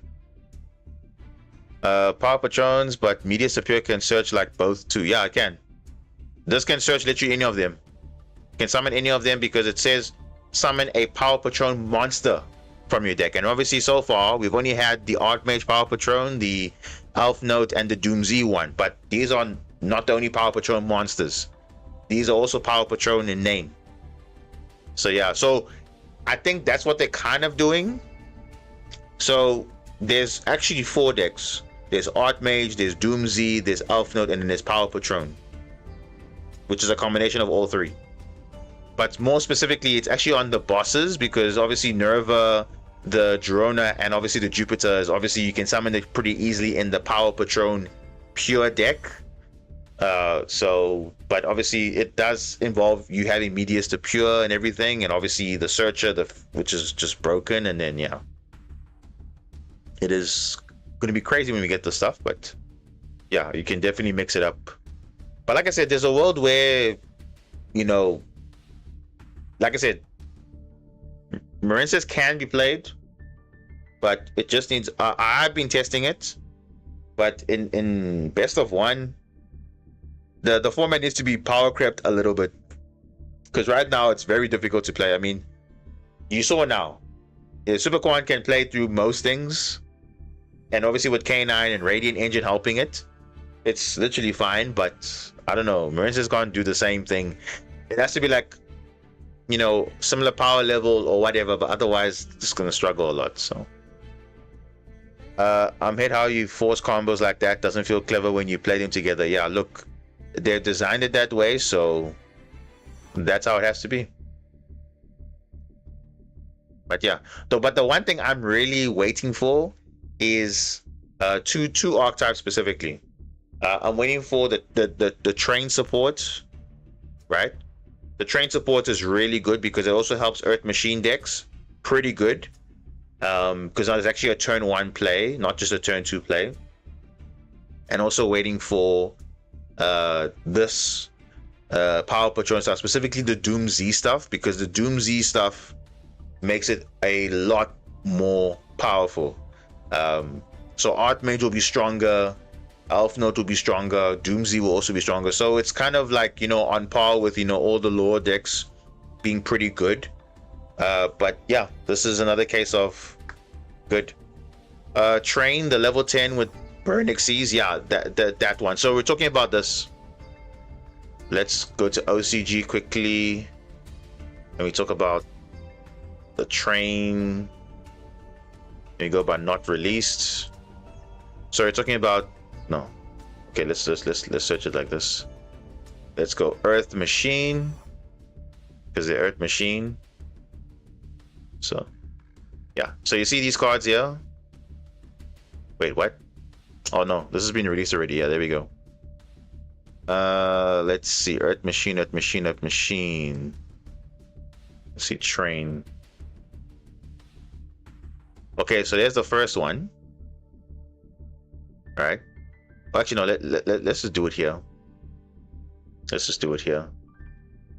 Not released in the TCG. Yeah. So you see these cards here. There is this one, New Xyz monster, the Super Dreadnought Rail Cannon Flying Launcher. Pretty good. Additional normal summon on machine monster. Also on summon adds an Earth Machine or Barrage Blast, which is great. This card is stupidly good. The Rail Cannon Gustav Rocket, 5,000 attack. Just insane, and can be summoned by discarding a card and using the Gustav Max, the classic rank 10. By discarding a card, then literally it just this card is just stupid. And also it negates Nibiru. It negates a monster effect, and you burn them. This card is disgusting. And then obviously this card here, the Babel Decker, is literally custom card for Earth Machine, because what does this do on summon? You can summon a Earth Machine from your hand, and also you can normal summon it without tributing. So it's a 1-card combo, which is insane. And then obviously this card also, the Knock Loose and Train. Oh my god, this card is also custom. You can discard this card, add Train Connection or Revolving Switchyard. Revolving Switchyard is what you normally add, but the main card of this card is the Graveyard effect, because if this card's in your grave, you can target another Earth Machine in your graveyard, special summon it and this card, but you're locked into machines for the rest of the turn. Which is, you can only use that effect once per duel, but it's so broken though. It is super broken. It is literally broken. And it doesn't negate the effect as well, so it's pretty much good to go. There's also another card which people are not talking about, is the Convex Knight. This card is also pretty good, because if a machine monster is summoned to your field, if a machine monster is on the field and this card's in your hand, you can summon it in defense position. Then you can make the level of that monster equal to the level or rank of one machine monster on the field, so even on your opponent's side. So it's a level 4, but it can be a level 5, a level 10, a pretty good extender. And then during the main phase, you can send an Earth Machine from your deck to the grave. This card gains attack equal to that sent monster's level times 100 until the end of this turn. So that's not really relevant, but it can come up. So this is actually a pretty good one-off extender. And this also is also coming out from Blazing Dominion, the same set. So that's pretty good. And obviously we're also getting Urgent Schedule.